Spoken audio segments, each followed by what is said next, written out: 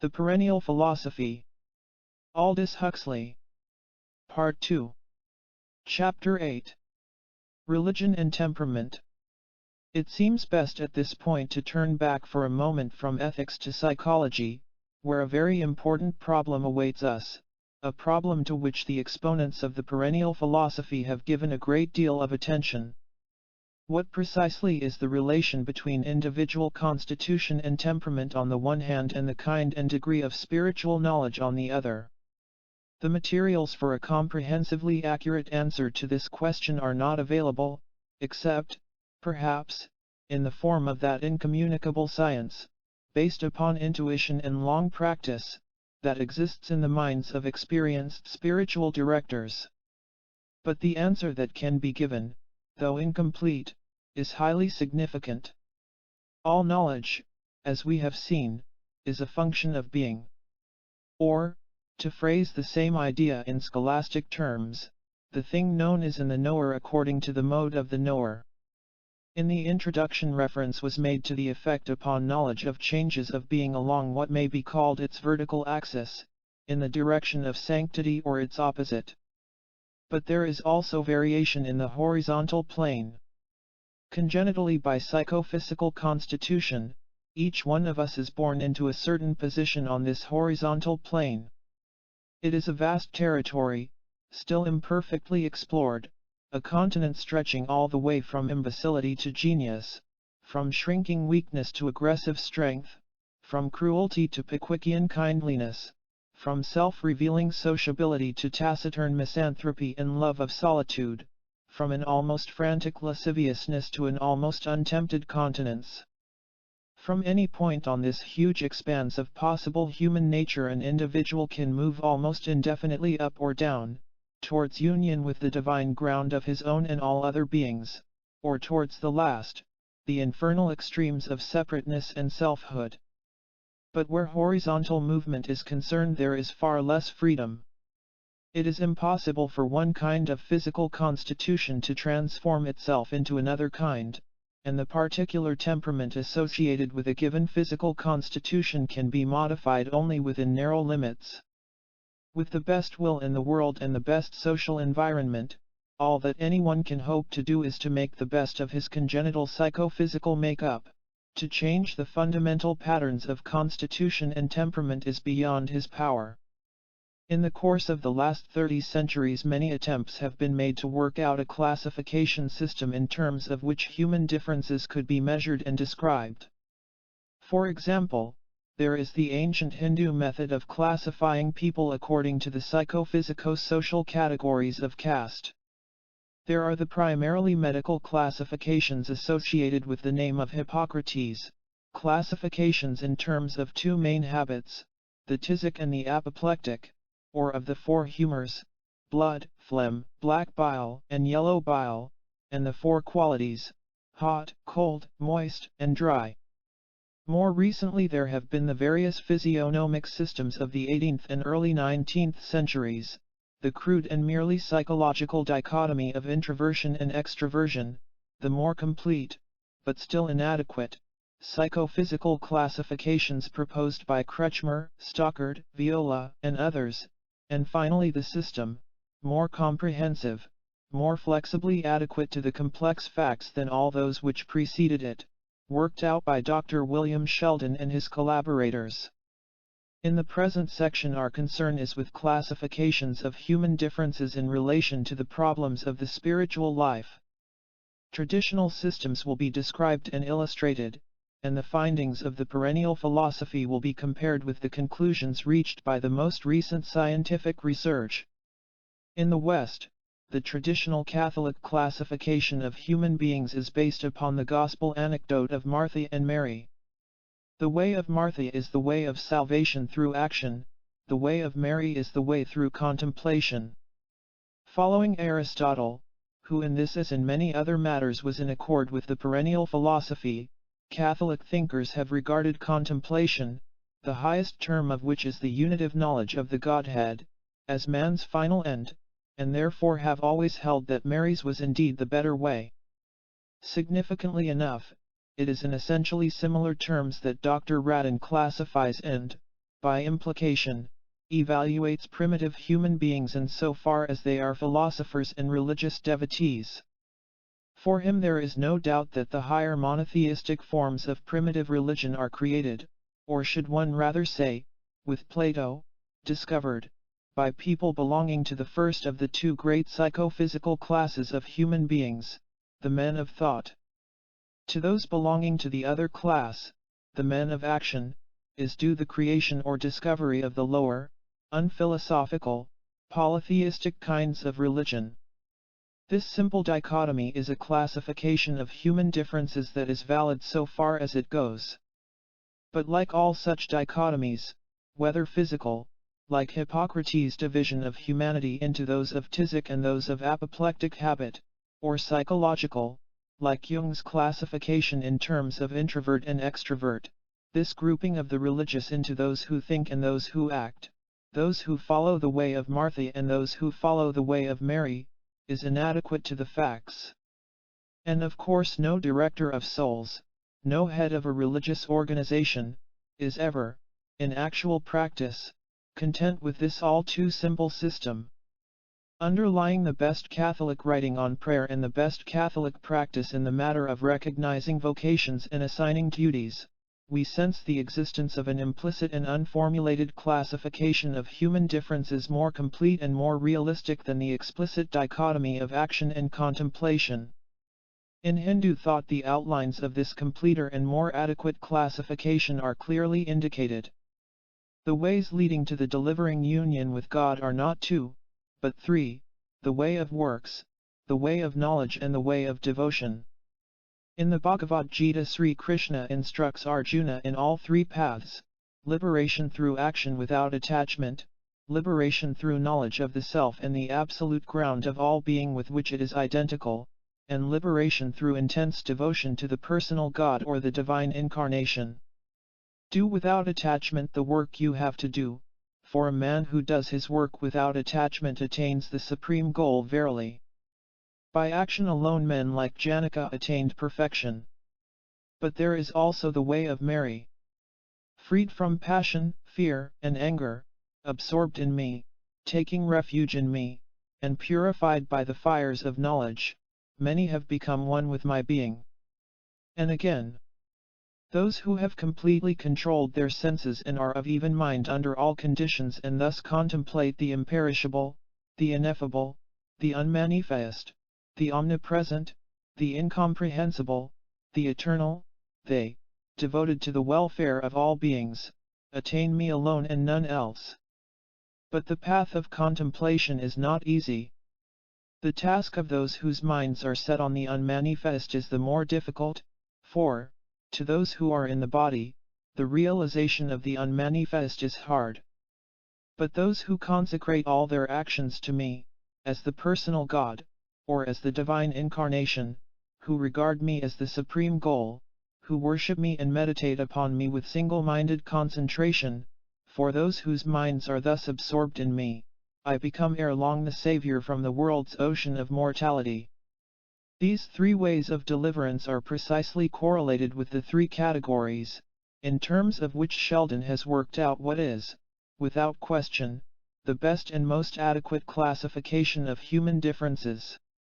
Human beings, he has shown, vary continuously between the viable extremes of a tripolar system, and physical and psychological measurements can be devised, whereby any given individual may be accurately located in relation to the three coordinates.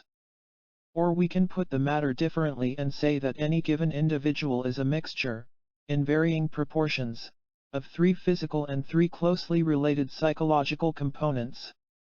The strength of each component can be measured according to empirically determined procedures.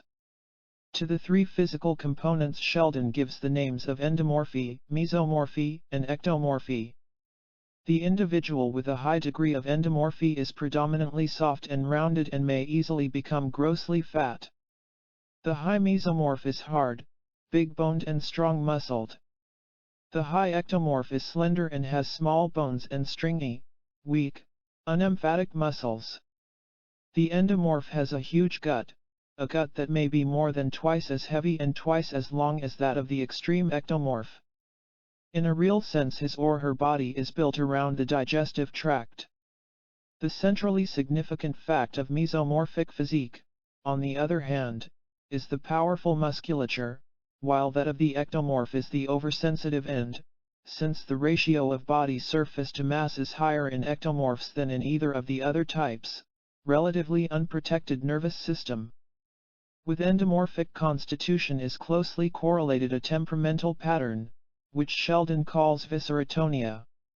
Significant among the viscerotonic traits are love of food and, characteristically, love of eating in common, love of comfort and luxury, love of ceremoniousness, indiscriminate amiability and love of people as such, fear of solitude and craving for company, uninhibited expression of emotion, love of childhood, in the form of nostalgia towards one's own past and in an intense enjoyment of family life, craving for affection and social support, and need of people when in trouble.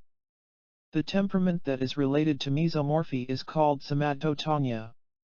In this the dominating traits are love of muscular activity, aggressiveness, and lust for power, indifference to pain, callousness in regard to other people's feelings, a love of combat and competitiveness, a high degree of physical courage, a nostalgic feeling, not for childhood, but for youth, the period of maximum muscular power, a need for activity when in trouble.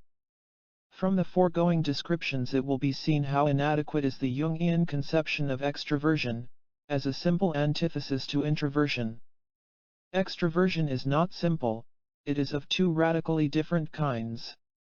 There is the emotional, sociable extroversion of the viscerotonic endomorph, the person who is always seeking company and telling everybody just what he feels. And there is the extroversion of the big-muscled somatotonic, the person who looks outward on the world as a place where he can exercise power, where he can bend people to his will and shape things to his heart's desire.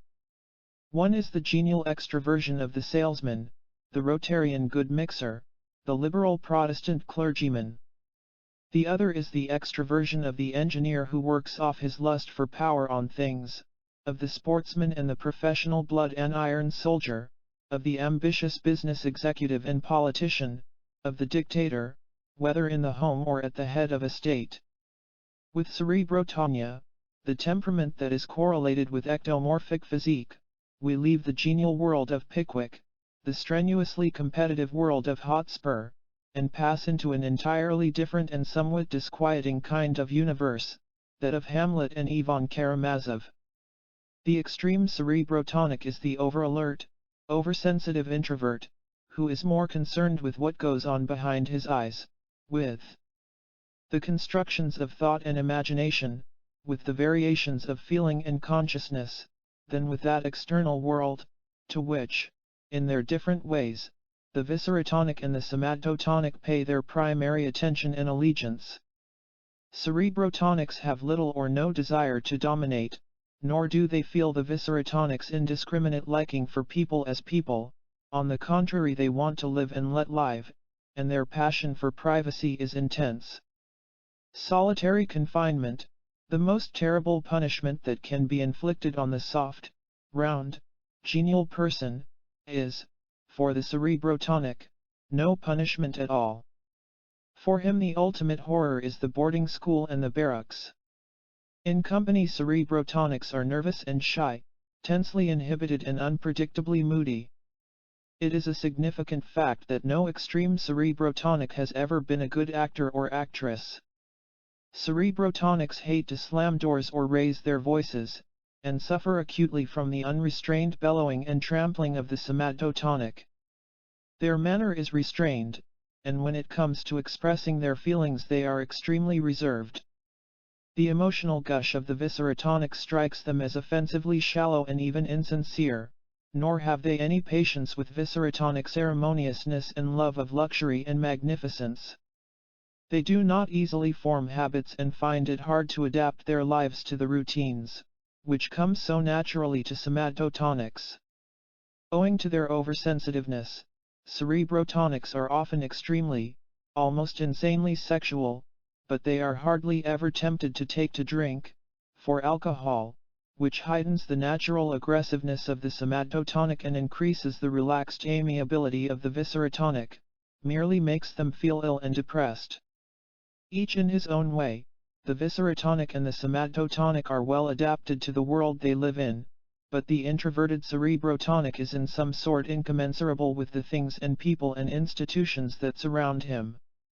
Consequently, a remarkably high proportion of extreme cerebrotonics fail to make good as normal citizens and average pillars of society. But if many fail, many also become abnormal on the higher side of the average. In universities, monasteries, and research laboratories, wherever sheltered conditions are provided for those whose small guts and feeble muscles do not permit them to eat or fight their way through the ordinary rough and tumble, the percentage of outstandingly gifted and accomplished cerebrotonics will almost always be very high. Realizing the importance of this extreme, over-evolved, and scarcely viable type of human being, all civilizations have provided in one way or another for its protection.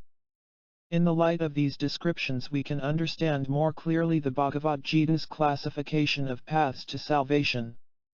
The path of devotion is the path naturally followed by the person in whom the viscerotonic component is high. His inborn tendency to externalize the emotions he spontaneously feels in regard to persons can be disciplined and canalized, so that a merely animal gregariousness and a merely human kindliness become transformed into charity, devotion to the personal God and universal goodwill and compassion towards all sentient beings. The path of works is for those whose extroversion is of the somatotonic kind, those who in all circumstances feel the need to do something. In the unregenerate somatotonic, this craving for action is always associated with aggressiveness, self-assertion and the lust for power.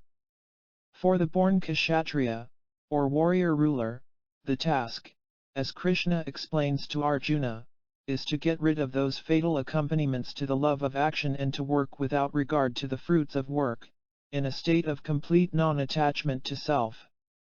Which is, of course, like everything else, a good deal easier said than done. Finally, there is the way of knowledge, through the modification of consciousness, until it ceases to be ego-centered and becomes centered in and united with the divine ground. This is the way to which the extreme cerebrotonic is naturally drawn. His special discipline consists in the mortification of his innate tendency towards introversion for its own sake, towards thought and imagination and self-analysis as ends in themselves rather than as means towards the ultimate transcendence of fantasy and discursive reasoning in the timeless act of pure intellectual intuition. Within the general population, as we have seen, variation is continuous, and in most people the three components are fairly evenly mixed. Those exhibiting extreme predominance of any one component are relatively rare. And yet, in spite of their rarity, it is by the thought patterns characteristic of these extreme individuals that theology and ethics, at any rate on the theoretical side, have been mainly dominated. The reason for this is simple. Any extreme position is more uncompromisingly clear and therefore more easily recognized and understood than the intermediate positions, which are the natural thought pattern of the person in whom the constituent components of personality are evenly balanced. These intermediate positions, it should be noted, do not in any sense contain or reconcile the extreme positions, they are merely other thought patterns added to the list of possible systems. The construction of an all-embracing system of metaphysics, ethics, and psychology is a task that can never be accomplished by any single individual, for the sufficient reason that he is an individual with one particular kind of constitution and temperament and therefore capable of knowing only according to the mode of his own being. Hence the advantages inherent in what may be called the anthological approach to truth. The Sanskrit Dharma, one of the key words in Indian formulations of the perennial philosophy, has two principal meanings. The Dharma of an individual is, first of all, his essential nature, the intrinsic law of his being and development. But Dharma also signifies the law of righteousness and piety. The implications of this double meaning are clear: a man's duty, how he ought to live, what he ought to believe and what he ought to do about his beliefs. These things are conditioned by his essential nature, his constitution and temperament. Going a good deal further than do the Catholics, with their doctrine of vocations, the Indians admit the right of individuals with different dharmas to worship different aspects or conceptions of the divine. Hence the almost total absence, among Hindus and Buddhists, of bloody persecutions, religious wars, and proselytizing imperialism. It should, however, be remarked that, within its own ecclesiastical fold, Catholicism has been almost as tolerant as Hinduism and Mahayana Buddhism. Nominally one, each of these religions consists, in fact, of a number of very different religions, covering the whole gamut of thought and behavior from fetishism, through polytheism, through legalistic monotheism, through devotion to the sacred humanity of the avatar, to the profession of the perennial philosophy and the practice of a purely spiritual religion that seeks the unitive knowledge of the absolute Godhead. These tolerated religions within a religion are not, of course, regarded as equally valuable or equally true. To worship polytheistically may be one's dharma, nevertheless the fact remains that man's final end is the unitive knowledge of the Godhead, and all the historical formulations of the perennial philosophy are agreed that every human being ought, and perhaps in some way or other actually will, achieve that end. All souls, writes Father Garrigou-Lagrange, receive a general remote call to the mystical life, and if all were faithful in avoiding, as they should, not merely mortal but venial sin, if they were, each according to his condition, docile to the Holy Ghost, and if they lived long enough, a day would come when they would receive the proximate and efficacious vocation to a high perfection and to the mystical life properly so called. With this statement Hindu and Buddhist theologians would probably agree, but they would add that every soul will in fact eventually attain this high perfection. All are called, but in any given generation few are chosen, because few choose themselves. But the series of conscious existences, corporeal or incorporeal, is indefinitely long. There is therefore time and opportunity for everyone to learn the necessary lessons. Moreover, there will always be helpers. For periodically there are descents of the Godhead into physical form, and at all times there are future Buddhas ready, on the threshold of reunion with the intelligible light, to renounce the bliss of immediate liberation in order to return as saviors and teachers again and again into the world of suffering and time and evil, until at last every sentient being shall have been delivered into eternity. The practical consequences of this doctrine are clear enough. The lower forms of religion, whether emotional, active or intellectual, are never to be accepted as final. True, each of them comes naturally to persons of a certain kind of constitution and temperament, but the dharma or duty of any given individual is not to remain complacently fixed in the imperfect religion that happens to suit him, it is rather to transcend it, not by impossibly denying the modes of thought, behavior, and feeling that are natural to him, but by making use of them, so that by means of nature he may pass beyond nature. Thus the introvert uses discrimination, in the Indian phrase, and so learns to distinguish the mental activities of the ego from the principial consciousness of the self, which is akin to, or identical with, the divine ground. The emotional extrovert learns to hate his father and mother, in other words to give up his selfish attachment to the pleasures of indiscriminately loving and being loved, concentrates his devotion on the personal or incarnate aspect of God, and comes at last to love the absolute Godhead by an act, no longer of feeling, but of will illuminated by knowledge. And finally there is that other kind of extrovert, whose concern is not with the pleasures of giving or receiving affection, but with the satisfaction of his lust for power over things, events, and persons. Using his own nature to transcend his own nature, he must follow the path laid down in the Bhagavad Gita for the bewildered Arjuna, the path of work without attachment to the fruits of work, the path of what Saint François de Sales calls holy indifference, the path that leads through the forgetting of self to the discovery of the self. In the course of history it has often happened that one or other of the imperfect religions has been taken too seriously and regarded as good and true in itself, instead of as a means to the ultimate end of all religion. The effects of such mistakes are often disastrous. For example, many Protestant sects have insisted on the necessity, or at least the extreme desirability, of a violent conversion. But violent conversion, as Sheldon has pointed out, is a phenomenon confined almost exclusively to persons with a high degree of somatotonia. These persons are so intensely extrovert as to be quite unaware of what is happening in the lower levels of their minds. If for any reason their attention comes to be turned inwards, the resulting self-knowledge, because of its novelty and strangeness, presents itself with the force and quality of a revelation, and their metanoia, or change of mind, is sudden and thrilling. This change may be to religion, or it may be to something else, for example, to psychoanalysis.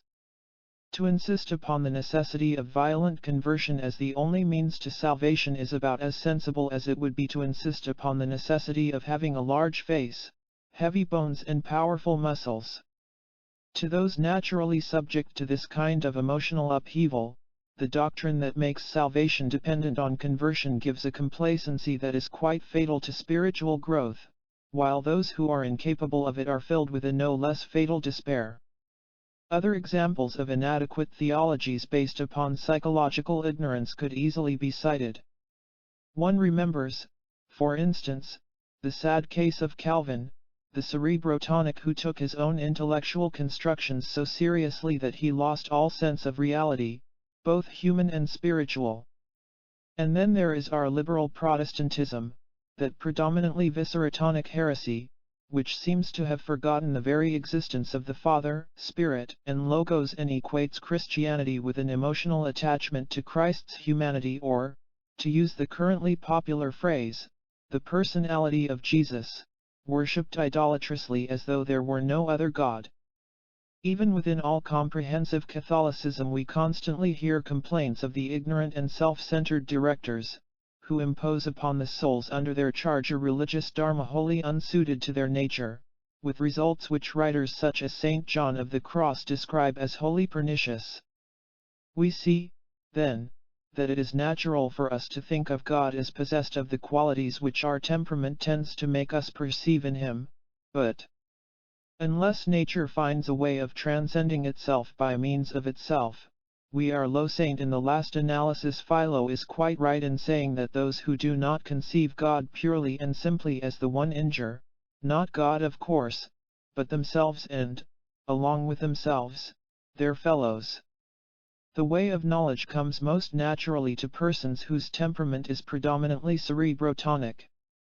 By this I do not mean that the following of this way is easy for the cerebrotonic. His specially besetting sins are just as difficult to overcome as are the sins which beset the power-loving somatotonic and the extreme viscerotonic with his gluttony for food and comfort and social approval. Rather I mean that the idea that such a way exists and can be followed, either by discrimination, or through non-attached work and one-pointed devotion, is one which spontaneously occurs to the cerebrotonic.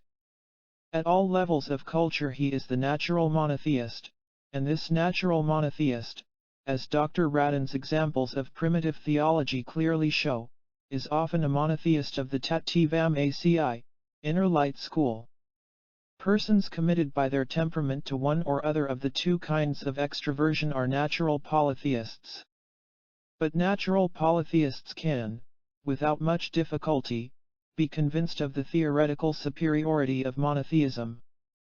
The nature of human reason is such that there is an intrinsic plausibility about any hypothesis which seeks to explain the manifold in terms of unity, to reduce apparent multiplicity to essential identity.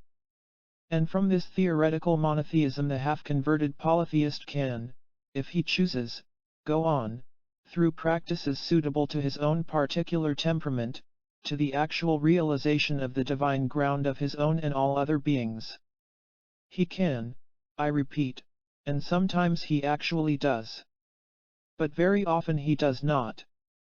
There are many theoretical monotheists whose whole life and every action prove that in reality they are still what their temperament inclines them to be, polytheists, worshippers not of the one God they sometimes talk about, but of the many gods, nationalistic and technological, financial and familial, to whom in practice they pay all their allegiance. In Christian art the Savior has almost invariably been represented as slender, small-boned, unemphatically muscled. Large, powerful Christs are a rather shocking exception to a very ancient rule.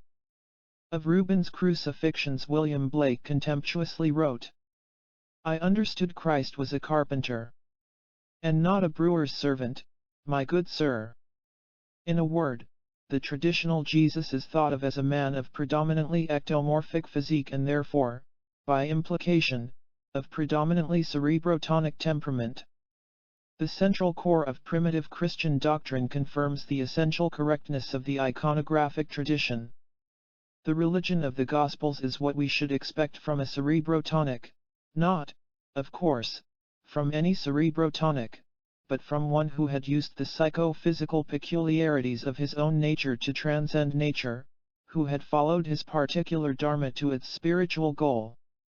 The insistence that the kingdom of heaven is within, the ignoring of ritual, the slightly contemptuous attitude towards legalism, towards the ceremonial routines of organized religion, towards hallowed days and places, the general otherworldliness, the emphasis laid upon restraint, not merely of overt action, but even of desire and unexpressed intention, the indifference to the splendors of material civilization and the love of poverty as one of the greatest of goods, the doctrine that non-attachment must be carried even into the sphere of family relationships and that even devotion to the highest goals of merely human ideals, even the righteousness of the scribes and Pharisees, may be idolatrous distractions from the love of God.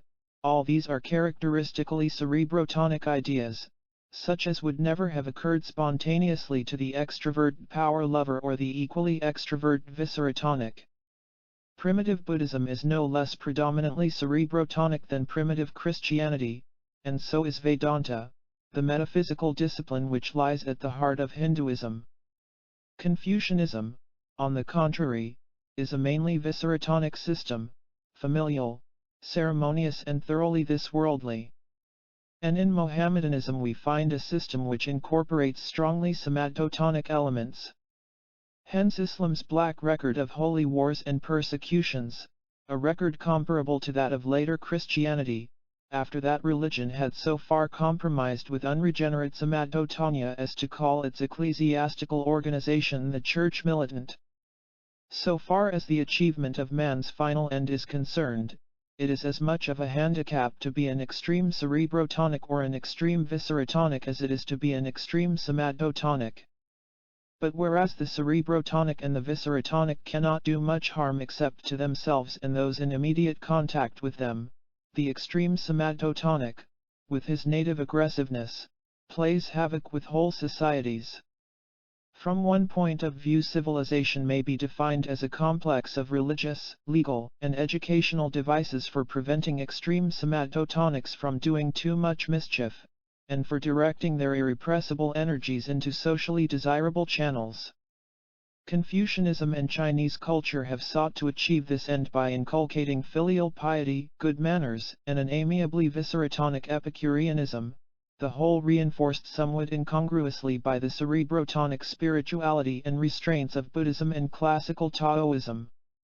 In India the caste system represents an attempt to subordinate military, political and financial power to spiritual authority, and the education given to all classes still insists so strongly upon the fact that man's final end is unitive knowledge of God that even at the present time, even after nearly 200 years of gradually accelerating Europeanization, successful somatotonics will, in middle life, give up wealth, position, and power to end their days as humble seekers after enlightenment. In Catholic Europe, as in India, there was an effort to subordinate temporal power to spiritual authority, but since the Church itself exercised temporal power through the agency of political prelates and mitred businessmen, the effort was never more than partially successful. After the Reformation, even the pious wish to limit temporal power by means of spiritual authority was completely abandoned. Henry VIII made himself, in Stubbs's words, the Pope, the whole Pope, and something more than the Pope, and his example has been followed by most heads of states ever since. Power has been limited only by other powers, not by an appeal to first principles as interpreted by those who are morally and spiritually qualified to know what they are talking about. Meanwhile, the interest in religion has everywhere declined, and even among believing Christians the perennial philosophy has been to a great extent replaced by a metaphysic of inevitable progress and an evolving God, by a passionate concern, not with eternity, but with future time. And almost suddenly, within the last quarter of a century, there has been consummated what Sheldon calls a somatotonic revolution, directed against all that is characteristically cerebrotonic in the theory and practice of traditional Christian culture. Here are a few symptoms of this somatotonic revolution. In traditional Christianity, as in all the great religious formulations of the perennial philosophy, it was axiomatic that contemplation is the end and purpose of action. Today the great majority even of professed Christians regard action, directed towards material and social progress, as the end, and analytic thought. There is no question any longer of integral thought, or contemplation, as the means to that end. In traditional Christianity, as in the other formulations of the perennial philosophy, the secret of happiness and the way to salvation were to be sought, not in the external environment, but in the individual state of mind with regard to the environment. Today the all-important thing is not the state of the mind, but the state of the environment. Happiness and moral progress depend, it is thought, on bigger and better gadgets and a higher standard of living. In traditional Christian education the stress was all on restraint. With the recent rise of the progressive school it is all on activity and self-expression. Traditionally Christian good manners outlawed all expressions of pleasure in the satisfaction of physical appetites.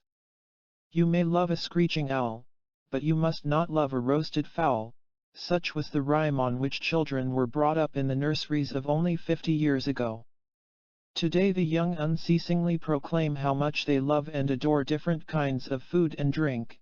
Adolescents and adults talk about the thrills they derive from the stimulation of their sexuality. The popular philosophy of life has ceased to be based on the classics of devotion and the rules of aristocratic good breeding, and is now molded by the writers of advertising copy, whose one idea is to persuade everybody to be as extrovert and uninhibitedly greedy as possible, since of course it is only the possessive, the restless, the distracted, who spend money on the things that advertisers want to sell. Technological progress is in part the product of the somatotonic revolution, in part the producer and sustainer of that revolution. The extrovert detention results in technological discoveries. Significantly enough, a high degree of material civilization has always been associated with the large-scale and officially sanctioned practice of polytheism.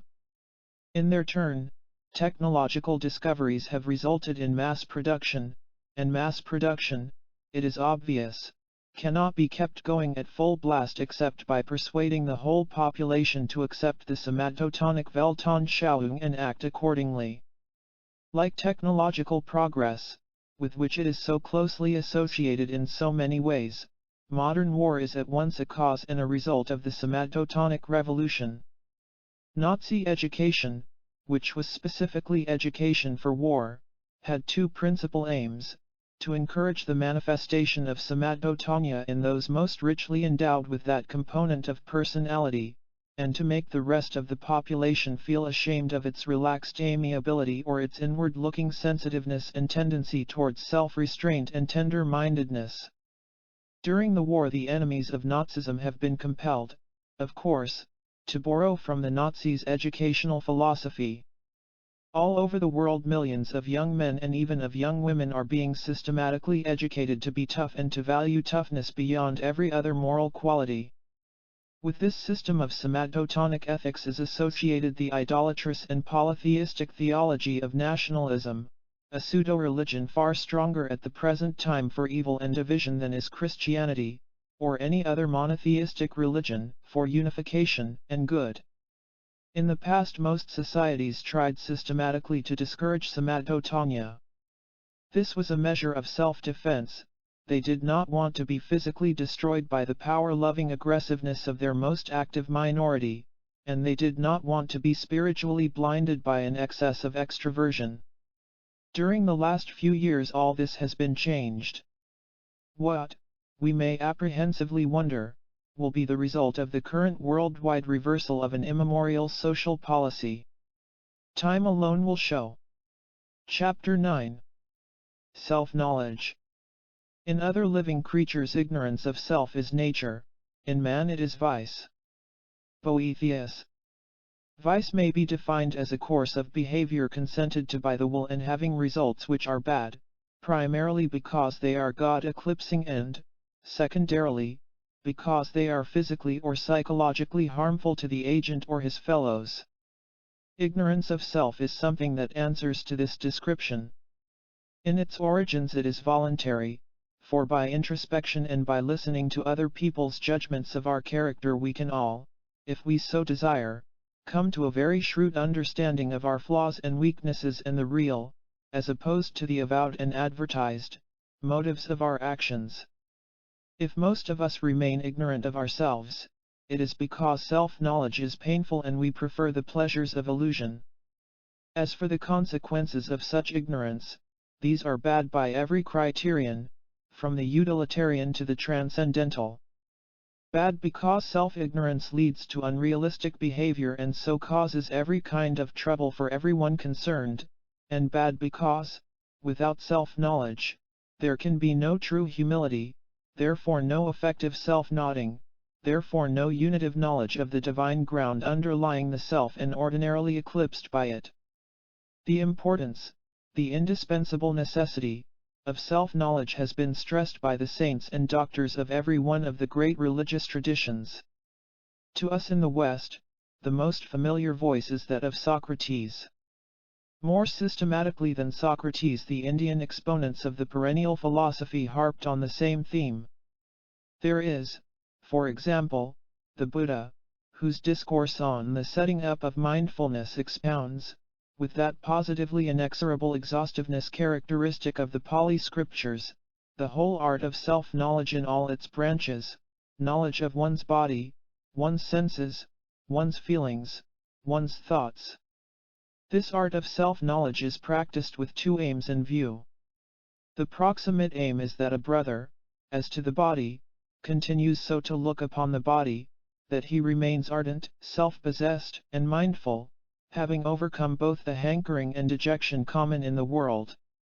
And in the same way as to feelings, thoughts, and ideas, he so looks upon each that he remains ardent, self-possessed and mindful, without hankering or dejection. Beyond and through this desirable psychological condition lies the final end of man, knowledge of that which underlies the individualized self. In their own vocabulary, Christian writers express the same ideas. A man has many skins in himself, covering the depths of his heart. Man knows so many things, he does not know himself. Why, 30 or 40 skins or hides, just like an ox's or a bear's, so thick and hard, cover the soul. Go into your own ground and learn to know yourself there. Eckhart.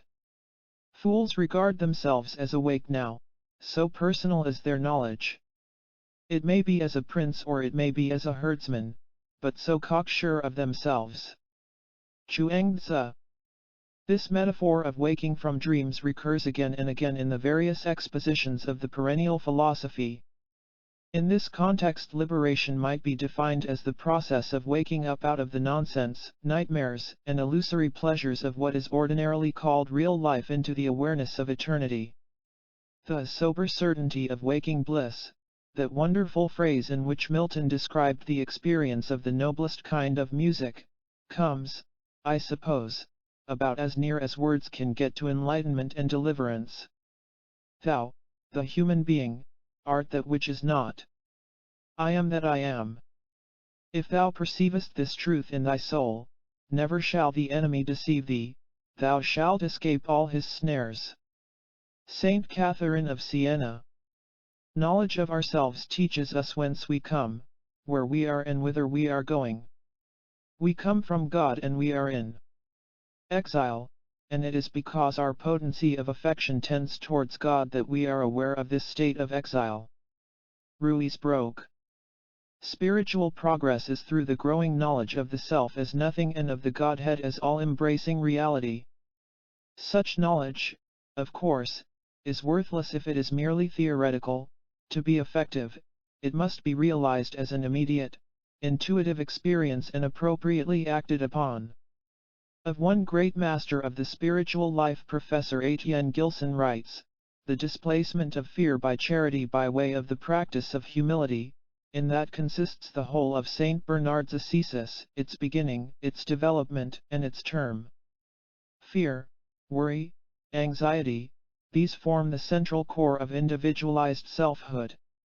Fear cannot be got rid of by personal effort, but only by the ego's absorption in a cause greater than its own interests.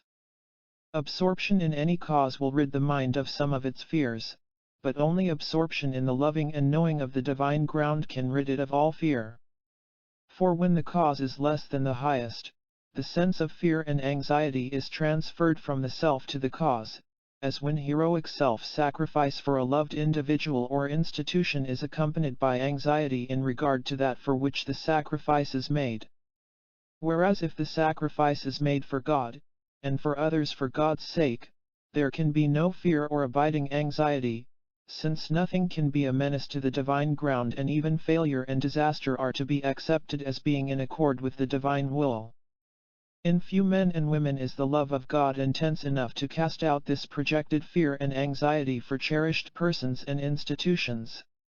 The reason is to be sought in the fact that few men and women are humble enough to be capable of loving as they should.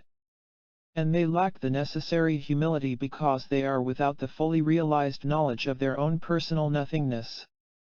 Humility does not consist in hiding our talents and virtues, in thinking ourselves worse and more ordinary than we are, but in possessing a clear knowledge of all that is lacking in us and in not exalting ourselves for that which we have, seeing that God has freely given it us and that, with all His gifts, we are still of infinitely little importance.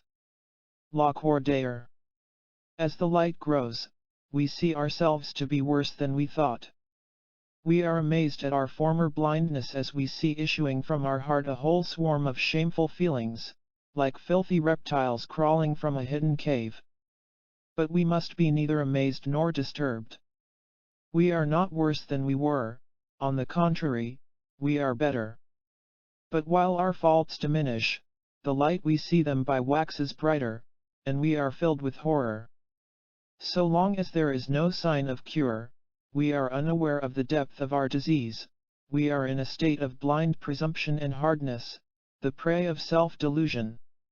While we go with the stream, we are unconscious of its rapid course, but when we begin to stem it ever so little, it makes itself felt. Fenelon. My daughter, build yourself 2 cells.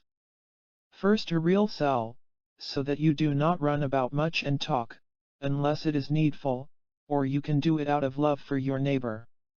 Next build yourself a spiritual cell, which you can always take with you, and that is the cell of true self-knowledge. You will find there the knowledge of God's goodness to you. Here there are really 2 cells in one, and if you live in one you must also live in the other, otherwise the soul will either despair or be presumptuous. If you dwelled in self-knowledge alone, you would despair. If you dwelled in the knowledge of God alone, you would be tempted to presumption. One must go with the other, and thus you will reach perfection. Saint Catherine of Siena. Chapter 10. Grace and Free Will. Deliverance is out of time into eternity, and is achieved by obedience and docility to the eternal nature of things. We have been given free will, in order that we may will our self-will out of existence and so come to live continuously in a state of grace. All our actions must be directed, in the last analysis, to making ourselves passive in relation to the activity and the being of divine reality. We are, as it were, Aeolian harps, endowed with the power either to expose themselves to the wind of the spirit or to shut themselves away from it. The valley spirit never dies. It is called the mysterious female. And the doorway of the mysterious female is the base from which heaven and earth spring. It is there within us all the time. Draw upon it as you will, it never runs dry. Lao Tzu. In every exposition of the perennial philosophy, the human soul is regarded as feminine in relation to the Godhead, the personal God, and even the order of nature. Hubris, which is the original sin, consists in regarding the personal ego as self-sufficiently masculine in relation to the spirit within and to nature without, and in behaving accordingly. St. Paul drew a very useful and illuminating distinction between the psyche and the pneuma. But the latter word never achieved any degree of popularity, and the hopelessly ambiguous term, psyche, came to be used indifferently for either the personal consciousness or the spirit. And why, in the Western Church, did devotional writers choose to speak of man's anima, which for the Romans signified the lower, animal soul, instead of using the word traditionally reserved for the rational soul, namely animus? The answer, I suspect, is that they were anxious to stress by every means in their power the essential femininity of the human spirit in its relations with God. Pneuma, being grammatically neuter, and animus, being masculine, were felt to be less suitable than anima and psyche. Consider this concrete example. Given the structure of Greek and Latin, it would have been very difficult for the speakers of these languages to identify anything but a grammatically feminine soul with the heroine of the Song of Songs, an allegorical figure who, for long centuries, played the same part in Christian thought and sentiment as the Gopi maidens played in the theology and devotion of the Hindus. Take note of this fundamental truth. Everything that works in nature and creature, except sin, is the working of God in nature and creature. The creature has nothing else in its power but the free use of its will, and its free will hath no other power but that of concurring with, or resisting, the working of God in nature. The creature with its free will can bring nothing into being, nor make any alteration in the working of nature. It can only change its own state or place in the working of nature, and so feel or find something in its state that it did not feel or find before. William Law. Defined in psychological terms, grace is something other than our self-conscious personal self, by which we are helped. We have experience of three kinds of such helps: animal grace, human grace, and spiritual grace. Animal grace comes when we are living in full accord with our own nature on the biological level, not abusing our bodies by excess, not interfering with the workings of our indwelling animal intelligence by conscious cravings and aversions, but living wholesomely and laying ourselves open to the virtue of the sun and the spirit of the air.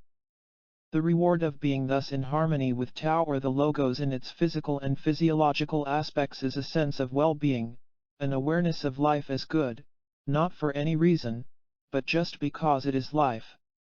There is no question, when we are in a condition of animal grace, of proter vitam vivendi per dir causas, for in this state there is no distinction between the reasons for living and life itself. Life, like virtue, is then its own reward. But, of course, the fullness of animal grace is reserved for animals. Man's nature is such that he must live a self-conscious life in time, not in a blissful sub-rational eternity on the hither side of good and evil. Consequently, animal grace is something that he knows only spasmodically in an occasional holiday from self-consciousness, or as an accompaniment to other states, in which life is not its own reward but has to be lived for a reason outside itself. Human grace comes to us either from persons, or from social groups, or from our own wishes, hopes and imaginings projected outside ourselves and persisting somehow in the psychic medium in a state of what may be called second-hand objectivity. We have all had experience of the different types of human grace. There is, for example, the grace which, during childhood, comes from mother, father, nurse, or beloved teacher. At a later stage we experience the grace of friends, the grace of men and women morally better and wiser than ourselves, the grace of the guru, or spiritual director. Then there is the grace which comes to us because of our attachment to country, party, church, or other social organization, a grace which has helped even the feeblest and most timid individuals to achieve what, without it, would have been the impossible. And finally there is the grace which we derive from our ideals, whether low or high, whether conceived of in abstract terms or bodied forth in imaginary personifications. To this last type, it would seem, belong many of the graces experienced by the pious adherents of the various religions.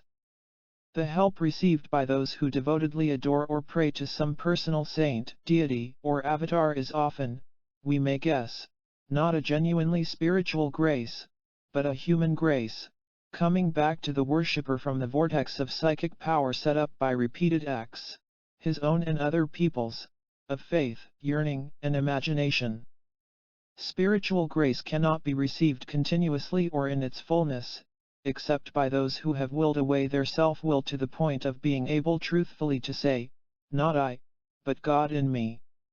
There are, however, few people so irremediably self-condemned to imprisonment within their own personality as to be wholly incapable of receiving the graces which are from instant to instant being offered to every soul.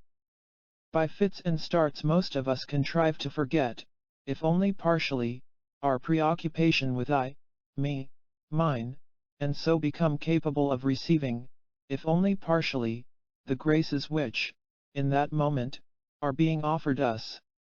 Spiritual grace originates from the divine ground of all being, and it is given for the purpose of helping man to achieve his final end, which is to return out of time and selfhood to that ground. It resembles animal grace in being derived from a source wholly other than our self-conscious, human selves. Indeed, it is the same thing as animal grace, but manifesting itself on a higher level of the ascending spiral that leads from matter to the Godhead. In any given instance, human grace may be wholly good, inasmuch as it helps the recipient in the task of achieving the unitive knowledge of God, but because of its source in the individualized self, it is always a little suspect and, in many cases, of course, the help it gives is help towards the achievement of ends very different from the true end of our existence. All our goodness is alone, God is the owner. God works and his work is God. Saint John of the Cross. Perpetual inspiration is as necessary to the life of goodness, holiness, and happiness as perpetual respiration is necessary to animal life. William Law. Conversely, of course, the life of goodness, holiness, and beatitude is a necessary condition of perpetual inspiration. The relations between action and contemplation, ethics, and spirituality, are circular and reciprocal. Each is at once cause and effect. It was when the Great Way declined that human kindness and morality arose. Lao Tzu. Chinese verbs are tenseless.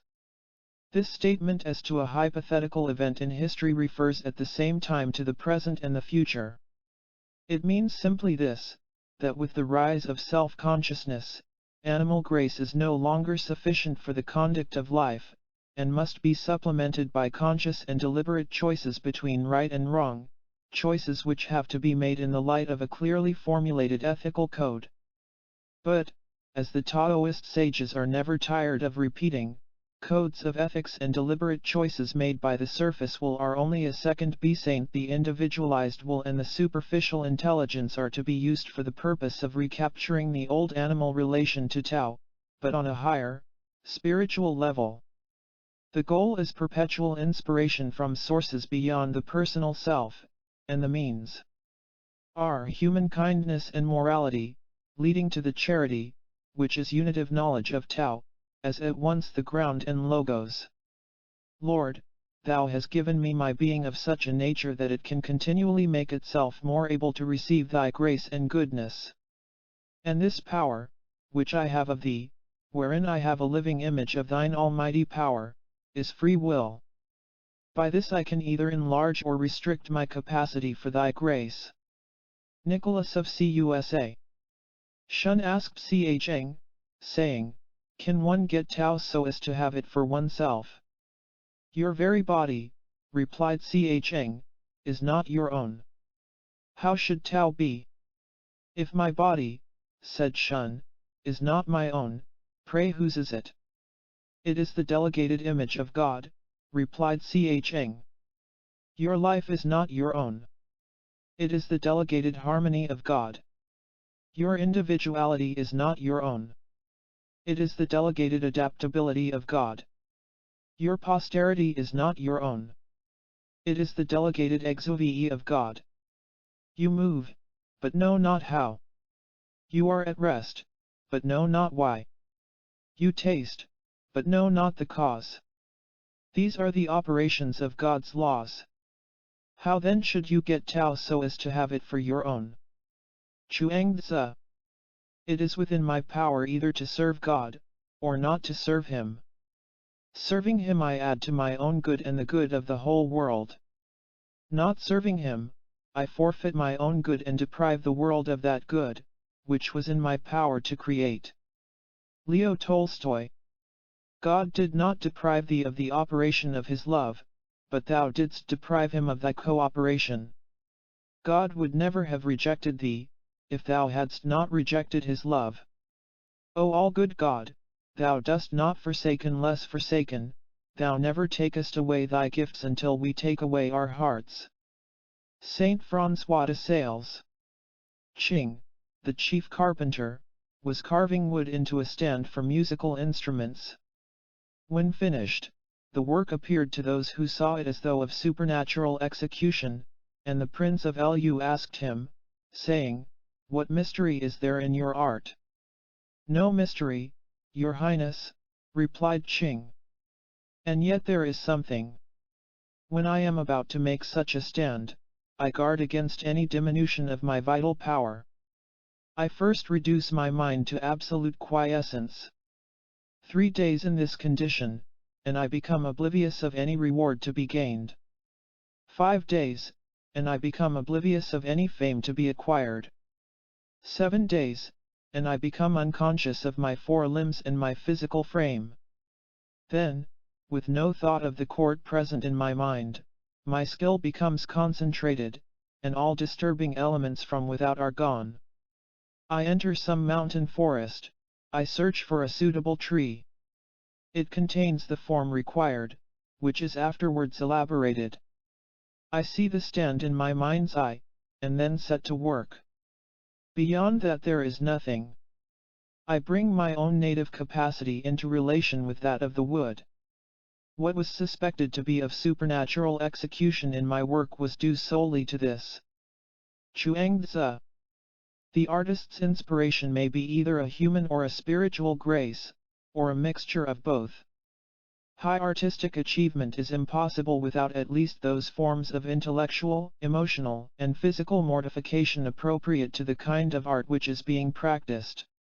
Over and above this course of what may be called professional mortification, some artists have practiced the kind of self-nodding which is the indispensable precondition of the unitive knowledge of the divine ground. Fra Angelico, for example, prepared himself for his work by means of prayer and meditation, and from the foregoing extract from Chuang-Tzu we see how essentially religious, and not merely professional, was the Taoist craftsman's approach to his art. Here we may remark in passing that mechanization is incompatible with inspiration. The artisan could do and often did do a thoroughly bad job. But if, like Ching, the chief carpenter, he cared for his art and were ready to do what was necessary to make himself docile to inspiration, he could and sometimes did do a job so good that it seemed as though of supernatural execution. Among the many and enormous advantages of efficient automatic machinery is this: it is completely foolproof. But every gain has to be paid for. The automatic machine is foolproof, but just because it is foolproof it is also grace-proof. The man who tends such a machine is impervious to every form of aesthetic inspiration, whether of human or of genuinely spiritual origin. Industry without art is brutality. But actually Ruskin maligns the brutes. The industrious bird or insect is inspired, when it works, by the infallible animal grace of instinct, by Tao as it manifests itself on the level immediately above the physiological. The industrial worker at his foolproof and grace-proof machine does his job in a man-made universe of punctual automata, a universe that lies entirely beyond the pale of Tao on any level, brutal, human or spiritual. In this context we may mention those sudden theophanies which are sometimes vouchsafed to children and sometimes to adults, who may be poets or Philistines, learned or unsophisticated, but who have this in common, that they have done nothing at all to prepare for what has happened to them. These gratuitous graces, which have inspired much literary and pictorial art, some splendid and some, where inspiration was not seconded by native talent, pathetically inadequate, seem generally to belong to one or other of two main classes: sudden and profoundly impressive perception of ultimate reality as love, light, and bliss, and a no less impressive perception of it as dark, awe-inspiring, and inscrutable power. In memorable forms, Wordsworth has recorded his own experience of both these aspects of the divine ground. There was a time when meadow, grove, and stream, the earth and every common sight, to me did seem apparelled in celestial light. And so on. But that was not the only vision. Lustily I dipped my oars into the silent lake, and, as I rose upon the stroke, my boat went heaving through the water like a swan, when, from behind that craggy steep, till then, the horizon's bound, a huge peak, black and huge, as if with voluntary power instinct, upreared its head. I struck and struck again, and growing still in stature, the grim shape towered up between me and the stars. But after I had seen that spectacle, for many days my brain worked with a dim and undetermined sense of unknown modes of being. O'er my thoughts there hung a darkness, call it solitude, or blank desertion. Significantly enough, it is to this second aspect of reality that primitive minds seem to have been most receptive. The formidable God, to whom Job at last submits, is an unknown mode of being, whose most characteristic creations are Behemoth and Leviathan. He is the sort of God who calls, in Kierkegaard's phrase, for teleological suspensions of morality, chiefly in the form of blood sacrifices, even human sacrifices. The Hindu goddess, Kali, in her more frightful aspects, is another manifestation of the same unknown mode of being.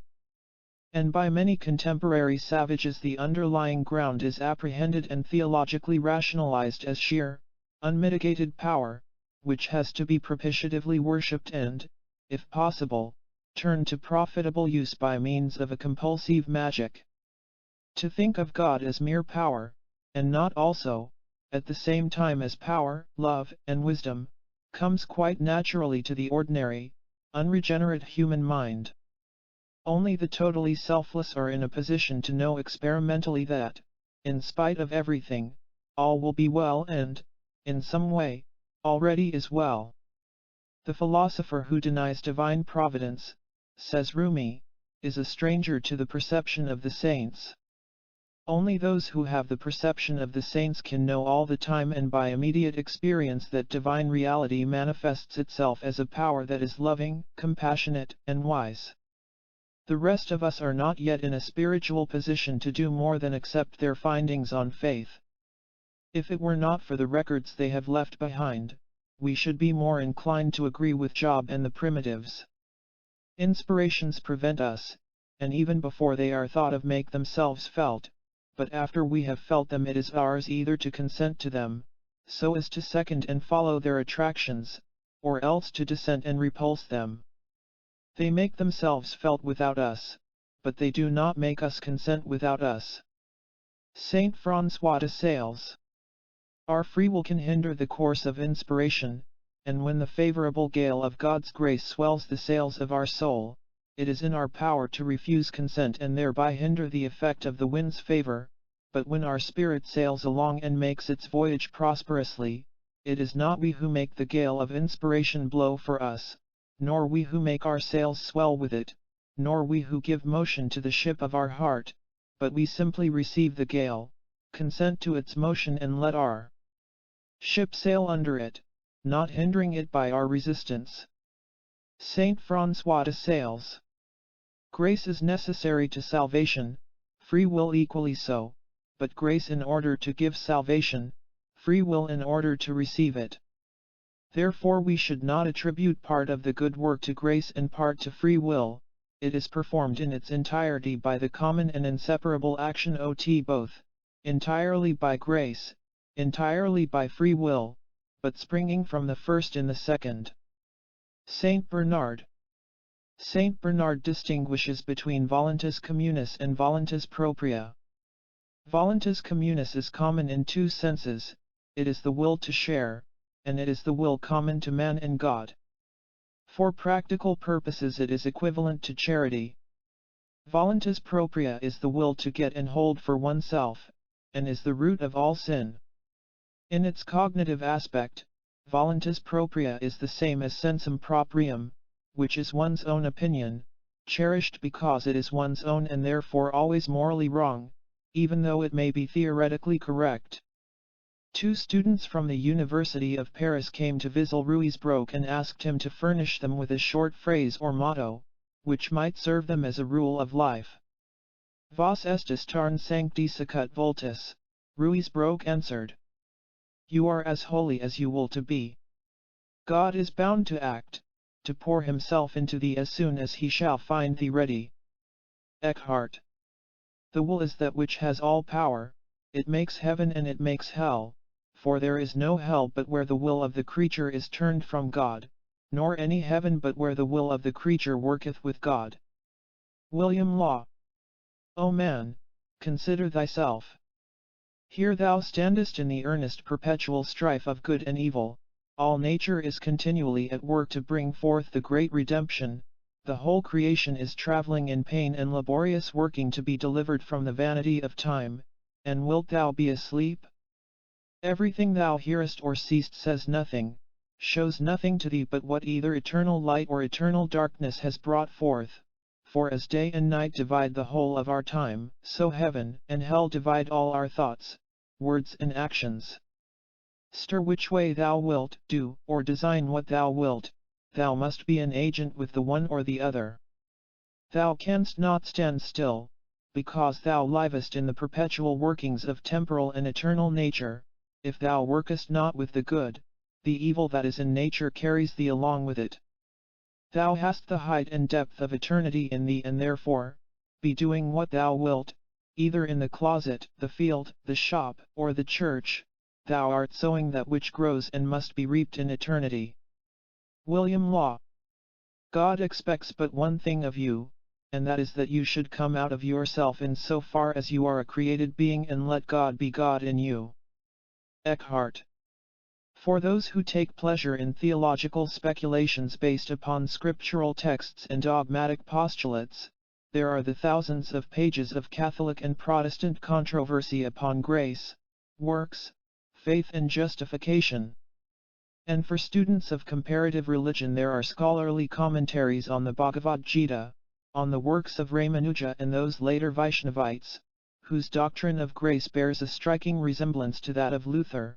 There are histories of Buddhism which duly trace the development of that religion from the Hinayanist doctrine that salvation is the fruit of strenuous self-help to the Mahayanist doctrine that it cannot be achieved without the grace of the primordial Buddha, whose inner consciousness and great compassionate heart constitute the eternal suchness of things. For the rest of us, the foregoing quotations from writers within the Christian and early Taoist tradition provide, it seems to me, an adequate account of the observable facts of grace and inspiration and their relation to the observable facts of free will. Chapter 10. Good and Evil. Desire is the first datum of our consciousness. We are born into sympathy and antipathy, wishing and willing. Unconsciously at first, then consciously, we evaluate, this is good, that is bad. And a little later we discover obligation. This, being good, ought to be done, that, being bad, ought not to be done. All evaluations are not equally valid. We are called upon to pass judgment on what our desires and dislikes affirm to be good or bad. Very often we discover that the verdict of the higher court is at variance with the decision reached so quickly and light-heartedly in the court of first instance. In the light of what we know about ourselves, our fellow beings and the world at large, we discover that what at first seemed good may, in the long run or in the larger context, be bad, and that what at first seemed bad may be a good which we feel ourselves under obligation to accomplish. When we say that a man is possessed of penetrating moral insight, we mean that his judgment of value claims is sound, that he knows enough to be able to say what is good in the longest run and the largest context. When we say that a man has a strong moral character, we mean that he is ready to act upon the findings of his insight, even when these findings are unpleasantly or even excruciatingly at variance with his first, spontaneous valuations. In actual practice, moral insight is never a strictly personal matter. The judge administers a system of law and is guided by precedent. In other words, every individual is the member of a community, which has a moral code based upon past findings of what in fact is good in the longer run and the wider context. In most circumstances, most of the members of any given society permit themselves to be guided by the generally accepted code of morals. A few reject the code, either in its entirety or in part, and a few choose to live by another, higher and more exacting code. In Christian phraseology, there are the few who stubbornly persist in living in a state of mortal sin and antisocial lawlessness. There are the many who obey the laws, make the precepts of morality their guide, repent of mortal sins when they commit them, but do not make much effort to avoid venial sins. And finally there are the few whose righteousness exceeds the righteousness of the scribes and Pharisees, who are guided by the counsels of perfection and have the insight to perceive and the character to avoid venial sins and even imperfections. Philosophers and theologians have sought to establish a theoretical basis for the existing moral codes, by whose aid individual men and women pass judgment on their spontaneous evaluations. From Moses to Bentham, from Epicurus to Calvin, from the Christian and Buddhist philosophies of universal love to the lunatic doctrines of nationalism and racial superiority, the list is long and the span of thought enormously wide. But fortunately there is no need for us to consider these various theories.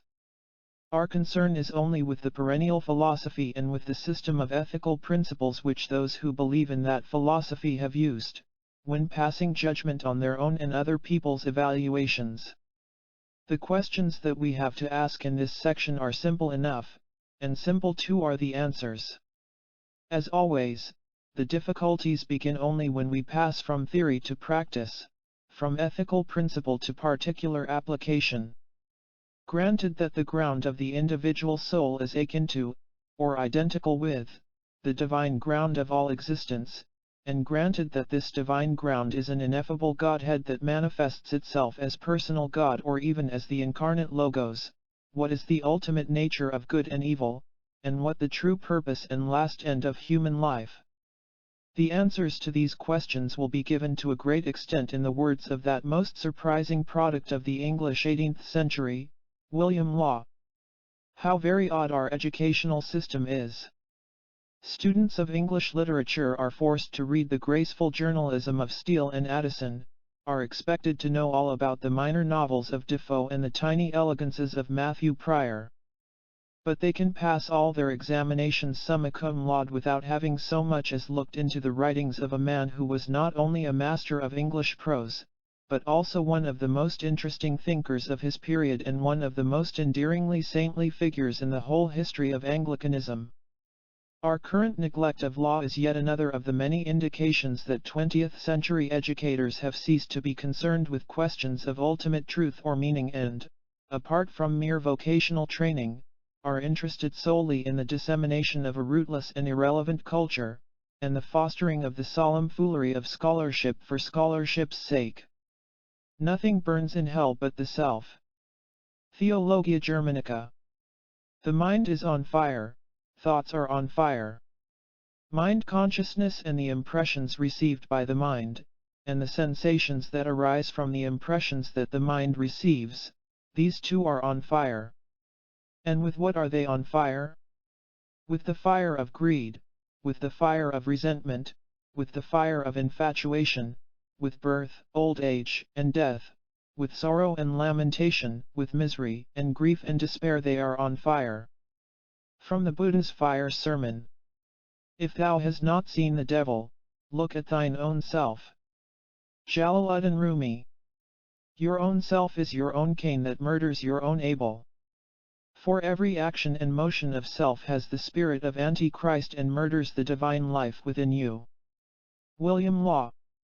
The city of God is made by the love of God pushed to the contempt of self, the earthly city, by the love of self pushed to the contempt of God. Saint Augustine.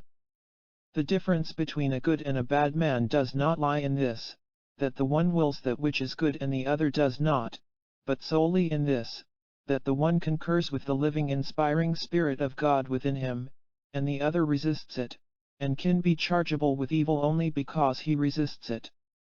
William Law. People should think less about what they ought to do and more about what they ought to be. If only their being were good, their works would shine forth brightly. Do not imagine that you can ground your salvation upon actions, it must rest on what you are. The ground upon which good character rests is the very same ground from which man's work derives its value, namely a mind wholly turned to God. Verily, if you were so minded, you might tread on a stone and it would be a more pious work than if you, simply for your own profit, were to receive the body of the Lord and were wanting in spiritual detachment. Man is made by his belief. As he believes, so he is. Eckhart. Bhagavad Gita. It is mind which gives to things their quality, their foundation, and their being. Whoever speaks or acts with impure mind, him sorrow follows, as the wheel follows the steps of the ox that draws the cart. Dhammapada. The nature of a man's being determines the nature of his actions, and the nature of his being comes to manifestation first of all in the mind.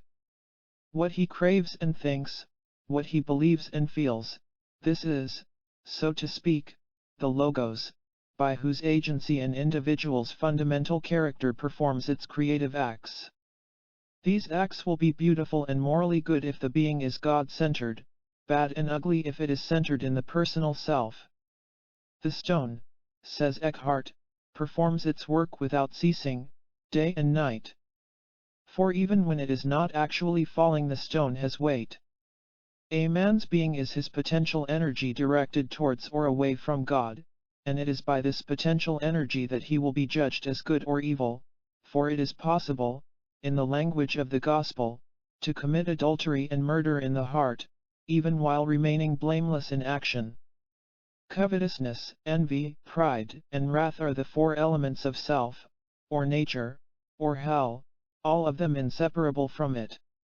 And the reason why it must be thus, and cannot be otherwise, is because the natural life of the creature is brought forth for the participation of some high supernatural good in the Creator. But it could have no fitness, no possible capacity to receive such good, unless it was in itself both an extremity of want and an extremity of desire for some high good.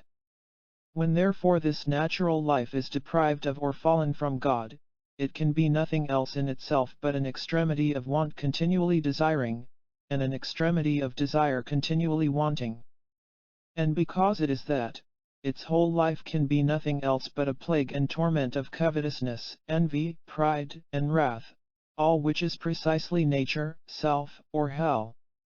Now covetousness, pride, and envy are not three different things, but only three different names for the restless workings of one and the same will or desire. Wrath, which is a fourth birth from these three, can have no existence till one or all of these three are contradicted, or have something done to them that is contrary to their will. These four properties generate their own torment. They have no outward cause, nor any inward power of altering themselves. And therefore all self or nature must be in this state until some supernatural good comes into it, or gets a birth in it.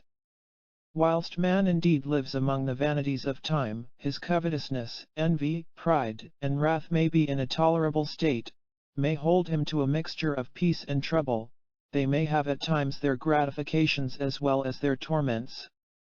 But when death has put an end to the vanity of all earthly cheats, the soul that is not born again of the supernatural Word and Spirit of God, must find itself unavoidably devoured or shut up in its own insatiable, unchangeable, self-tormenting covetousness, envy, pride and wrath.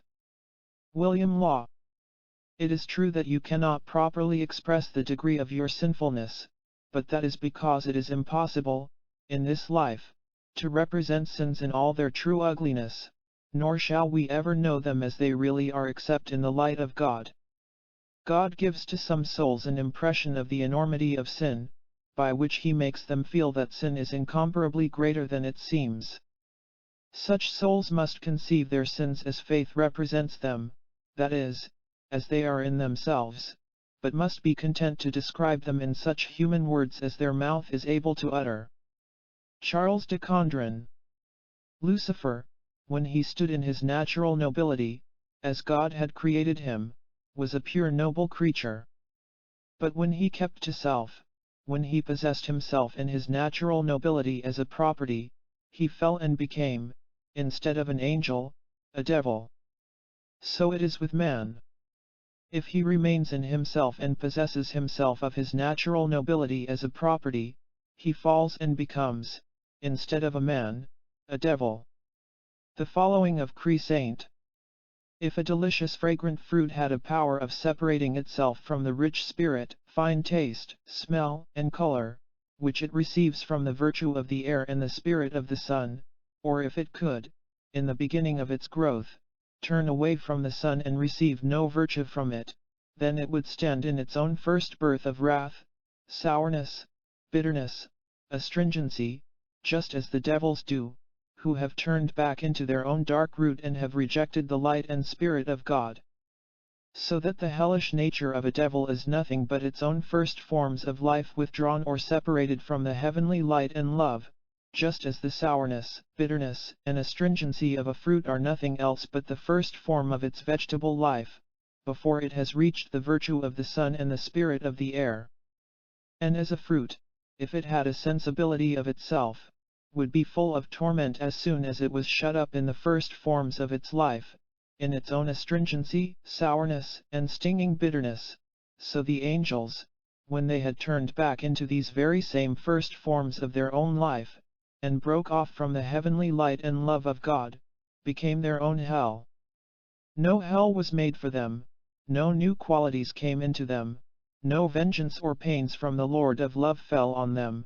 They only stood in that state of division and separation from the Son and Holy Spirit of God, which by their own motion they had made for themselves. They had nothing in them but what they had from God, the first forms of a heavenly life, but they had them in a state of self-torment, because they had separated them from birth of love and light. William Law. In all the possibility of things there is and can be but one happiness and one misery. The one misery is nature and creature left to itself, the one happiness is the life, the light, the Spirit of God, manifested in nature and creature. This is the true meaning of the words of our Lord, there is but one that is good, and that is God. William Law. Men are not in hell because God is angry with them, they are in wrath and darkness because they have done to the light, which infinitely flows forth from God, as that man does to the light of the sun, who puts out his own eyes. William Law. Though the light and comfort of the outward world keeps even the worst of men from any constant strong sensibility of that wrathful, fiery, dark, and self-tormenting nature that is the very essence of every fallen unregenerate soul, yet every man in the world has more or less frequent and strong intimations given him that so it is with him in the inmost ground of his soul. How many inventions are some people forced to have recourse to in order to keep off a certain inward uneasiness, which they are afraid of and know not whence it comes.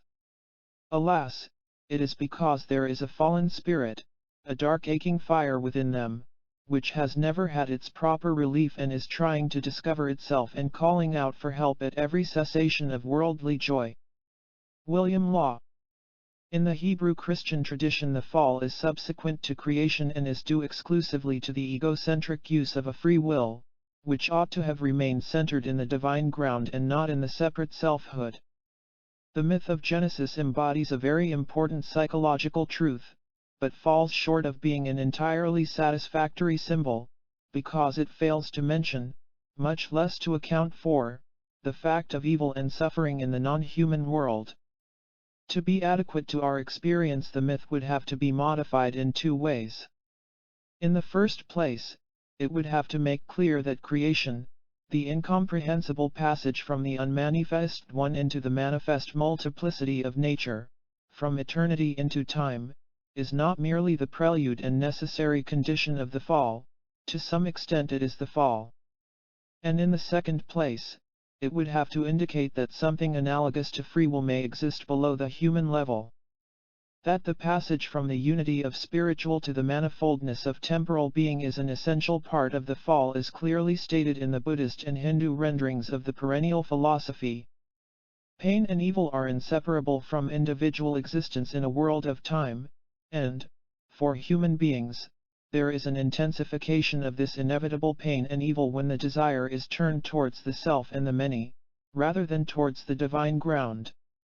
To this we might speculatively add the opinion that perhaps even subhuman existences may be endowed, both individually and collectively, as kinds and species, with something resembling the power of choice. There is the extraordinary fact that man stands alone, that, so far as we can judge, every other species is a species of living fossils, capable only of degeneration and extinction, not of further evolutionary advance. In the phraseology of scholastic Aristotelianism, matter possesses an appetite for form, not necessarily for the best form, but for form as such. Looking about us in the world of living things, we observe, with a delighted wonder, touched occasionally, it must be admitted, with a certain questioning dismay, the innumerable forms, always beautiful, often extravagantly odd and sometimes even sinister, in which the insatiable appetite of matter has found its satisfaction. Of all this living matter only that which is organized as human beings has succeeded in finding a form capable, at any rate on the mental side, of further development. All the rest is now locked up in forms that can only remain what they are or, if they change, only change for the worse. It looks as though, in the cosmic intelligence test, all living matter, except the human, had succumbed, at one time or another during its biological career, to the temptation of assuming, not the ultimately best, but the immediately most profitable form.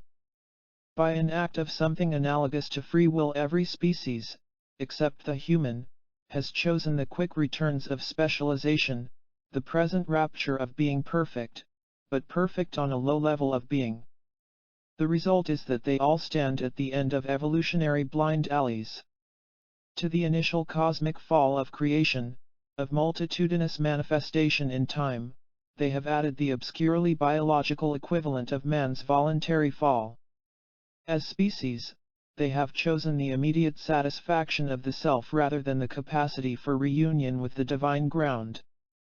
For this wrong choice, the non-human forms of life are punished negatively, by being debarred from realizing the supreme good, to which only the unspecialized and therefore freer, more highly conscious human form is capable. But it must be remembered, of course, that the capacity for supreme good is achieved only at the price of becoming also capable of extreme evil. Animals do not suffer in so many ways, nor, we may feel pretty certain, to the same extent as do men and women.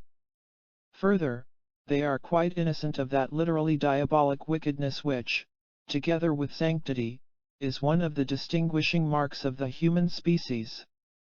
We see then that, for the perennial philosophy, good is the separate self's conformity to, and finally annihilation in, the divine ground which gives it being; evil, the intensification of separateness, the refusal to know that the ground exists. This doctrine is, of course, perfectly compatible with the formulation of ethical principles as a series of negative and positive divine commandments, or even in terms of social utility. The crimes which are everywhere forbidden proceed from states of mind which are everywhere condemned as wrong, and these wrong states of mind are, as a matter of empirical fact, absolutely incompatible with that unitive knowledge of the divine ground, which, according to the perennial philosophy, is the supreme good. Chapter 12. Time and Eternity. The universe is an everlasting succession of events, but its ground, according to the perennial philosophy, is the timeless now of the divine spirit. A classical statement of the relationship between time and eternity may be found in the later chapters of the Consolations of Philosophy, where Boethius summarizes the conceptions of his predecessors, notably of Plotinus. It is one thing to be carried through an endless life, another thing to embrace the whole presence of an endless life together, which is manifestly proper to the divine mind. The temporal world seems to emulate in part that which it cannot fully obtain or express, tying itself to whatever presence there is in this exiguous and fleeting moment, a presence which, since it carries a certain image of that abiding presence, gives to whatever may partake of it the quality of seeming to have being. But because it could not stay, it undertook an infinite journey of time, and so it came to pass that, by going, it continued that life, whose plenitude it could not comprehend by staying. Boethius. Since God hath always an eternal and present state, his knowledge, surpassing time's notions, remaineth in the simplicity of his presence and, comprehending the infinite of what is past and to come, considereth all things as though they were in the act of being accomplished. Boethius. Knowledge of what is happening now does not determine the event. What is ordinarily called God's foreknowledge is in reality a timeless now knowledge, which is compatible with the freedom of the human creature's will in time. The manifest world and whatever is moved in any sort take their causes, order, and forms from the stability of the divine mind. This hath determined manifold ways for doing things, which ways being considered in the purity of God's understanding are named providence, but being referred to those things which he moveth and disposeth are called fate. Providence is the very divine reason itself, which disposeth all things. But fate is a disposition inherent in changeable things, by which providence connecteth all things in their due order. For providence equally embraceth all things together, though diverse, though infinite, but fate puts into motion all things, distributed by places, forms and times, so that the unfolding of the temporal order, being united in the foresight of the divine mind is providence, and the same uniting, being digested and unfolded in time, is called fate. As a workman conceiving the form of anything in his mind, taketh his work in hand and executeth by order of time that which he had simply and in a moment foreseen, so God by his providence disposeth whatever is to be done with simplicity and stability, and by fate effecteth by manifold ways and in the order of time those very things which he disposeth. All that is under fate is also subject to providence. But some things which are under providence are above the course of fate. For they are those things which, being stably fixed in virtue of their nearness to the first divinity, exceed the order of fate's mobility. Boethius. The concept of a clock enfolds all succession in time. In the concept the 6th hour is not earlier than the 7th or 8th, although the clock never strikes the hour, save when the concept biddeth. Nicholas of CUSA. From Hobbes onwards, the enemies of the perennial philosophy have denied the existence of an eternal now. According to these thinkers, time and change are fundamental, there is no other reality. Moreover, future events are completely indeterminate, and even God can have no knowledge of them. Consequently, God cannot be described as Alpha and Omega, merely as Alpha and Lambda, or whatever other intermediate letter of the temporal alphabet is now in process of being spelled out. But the anecdotal evidence collected by the Society for Psychical Research and the statistical evidence accumulated during many thousands of laboratory tests for extrasensory perception point inescapably to the conclusion that even human minds are capable of foreknowledge. And if a finite consciousness can know what card is going to be turned up 3 seconds from now, or what shipwreck is going to take place next week, then there is nothing impossible or even intrinsically improbable in the idea of an infinite consciousness that can know now events indefinitely remote in what, for us, is future time. The specious present in which human beings live may be, and perhaps always is, something more than a brief section of transition from known past to unknown future, regarded, because of the vividness of memory, as the instant we call now. It may and perhaps always does contain a portion of the immediate and even of the relatively distant future. For the Godhead, the specious present may be precisely that interminabilis vitae tota simile te perpetua possessio, of which Boethius speaks. The existence of the eternal now is sometimes denied on the ground that a temporal order cannot coexist with another order which is non-temporal, and that it is impossible for a changing substance to be united with a changeless substance.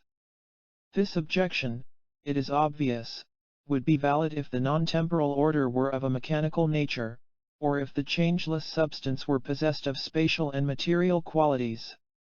But according to the perennial philosophy, the eternal now is a consciousness, the divine ground is spirit, the being of Brahman is chit, or knowledge. That a temporal world should be known and, in being known, sustained, and perpetually created by an eternal consciousness is an idea which contains nothing self-contradictory. Finally, we come to the arguments directed against those who have asserted that the eternal ground can be unitively known by human minds.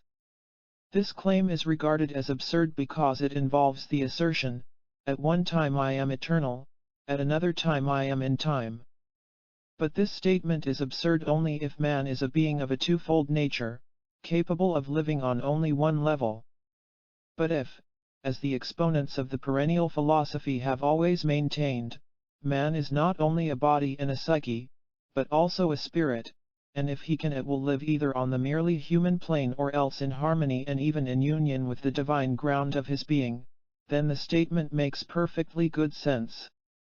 The body is always in time, the spirit is always timeless, and the psyche is an amphibious creature compelled by the laws of man's being to associate itself to some extent with its body, but capable, if it so desires, of experiencing and being identified with its spirit and, through its spirit, with the divine ground. The spirit remains always what it eternally is, but man is so constituted that his psyche cannot always remain identified with the spirit. In the statement, at one time I am eternal, at another time I am in time, the word I stands for the psyche, which passes from time to eternity when it is identified with the spirit and passes again from eternity to time, either voluntarily or by involuntary necessity, when it chooses or is compelled to identify itself with the body. The Sufi, says Jalaluddin Rumi, is the son of time present.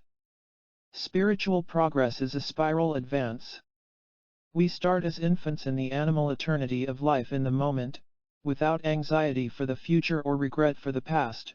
We grow up into the specifically human condition of those who look before and after, who live to a great extent, not in the present but in memory and anticipation, not spontaneously but by rule and with prudence, in repentance and fear and hope, and we can continue, if we so desire, up and on in a returning sweep towards a point corresponding to our starting place in animality, but incommensurably above it.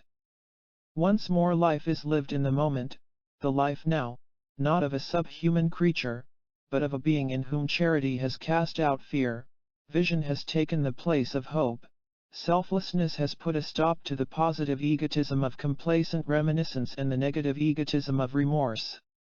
The present moment is the only aperture through which the soul can pass out of time into eternity, through which grace can pass out of eternity into the soul, and through which charity can pass from one soul in time to another soul in time. That is why the Sufi and, along with him, every other practicing exponent of the perennial philosophy is, or tries to be, a son of time present. Past and future veil God from our sight, burn up both of them with fire.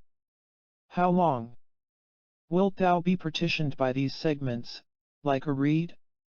So long as a reed is partitioned, it is not privy to secrets, nor is it vocal in response to lip and breathing. Jalaluddin Rumi. This emptying of the memory, though the advantages of it are not so great as those of the state of union, yet merely because it delivers souls from much sorrow, grief, and sadness, besides imperfections and sins, is in reality a great good.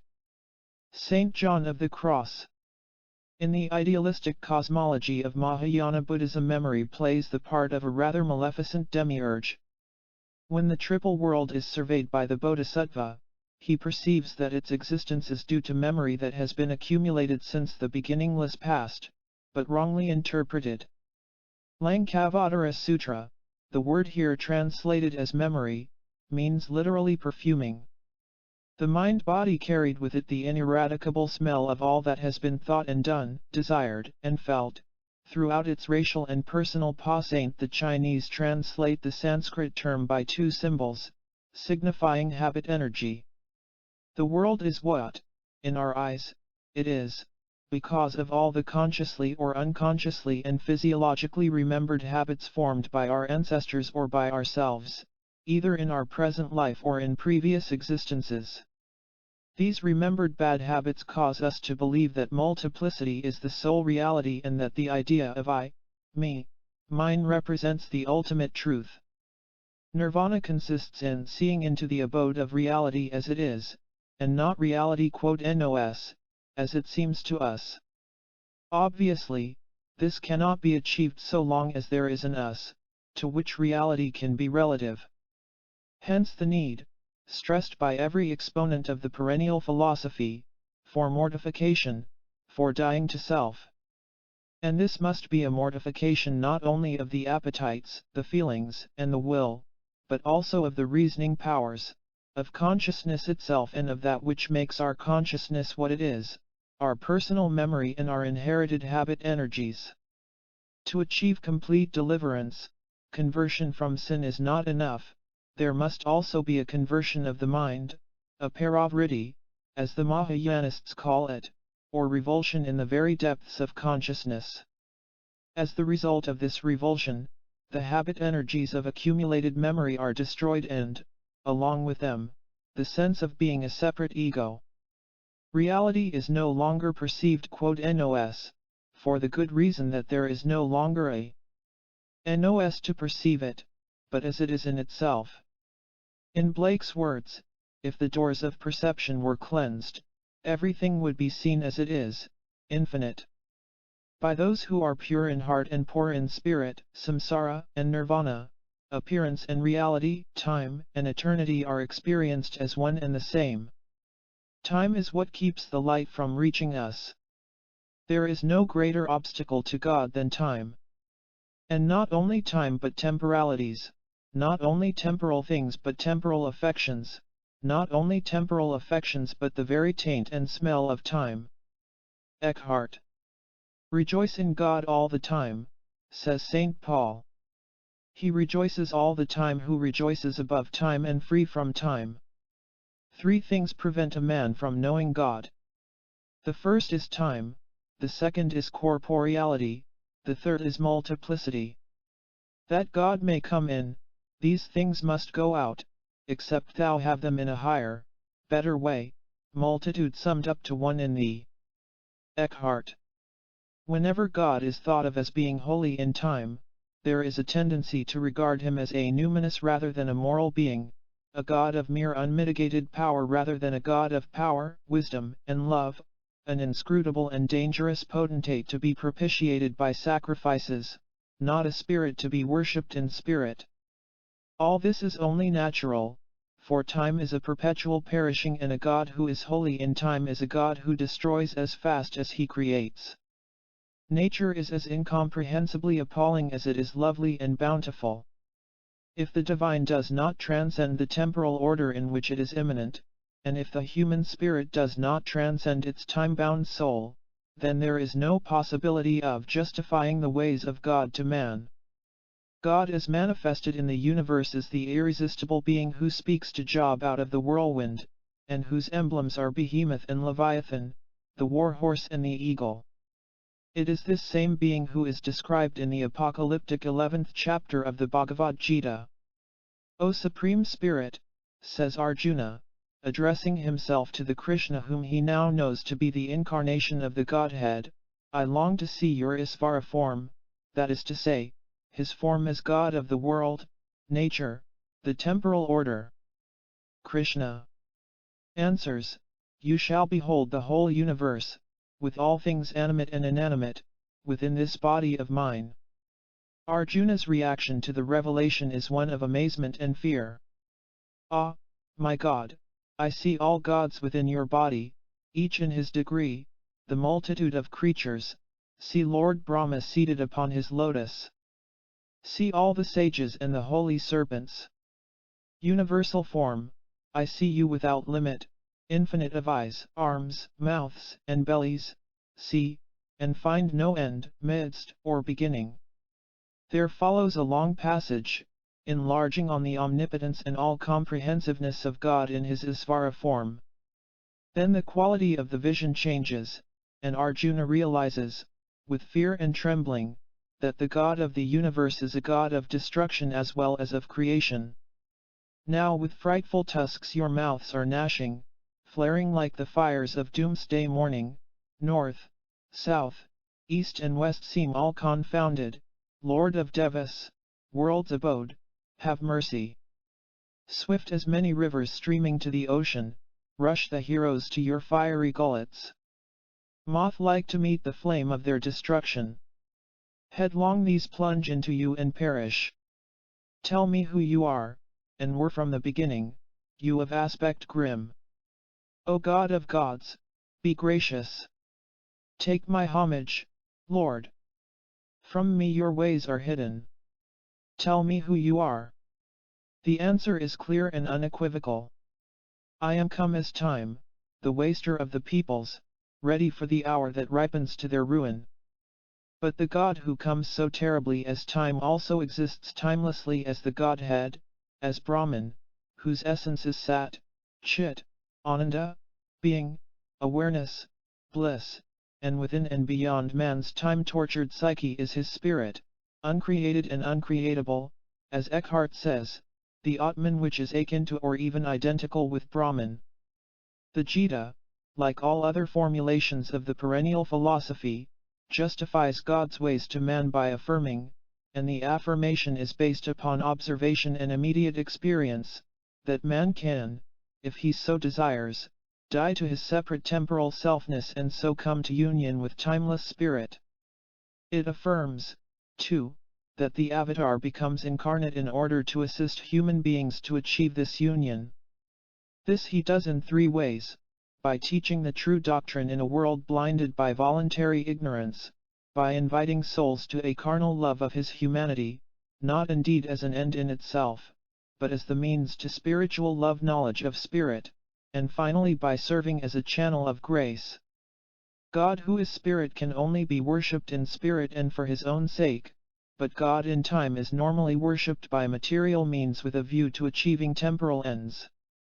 God in time is manifestly the destroyer as well as the creator, and because this is so, it has seemed proper to worship him by methods which are as terrible as the destructions he himself inflicts. Hence, in India, the blood sacrifices to Kali, in her aspect as nature the destroyer, hence those offerings of children to the Molochs, denounced by the Hebrew prophets, hence the human sacrifices practiced, for example, by the Phoenicians, the Carthaginians, the Druids, the Aztecs. In all such cases the divinity addressed was a god in time, or a personification of nature, which is nothing else but time itself, the devourer of its own offspring, and in all cases the purpose of the rite was to obtain a future benefit or to avoid one of the enormous evils which time and nature forever hold in store. For this it was thought to be worthwhile to pay a high price in that currency of suffering, which the destroyers so evidently valued.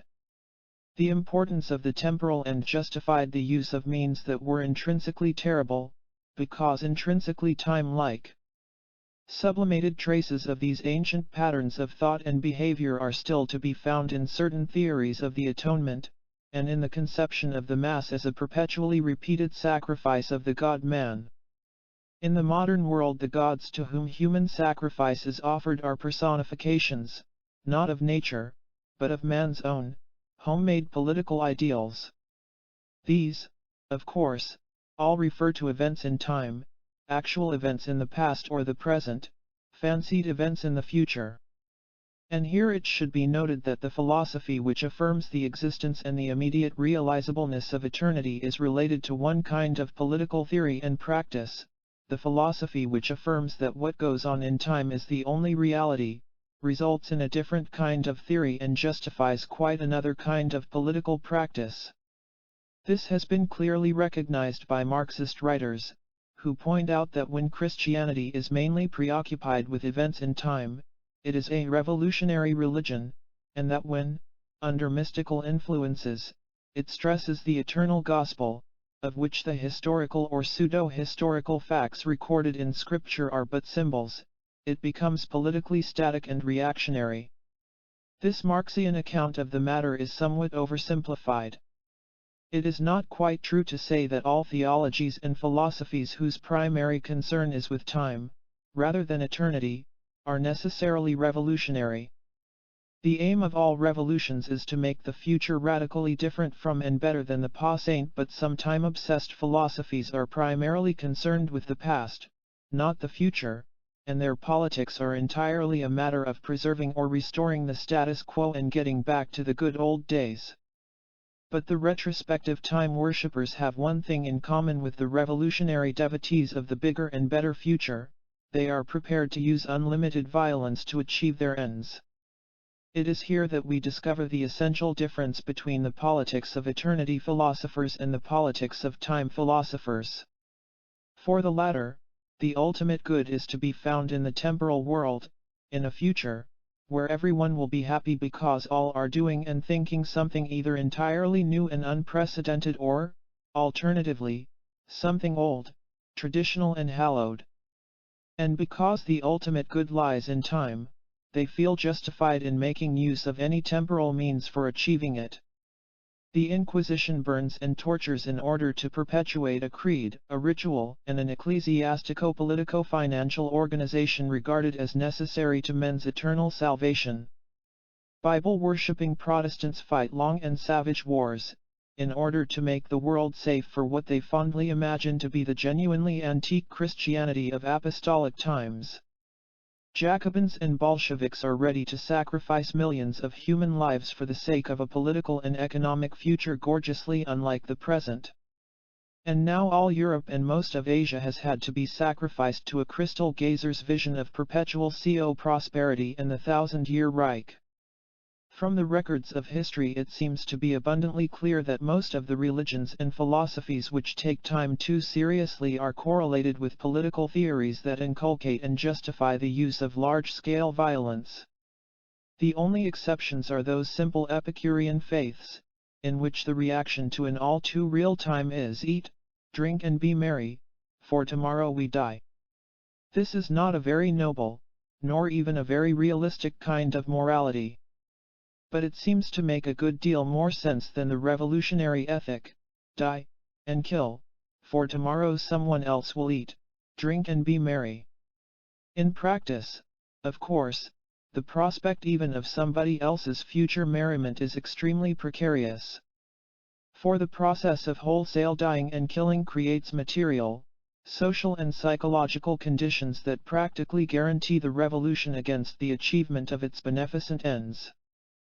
For those whose philosophy does not compel them to take time with an excessive seriousness, the ultimate good is to be sought neither in the revolutionaries' progressive social apocalypse, nor in the reactionaries' revived and perpetuated past, but in an eternal divine now which those who sufficiently desire this good can realize as a fact of immediate experience.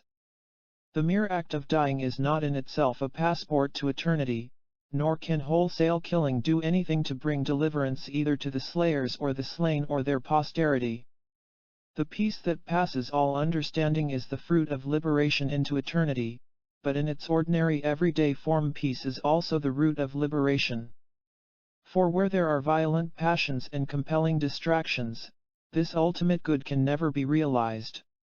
That is one of the reasons why the policy correlated with eternity philosophies is tolerant and non-violent. The other reason is that the eternity, whose realization is the ultimate good, is a kingdom of heaven within.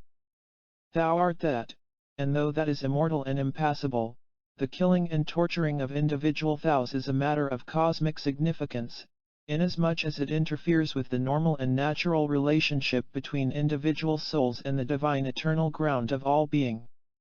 Every violence is, over and above everything else, a sacrilegious rebellion against the divine order. Passing now from theory to historical fact, we find that the religions, whose theology has been least preoccupied with events in time and most concerned with eternity, have been consistently the least violent and the most humane in political practice. Unlike early Judaism, Christianity, and Mohammedanism, all of them obsessed with time, Hinduism and Buddhism have never been persecuting faiths, have preached almost no holy wars and have refrained from that proselytizing religious imperialism, which has gone hand in hand with the political and economic oppression of the colored peoples. For 400 years, from the beginning of the 16th century to the beginning of the 20th, most of the Christian nations of Europe have spent a good part of their time and energy in attacking, conquering, and exploiting their non-Christian neighbors in other continents. In the course of these centuries, many individual churchmen did their best to mitigate the consequences of such iniquities, but none of the major Christian churches officially condemned them. The first collective protest against the slave system, introduced by the English and the Spaniards into the New World, was made in 1688 by the Quaker meeting of Germantown. This fact is highly significant. Of all Christian sects in the 17th century, the Quakers were the least obsessed with history, the least addicted to the idolatry of things in time. They believed that the inner light was in all human beings and that salvation came to those who lived in conformity with that light and was not dependent on the profession of belief in historical or pseudo-historical events, nor on the performance of certain rites, nor on the support of a particular ecclesiastical organization. Moreover, their eternity philosophy preserved them from the materialistic apocalypticism of that progress worship which in recent times has justified every kind of iniquity from war and revolution to sweated labor, slavery, and the exploitation of savages and children, has justified them on the ground that the supreme good is in future time and that any temporal means, however intrinsically horrible, may be used to achieve that good. Because Quaker theology was a form of eternity philosophy, Quaker political theory rejected war and persecution as means to ideal ends, denounced slavery and proclaimed racial equality. Members of other denominations had done good work for the African victims of the white man's rapacity. One thinks, for example, of St. Peter Claver at Cartagena. But this heroically charitable slave of the slaves never raised his voice against the institution of slavery or the criminal trade by which it was sustained, nor, so far as the extant documents reveal, did he ever, like John Woolman, attempt to persuade the slave owners to free their human chattels. The reason, presumably, was that Claver was a Jesuit, vowed to perfect obedience and constrained by his theology to regard a certain political and ecclesiastical organization as being the mystical body of Christ. The heads of this organization had not pronounced against slavery or the slave trade. Who was he, Pedro Claver, to express a thought not officially approved by his superiors? Another practical corollary of the great historical eternity philosophies, such as Hinduism and Buddhism, is a morality inculcating kindness to animals. Judaism and Orthodox Christianity taught that animals might be used as things, for the realization of man's temporal ends. Even Saint Francis' attitude towards the brute creation was not entirely unequivocal. True, he converted a wolf and preached sermons to birds, but when Brother Juniper hacked the feet off a living pig in order to satisfy a sick man's craving for fried trotters, the saint merely blamed his disciples' intemperate zeal in damaging a valuable piece of private property. It was not until the 19th century, when Orthodox Christianity had lost much of its power over European minds, that the idea that it might be a good thing to behave humanely towards animals began to make headway. This new morality was correlated with the new interest in nature, which had been stimulated by the Romantic poets and the men of science. Because it was not founded upon an eternity philosophy, a doctrine of divinity dwelling in all living creatures, the modern movement in favor of kindness to animals was and is perfectly compatible with intolerance, persecution, and systematic cruelty towards human beings. Young Nazis are taught to be gentle with dogs and cats, ruthless with Jews. That is because Nazism is a typical time philosophy, which regards the ultimate good as existing, not in eternity, but in the future. Jews are, ex hypothesi, obstacles in the way of the realization of the supreme good, dogs and cats are not. The rest follows logically. Selfishness and partiality are very inhuman and base qualities even in the things of this world, but in the doctrines of religion they are of a baser nature. Now, this is the greatest evil that the division of the Church has brought forth.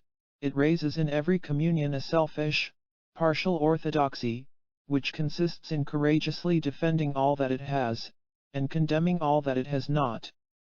And thus every champion is trained up in defense of their own truth, their own learning and their own church, and he has the most merit, the most honor, who likes everything, defends everything, among themselves, and leaves nothing uncensored in those that are of a different communion. Now, how can truth and goodness and union and religion be more struck at than by such defenders of it? If you ask why the great Bishop of Meaux wrote so many learned books against all parts of the Reformation, it is because he was born in France and bred up in the bosom of Mother Church. Had he been born in England, had Oxford or Cambridge been his alma mater, he might have rivaled our great Bishop Stillingfleet, and would have wrote as many learned folios against the Church of Rome as he has done. And yet I will venture to say that if each church could produce but one man apiece that had the piety of an apostle and the impartial love of the first Christians in the first church at Jerusalem, that a Protestant and a Papist of this stamp would not want half a sheet of paper to hold their articles of union, nor be half an hour before they were of one religion. If, therefore, it should be said that churches are divided, estranged, and made unfriendly to one another by a learning, a logic, a history, a criticism in the hands of partiality, it would be saying that which each particular church too much proves to be true. Ask why even the best amongst the Catholics are very shy of owning the validity of the orders of our Church. It is because they are afraid of removing any odium from the Reformation. Ask why no Protestants anywhere touch upon the benefit or necessity of celibacy in those who are separated from worldly business to preach the gospel. It is because that would be seeming to lessen the Roman error of not suffering marriage in her clergy. Ask why even the most worthy and pious among the clergy of the established Church are afraid to assert the sufficiency of the divine light, the necessity of seeking only the guidance and inspiration of the Holy Spirit.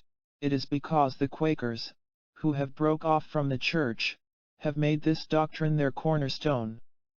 If we loved truth as such, if we sought for it for its own sake, if we loved our neighbor as ourselves, if we desired nothing by our religion but to be acceptable to God, if we equally desired the salvation of all men, if we were afraid of error only because of its harmful nature to us and our fellow creatures, then nothing of this spirit could have any place in us. There is therefore a Catholic spirit, a communion of saints in the love of God and all goodness, which no one can learn from that which is called orthodoxy in particular churches, but is only to be had by a total dying to all worldly views, by a pure love of God, and by such an unction from above as delivers the mind from all selfishness and makes it love truth and goodness with an equality of affection in every man, whether he is Christian, Jew, or Gentile. He that would obtain this divine and Catholic spirit in this disordered, divided state of things, and live in a divided part of the Church without partaking of its division, must have these three truths deeply fixed in his mind. First, that universal love, which gives the whole strength of the heart to God, and makes us love every man as we love ourselves, is the noblest, the most divine, the God-like state of the soul, and is the utmost perfection to which the most perfect religion can raise us, and that no religion does any man any good but so far as it brings this perfection of love into him. This truth will show us that true orthodoxy can nowhere be found but in a pure disinterested love of God and our neighbor. Second, that in this present divided state of the Church, truth itself is torn and divided asunder, and that, therefore, he can be the only true Catholic who has more of truth and less of error than is hedged in by any divided part. This truth will enable us to live in a divided part unhurt by its division, and keep us in a true liberty and fitness to be edified and assisted by all the good that we hear or see in any other part of the Church. Thirdly, he must always have in mind this great truth, that it is the glory of the divine justice to have no respect of parties or persons, but to stand equally disposed to that which is right and wrong as well in the Jew as in the Gentile. He therefore that would like as God likes, and condemn as God condemns, must have neither the eyes of the Papist nor the Protestant. He must like no truth the less because Ignatius Loyola or John Bunyan were very zealous for it, nor have the less aversion to any error, because Dr. Trapp or George Fox had brought it forth. William Law. Dr. Trapp was the author of a religious tract entitled On the Nature, Folly, Sin, and Danger of Being Righteous Overmuch. One of Law's controversial pieces was an answer to this work. Benares is to the east, Mecca to the west, but explore your own heart, for there are both Rama and Allah. Kabir. Like the bee gathering honey from different flowers, the wise man accepts the essence of different scriptures and sees only the good in all religions. From the Srimad Bhagavatam. His Sacred Majesty the King does reverence to men of all sects, whether ascetics or householders, by gifts and various forms of reverence. His Sacred Majesty, however, cares not so much for gifts or external reverence as that there should be a growth in the essence of the matter in all sects. The growth of the essence of the matter assumes various forms, but the root of it is restraint of speech, to wit, a man must not do reverence to his own sect or disparage that of another without reason. Depreciation should be for specific reasons only, for the sects of other people all deserve reverence for one reason or another. He who does reverence to his own sect, while disparaging the sects of others wholly from attachment to his own, with intent to enhance the glory of his own sect, in reality by such conduct inflicts the severest injury on his own sect. Concord therefore is meritorious, to wit, hearkening and hearkening willingly to the law of piety, as accepted by other people. Edict of Asoka. It would be difficult, alas, to find any edict of a Christian king to match Asoka's. In the West the good old rule, the simple plan, was glorification of one's own sect, disparagement and even persecution of all others. Recently, however, governments have changed their policy.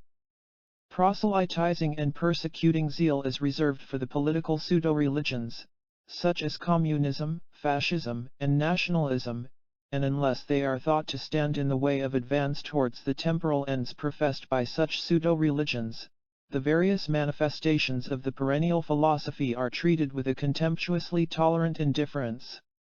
The children of God are very dear but very queer, very nice but very narrow. Sadhu Sundar Singh. Such was the conclusion to which the most celebrated of Indian converts was forced after some years of association with his fellow Christians.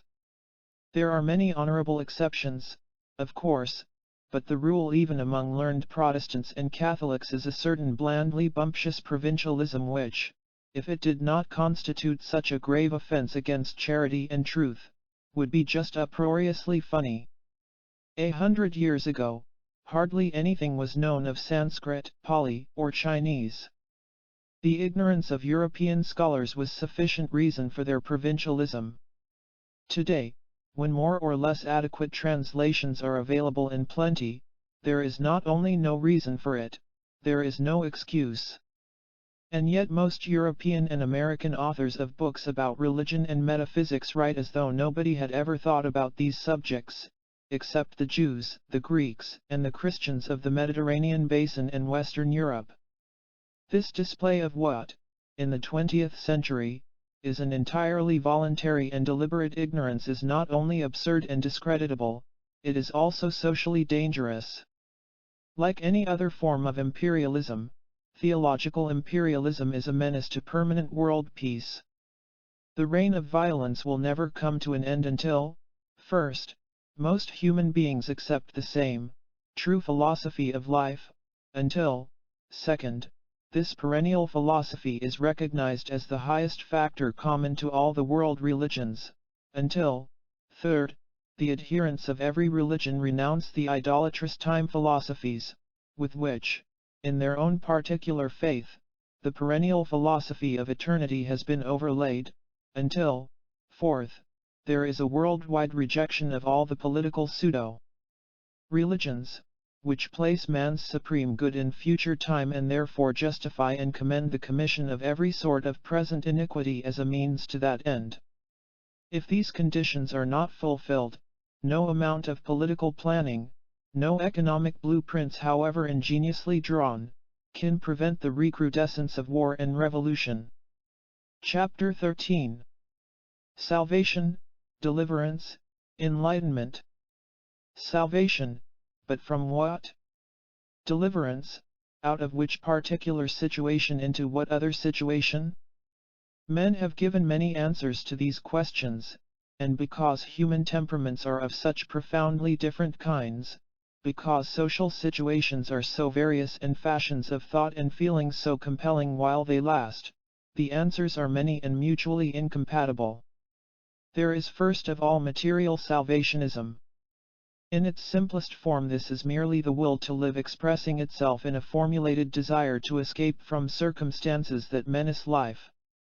In practice, the effective fulfillment of such a wish depends on two things: the application of intelligence to particular economic and political problems, and the creation and maintenance of an atmosphere of goodwill, in which intelligence can do its work to the best advantage. But men are not content to be merely kind and clever within the limits of a concrete situation. They aspire to relate their actions, and the thoughts and feelings accompanying those actions, to general principles and a philosophy on the cosmic scale. When this directing and explanatory philosophy is not the perennial philosophy or one of the historical theologies more or less closely connected with the perennial philosophy, it takes the form of a pseudo-religion, a system of organized idolatry. Thus, the simple wish not to starve, the well-founded conviction that it is very difficult to be good or wise or happy when one is desperately hungry, comes to be elaborated, under the influence of the metaphysic of inevitable progress, into prophetic utopianism. The desire to escape from oppression and exploitation comes to be explained and guided by a belief in apocalyptic revolutionism, combined, not always in theory, but invariably in practice, with the Moloch worship of the nation as the highest of all goods. In all these cases salvation is regarded as a deliverance, by means of a variety of political and economic devices, out of the miseries and evils associated with bad material conditions into another set of future material conditions so much better than the present that, somehow or other, they will cause everybody to be perfectly happy, wise, and virtuous. Officially promulgated in all the totalitarian countries, whether of the right or the left, This confession of faith is still only semi-official in the nominally Christian world of capitalistic democracy, where it is drummed into the popular mind, not by the representatives of state or church, but by those most influential of popular moralists and philosophers, the writers of advertising copy, the only authors in all the history of literature whose works are read every day by every member of the population. In the theologies of the various religions, salvation is also regarded as a deliverance out of folly, evil, and misery into happiness, goodness and wisdom. But political and economic means are held to be subsidiary to the cultivation of personal holiness, to the acquiring of personal merit and to the maintenance of personal faith in some divine principle or person having power, in one way or another, to forgive and sanctify the individual soul. Moreover, the end to be achieved is not regarded as existing in some utopian future period, beginning, say, in the 22nd century or perhaps even a little earlier. If our favorite politicians remain in power and make the right laws, the end exists in heaven. This last phrase has two very different meanings. For what is probably the majority of those who profess the great historical religions, it signifies and has always signified a happy posthumous condition of indefinite personal survival, conceived of as a reward for good behavior and correct belief and a compensation for the miseries inseparable from life in a body. But for those who, within the various religious traditions, have accepted the perennial philosophy as a theory and have done their best to live it out in practice, heaven is something else. They aspire to be delivered out of separate selfhood in time and into eternity as realized in the unitive knowledge of the divine ground. Since the ground can and ought to be unitively known in the present life, whose ultimate end and purpose is nothing but this knowledge, heaven is not an exclusively posthumous condition. He only is completely saved who is delivered here and now.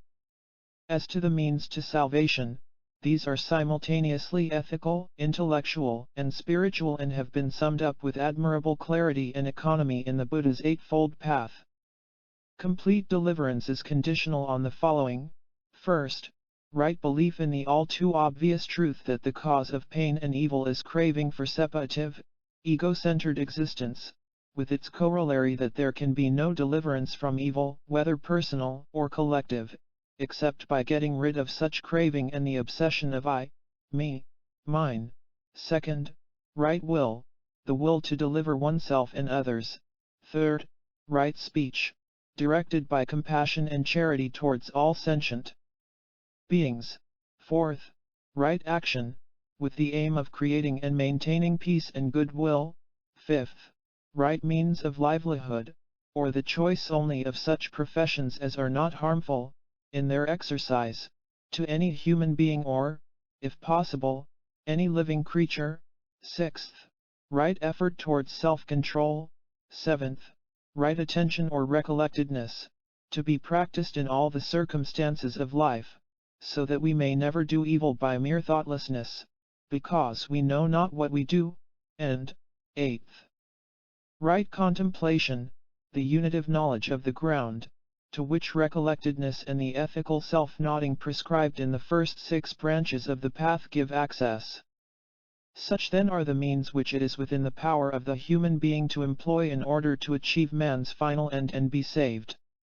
Of the means which are employed by the divine ground for helping human beings to reach their goal, the Buddha of the Pali Scriptures, a teacher whose dislike of footless questions is no less intense than that of the severest experimental physicist of the 20th century, declines to speak. All he is prepared to talk about is sorrow and the ending of sorrow, the huge brute fact of pain and evil, and the other, no less empirical fact that there is a method, by which the individual can free himself from evil and do something to diminish the sum of evil in the world around him. It is only in Mahayana Buddhism that the mysteries of grace are discussed with anything like the fullness of treatment accorded to the subject in the speculations of Hindu and especially Christian theology. The primitive, Hinayana teaching on deliverance is simply an elaboration of the Buddha's last recorded words: decay is inherent in all component things. Work out your own salvation with diligence. As in the well-known passage quoted below, all the stress is upon personal effort. Therefore, Ananda, be ye lamps unto yourselves, be ye a refuge to yourselves. Betake yourselves to no external refuge. Hold fast to the truth as a lamp, hold fast to the truth as a refuge. Look not for a refuge in anyone beside yourselves. And those, Ananda, who either now or after I am dead shall be a lamp unto themselves, shall betake themselves to no external refuge, but holding fast to the truth as their lamp, and holding fast to the truth as their refuge, shall not look for refuge to anyone beside themselves. It is they who shall reach the very topmost height. But they must be anxious to learn. What follows is a passage freely translated from the Chandogya Upanishad. The truth which this little myth is meant to illustrate is that there are as many conceptions of salvation as there are degrees of spiritual knowledge, and that the kind of liberation, or enslavement, actually achieved by any individual soul depends upon the extent to which that soul chooses to dissipate its essentially voluntary ignorance. That self who is free from impurities, from old age and death, from grief and thirst and hunger, whose desire is true and whose desires come true, that self is to be sought after and inquired about, that self is to be realized. The devas, gods or angels, and the asuras, demons or titans, both heard of this truth. They thought, let us seek after and realize this self, so that we can obtain all worlds and the fulfillment of all desires. Thereupon Indra from the devas and Virochana from the asuras approached Prajapati, the famous teacher. They lived with him as pupils for 32 years. Then Prajapati asked them, for what reason have you both lived here all this time? They replied, we have heard that one who realizes the self obtains all the worlds and all his desires. We have lived here because we want to be taught the self. Prajapati said to them, the person who is seen in the eye, that is the self. That is immortal, that is fearless, and that is Brahman. Sir, inquired the disciples, who is seen reflected in water or in a mirror? He, the Atman, was the reply. He indeed is seen in all these. Then Prajapati added, look at yourselves in the water, and whatever you do not understand, come and tell me. Indra and Virochana pored over their reflections in the water, and when they were asked what they had seen of the self, they replied, Sir, we see the self, we see even the hair and nails. Then Prajapati ordered them to put on their finest clothes and look again at themselves in the water. This they did, and when asked again what they had seen, they answered, we see the self, exactly like ourselves, well adorned and in our finest clothes. Then said Prajapati, the self is indeed seen in these. That self is immortal and fearless, and that is Brahman. And the pupils went away, pleased at heart. But looking after them, Prajapati lamented thus, both of them departed without analyzing or discriminating, and without comprehending the true self. Whoever follows this false doctrine of the self must perish.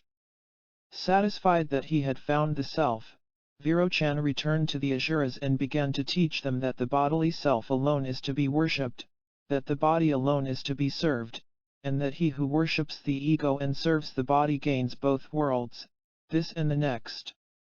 And this in effect is the doctrine of the asuras. But Indra, on his way back to the devas, realized the uselessness of this knowledge.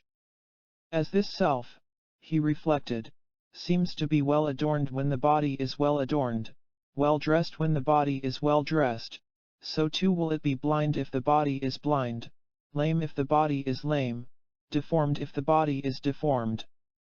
Nay more, this same self will be, when the body dies. I see no good in such knowledge. So Indra returned to Prajapati for further instruction. Prajapati compelled him to live with him for another span of 32 years, after which he began to instruct him, step by step, as it were. Prajapati said, he who moves about in dreams, enjoying and glorified, he is the self. That is immortal and fearless, and that is Brahman. Pleased at heart, Indra again departed. But before he had rejoined the other angelic beings, he realized the uselessness of that knowledge also. True it is, he thought within himself, that this new self is not blind if the body is blind, not lame, nor hurt, if the body is lame or hurt. But even in dreams the self is conscious of many sufferings. So I see no good in this teaching. Accordingly he went back to Prajapati for more instruction, and Prajapati made him live with him for 32 years more. At the end of that time Prajapati taught him thus: when a person is asleep, resting in perfect tranquility, dreaming no dreams, then he realizes the self. That is immortal and fearless, and that is Brahman. Satisfied, Indra went away. But even before he had reached home, he felt the uselessness of this knowledge also.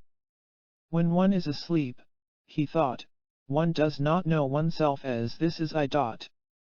One is not in fact conscious of any existence. That state is almost annihilation. I see no good in this knowledge either. So Indra went back once again to be taught. Prajapati bade him stay with him for 5 years more. At the end of that time Prajapati taught him the highest truth of the self. This body, he said, is mortal, forever in the clutch of death. But within it resides the self, immortal, and without form. This self, when associated in consciousness with the body, is subject to pleasure and pain, and so long as this association continues, no man can find freedom from pains and pleasures. But when the association comes to an end, there is an end also of pain and pleasure. Rising above physical consciousness, knowing the self as distinct from the sense organs and the mind, knowing him in his true light, one rejoices and one is free. From the Chandogya Upanishad. Having realized his own self as the self, a man becomes selfless, and in virtue of selflessness he is to be conceived as unconditioned. This is the highest mystery, betokening emancipation. Through selflessness he has no part in pleasure or pain, but attains absoluteness. Maitrayana Upanishad.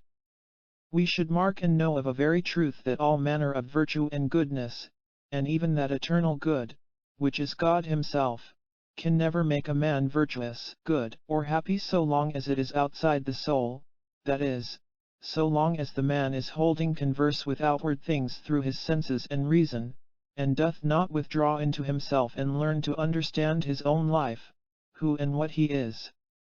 Theologia Germanica. Indeed, the saving truth has never been preached by the Buddha, seeing that one has to realize it within oneself. Sutralamkara. In what does salvation consist?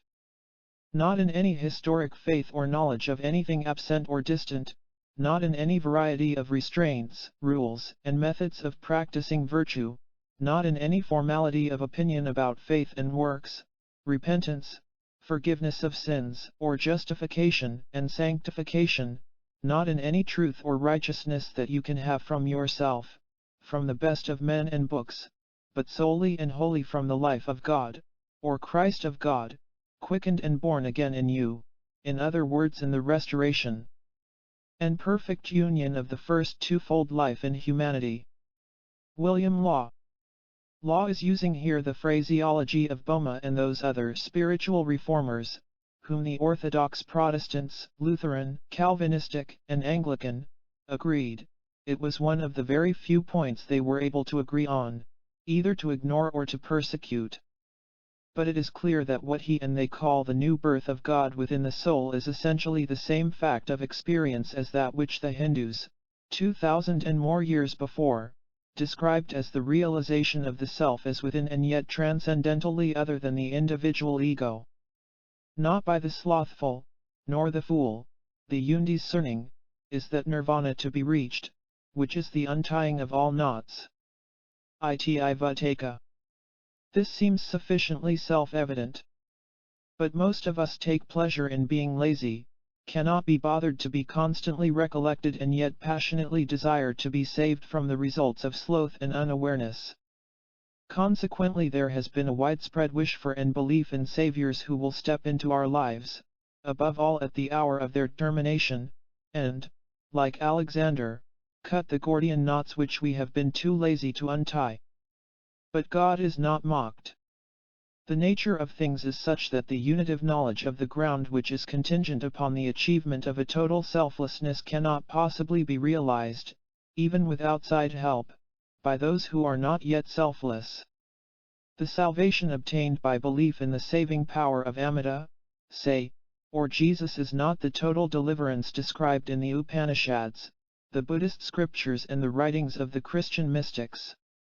It is something different, not merely in degree, but in kind.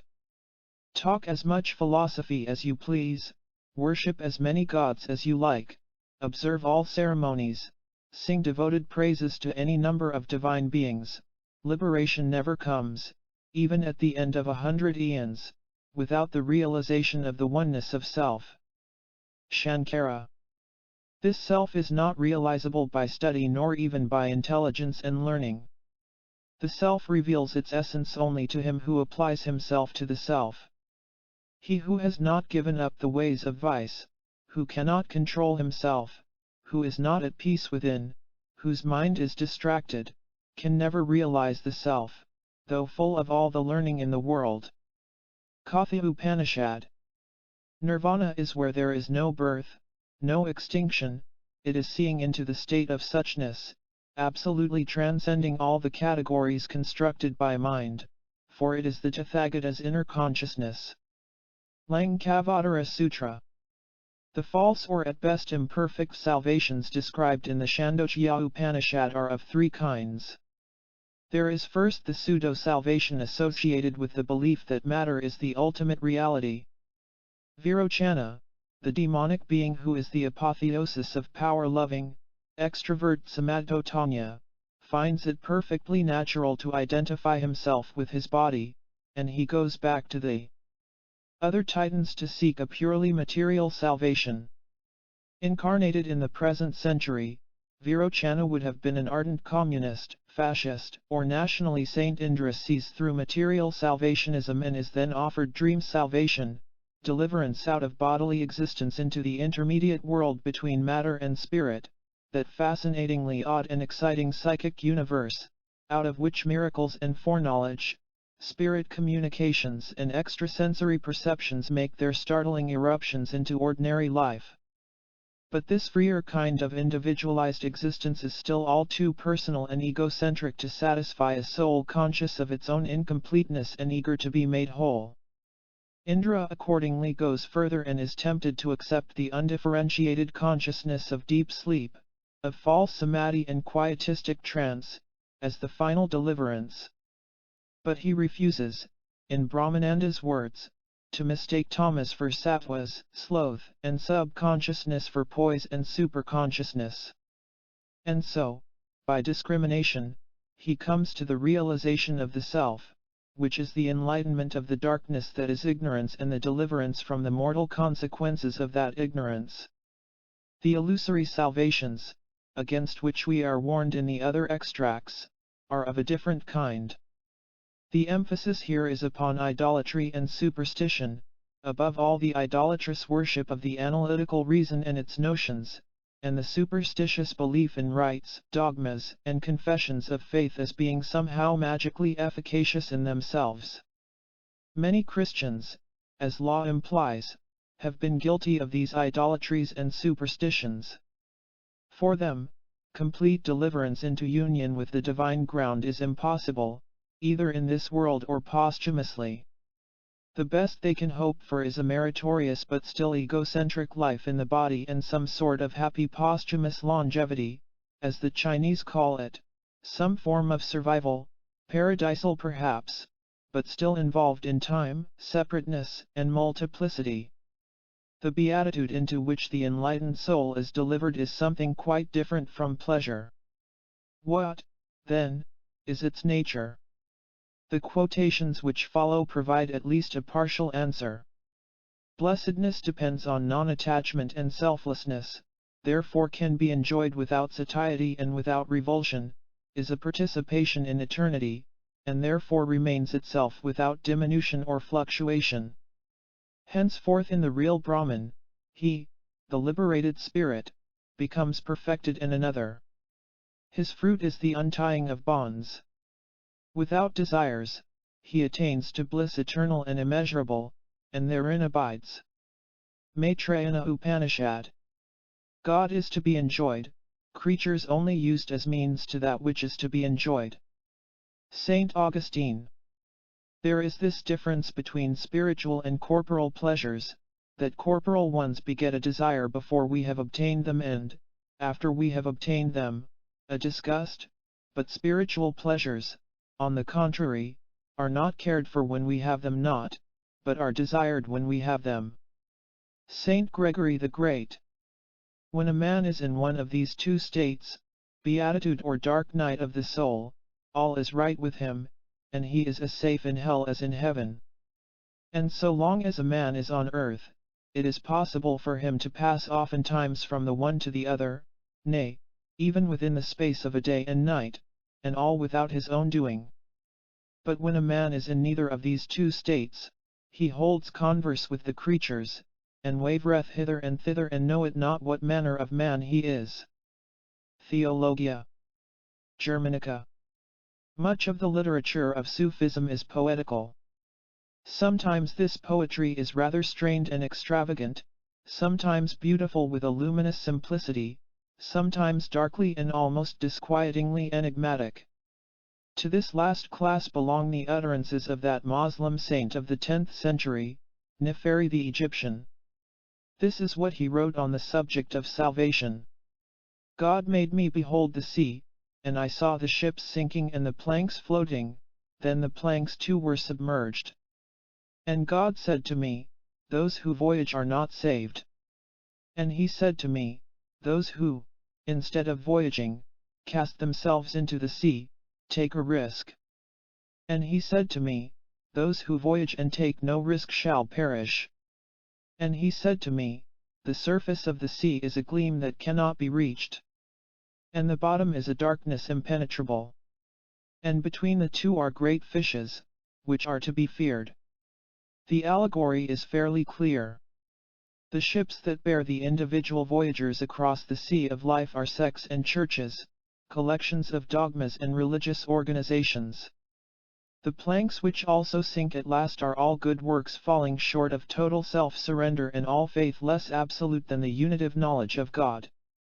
Liberation into eternity is the result of throwing oneself into the sea.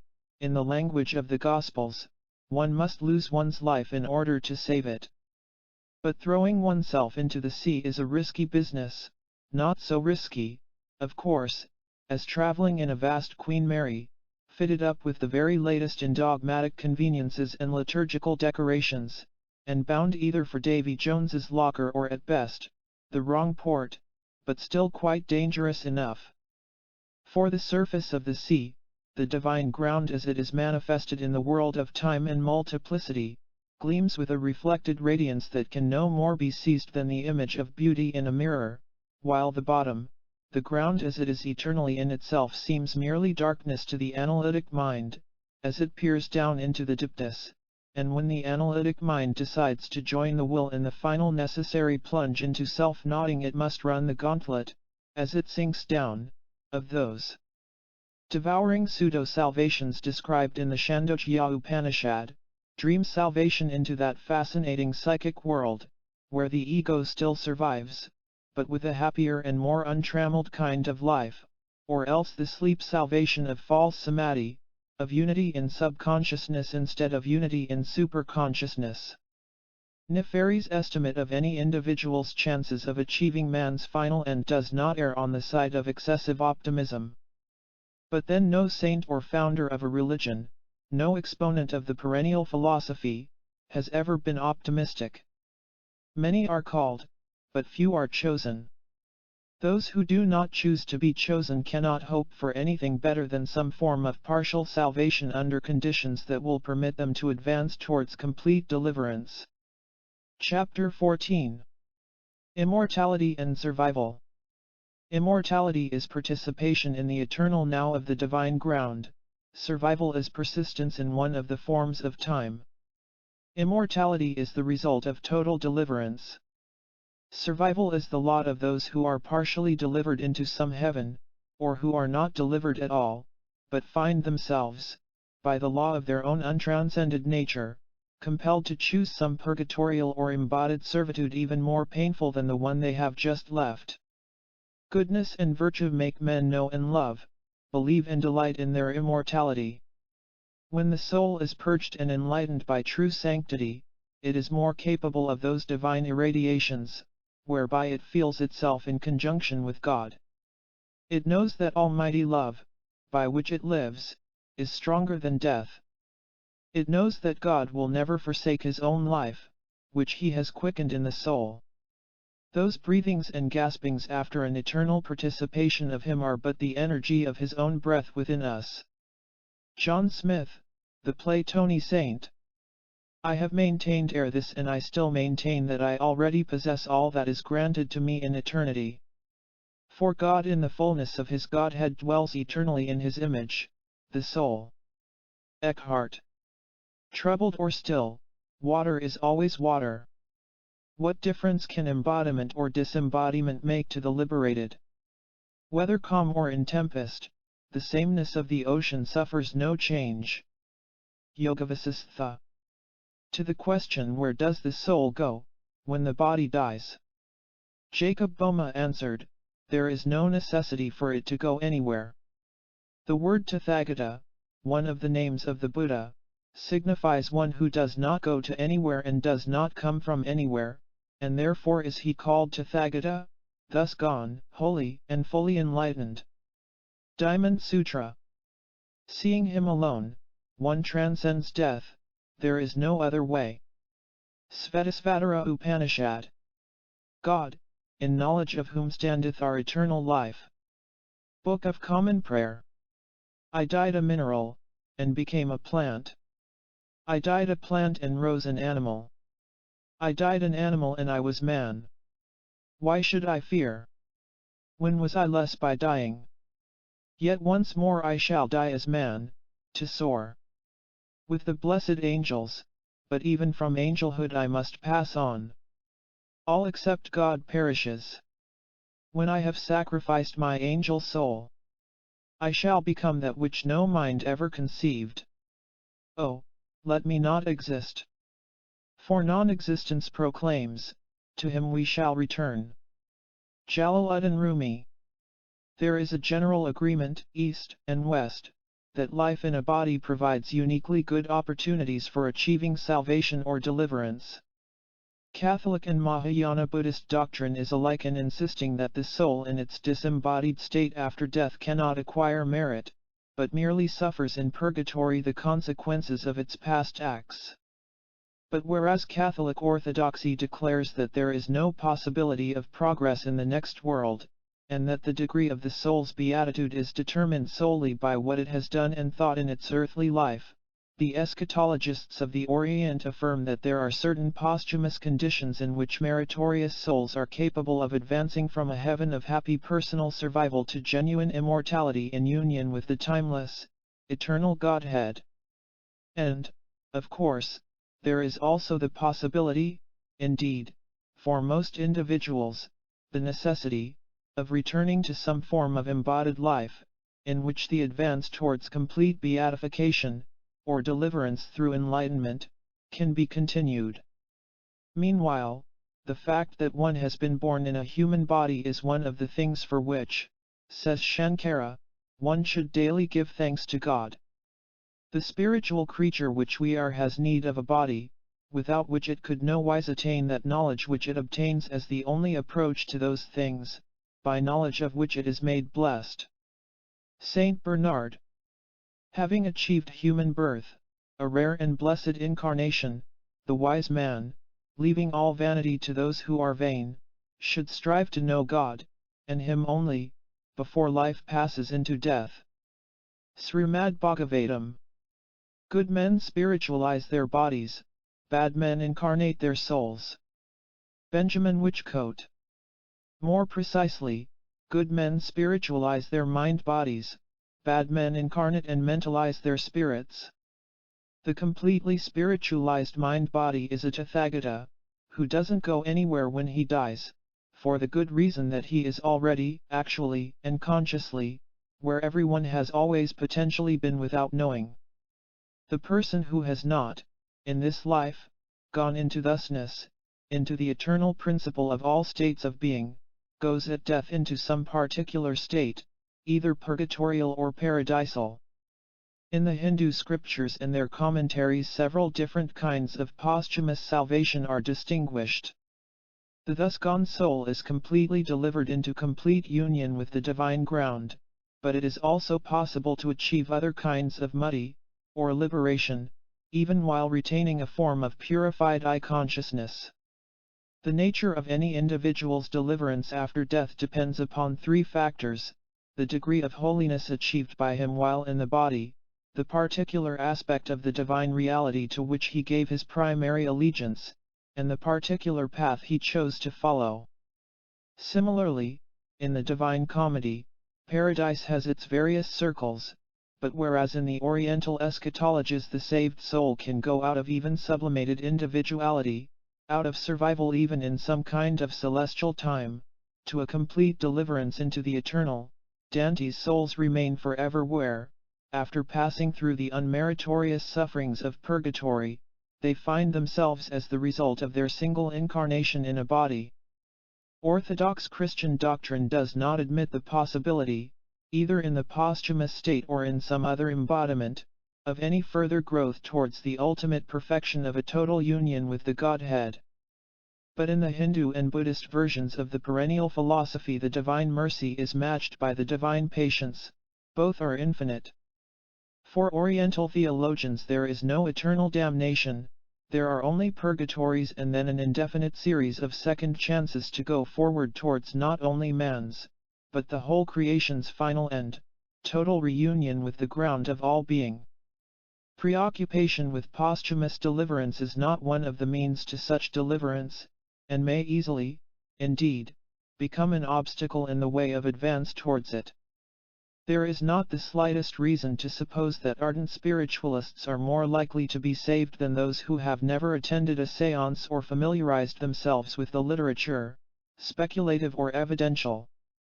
My intention here is not to add to that literature, but rather to give the baldest summary of what has been written about the subject of survival within the various religious traditions. In Oriental discussions of the subject, that which survives death is not the personality. Buddhism accepts the doctrine of reincarnation, but it is not a soul that passes on. Buddhism denies the existence of a soul, it is the character. What we choose to make of our mental and physical constitution in the course of our life on earth affects the psychic medium within which individual minds lead a part at least of their amphibious existence, and this modification of the medium results, after the body's death, in the initiation of a new existence either in a heaven, or a purgatory, or another body. In the Vedanta cosmology there is, over and above the Atman or spiritual self, identical with the divine ground, something in the nature of a soul that reincarnates in a gross or subtle body, or manifests itself in some incorporeal state. This soul is not the personality of the defunct, but rather the particularized I-consciousness out of which a personality arises. Either one of these conceptions of survival is logically self-consistent and can be made to save the appearances, in other words, to fit the odd and obscure facts of psychical research. The only personalities with which we have any direct acquaintance are incarnate beings, compounds of a body and some unknown X. But if X plus a body equals a personality, then, obviously, it is impossible for X minus a body to equal the same thing. The apparently personal entities which psychical research sometimes seems to discover can only be regarded as temporary pseudo-personalities compounded of X and the medium's body.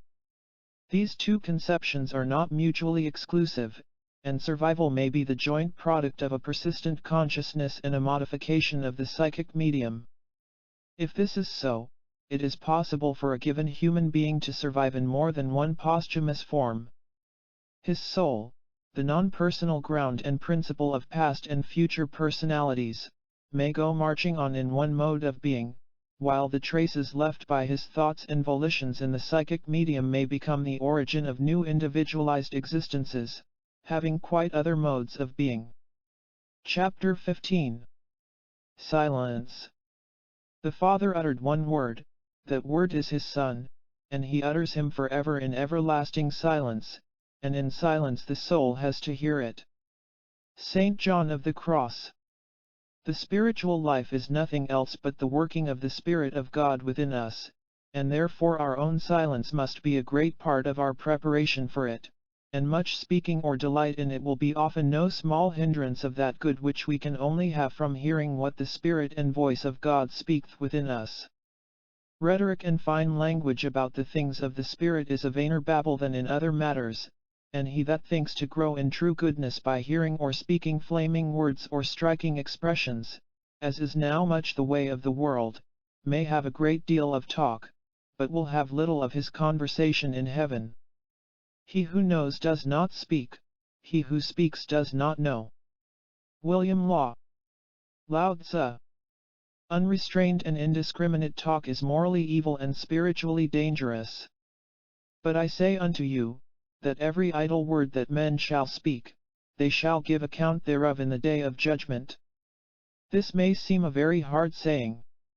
And yet if we pass in review the words we have given vent to in the course of the average day, we shall find that the greater number of them may be classified under three main heads: words inspired by malice and uncharitableness towards our neighbors, words inspired by greed, sensuality, and self-love, words inspired by pure imbecility and uttered without rhyme or reason, but merely for the sake of making a distracting noise.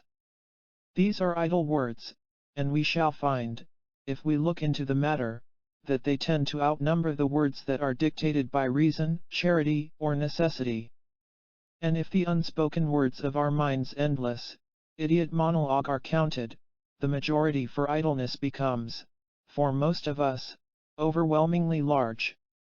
All these idle words, the silly no less than the self-regarding and the uncharitable, are impediments in the way of the unitive knowledge of the divine ground, a dance of dust and flies obscuring the inward and the outward light. The guard of the tongue, which is also, of course, a guard of the mind, is not only one of the most difficult and searching of all mortifications, it is also the most fruitful. When the hen has laid, she must needs cackle. And what does she get by it? Straightway comes the chough and robs her of her eggs, and devours all that of which she should have brought forth her live birds. And just so that wicked chough, the devil, beareth away from the cackling anchoresses, and swalloweth up all the goods they have brought forth, and which ought, as birds, to bear them up towards heaven, if it had not been cackled. Modernized from the Ancran rill. You cannot practice too rigid a fast from the charms of worldly talk. Finalin. What need of so much news from abroad, when all that concerns either life or death is all transacting and at work within us? William Law. My dear mother, heed well the precepts of the saints, who have all warned those who would become holy to speak little of themselves and their own affairs. Saint François de Sales, in a letter to Saint Jean de Chantal. A dog is not considered a good dog because he is a good barker. A man is not considered a good man because he is a good talker. Chuang Tzu. The dog barks, the caravan passes. Arabic proverb. It was not from want of will that I have refrained from writing to you, for truly do I wish you all good, but because it seemed to me that enough has been said already to effect all that is needful, and that what is wanting, if indeed anything be wanting, is not writing or speaking, whereof ordinarily there is more than enough, but silence and work. For whereas speaking distracts, silence and work collect the thoughts and strengthen the spirit. As soon therefore as a person understands what has been said to him for his good, there is no further need to hear or to discuss, but to set himself in earnest to practice what he has learnt with silence and attention, in humility, charity, and contempt of self. Saint John of the Cross. Molinos, and doubtless he was not the first to use this classification, distinguished 3 degrees of silence: silence of the mouth, silence of the mind, and silence of the will. To refrain from idle talk is hard, to quiet the gibbering of memory and imagination is much harder. Hardest of all is to still the voices of craving and aversion within the will. The 20th century is, among other things, the age of noise. Physical noise, mental noise, and noise of desire, we hold history's record for all of them. And no wonder, for all the resources of our almost miraculous technology have been thrown into the current assault against silence. That most popular and influential of all recent inventions, the radio, is nothing but a conduit through which prefabricated din can flow into our homes. And this din goes far deeper, of course, than the eardrums. It penetrates the mind, filling it with a babel of distractions, news items, mutually irrelevant bits of information, blasts of carabantic or sentimental music, continually repeated doses of drama that bring no catharsis, but merely create a craving for daily or even hourly emotional enemas. And where, as in most countries, the broadcasting stations support themselves by selling time to advertisers, the noise is carried from the ears, through the realms of fantasy, knowledge, and feeling to the ego's central core of wish and desire. Spoken or printed, broadcast over the ether or on wood pulp, all advertising copy has but one purpose: to prevent the will from ever achieving silence. Desirelessness is the condition of deliverance and illumination. The condition of an expanding and technologically progressive system of mass production is universal craving. Advertising is the organized effort to extend and intensify craving, to extend and intensify, that is to say, the workings of that force, which, as all the saints and teachers of all the higher religions have always taught, is the principal cause of suffering and wrongdoing and the greatest obstacle between the human soul and its divine ground. Chapter 16. Prayer. The word prayer is applied to at least 4 distinct procedures: petition, intercession, adoration, contemplation. Petition is the asking of something for ourselves. Intercession is the asking of something for other people. Adoration is the use of intellect, feeling, will and imagination in making acts of devotion directed towards God in His personal aspect or as incarnated in human form. Contemplation is that condition of alert passivity, in which the soul lays itself open to the divine ground within and without, the immanent and transcendent Godhead. Psychologically, it is all but impossible for a human being to practice contemplation without preparing for it by some kind of adoration and without feeling the need to revert at more or less frequent intervals to intercession and some form at least of petition. On the other hand, it is both possible and easy to practice petition apart not only from contemplation, but also from adoration and, in rare cases of extreme and unmitigated egotism, even from intercession. Petitionary and intercessory prayer may be used, and used, what is more, with what would ordinarily be regarded as success, without any but the most perfunctory and superficial reference to God in any of His aspects. To acquire the knack of getting his petitions answered, a man does not have to know or love God, or even to know or love the image of God in his own mind. All that he requires is a burning sense of the importance of his own ego and its desires, coupled with a firm conviction that there exists, out there in the universe, something not himself which can be wheedled or dragooned into satisfying those desires. If I repeat my will be done, with the necessary degree of faith and persistency, the chances are that, sooner or later and somehow or other, I shall get what I want. Whether my will coincides with the will of God, and whether in getting what I want I shall get what is spiritually, morally, or even materially good for me are questions which I cannot answer in advance. Only time and eternity will show. Meanwhile we shall be well advised to heed the warnings of folklore. Those anonymous realists who wrote the world's fairy stories knew a great deal about wishes and their fulfillment. They knew, first of all, that in certain circumstances petitions actually get themselves answered, but they also knew that God is not the only answerer and that if one asks for something in the wrong spirit, it may in effect be given, but given with a vengeance and not by a divine giver. Getting what one wants by means of self-regarding petition is a form of hubris, which invites its condign and appropriate nemesis. Thus, the folklore of the North American Indian is full of stories about people who fast and pray egotistically, in order to get more than a reasonable man ought to have, and who, receiving what they ask for, thereby bring about their own downfall. From the other side of the world come all the tales of the men and women who make use of some kind of magic to get their petitions answered, always with farcical or catastrophic consequence. Hardly ever do the 3 wishes of our traditional fairy lore lead to anything but a bad end for the successful wisher. Picture God as saying to you, "My son, why is it that day by day you rise and pray, and genuflect, and even strike the ground with your forehead, nay, sometimes even shed tears, while you say to me, 'My Father, my God, give me wealth'? If I were to give it to you, you would think yourself of some importance, you would fancy you had gained something very great. Because you asked for it, you have it. But take care to make good use of it. Before you had it you were humble, now that you have begun to be rich you despise the poor. What kind of a good is that which only makes you worse?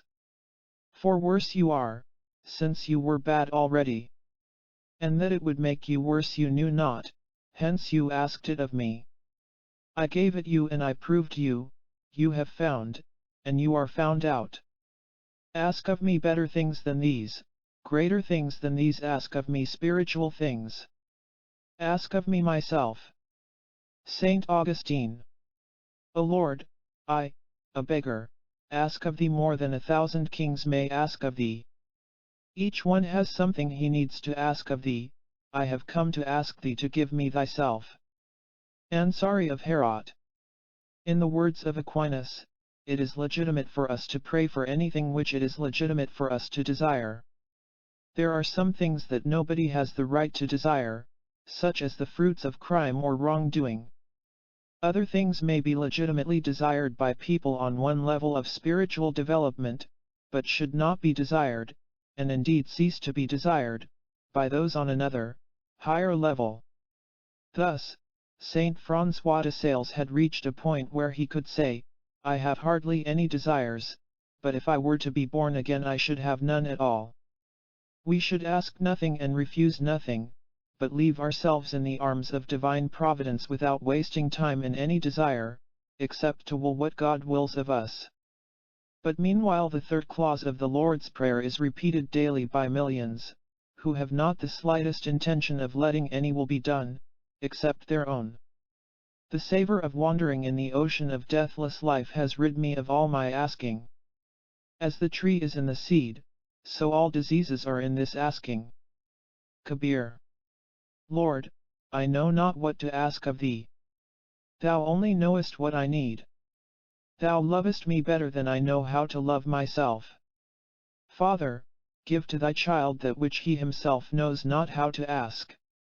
Smite or heal, depress me or raise me up, I adore all thy purposes without knowing them. I am silent, I offer myself up in a sacrifice, I yield myself to thee, I would have no other desire than to accomplish thy will. Teach me to pray. Pray thyself in me. Fenelon. A dervish was tempted by the devil to cease calling upon Allah, on the ground that Allah never answered, "Here am I." The prophet Qadr appeared to him in a vision with a message from God. Was it not I who summoned thee to my service? Was it not I who made thee busy with my name? Thy calling Allah, was my "Here am I." Jalaluddin Rumi. I pray God the Omnipotent to place us in the ranks of His chosen, among the number of those whom He directs to the path of safety, in whom he inspires fervor lest they forget him, whom he cleanses from all defilement, that nothing may remain in them except himself, yet, of those whom he indwells completely, that they may adore none beside him. Al-Ghazali. About intercession, as about so many other subjects, it is William Law who writes most clearly, simply, and to the point. By considering yourself as an advocate with God for your neighbors and acquaintances, you would never find it hard to be at peace with them yourself. It would be easy for you to bear with and forgive those, for whom you particularly implored the divine mercy and forgiveness. William Law.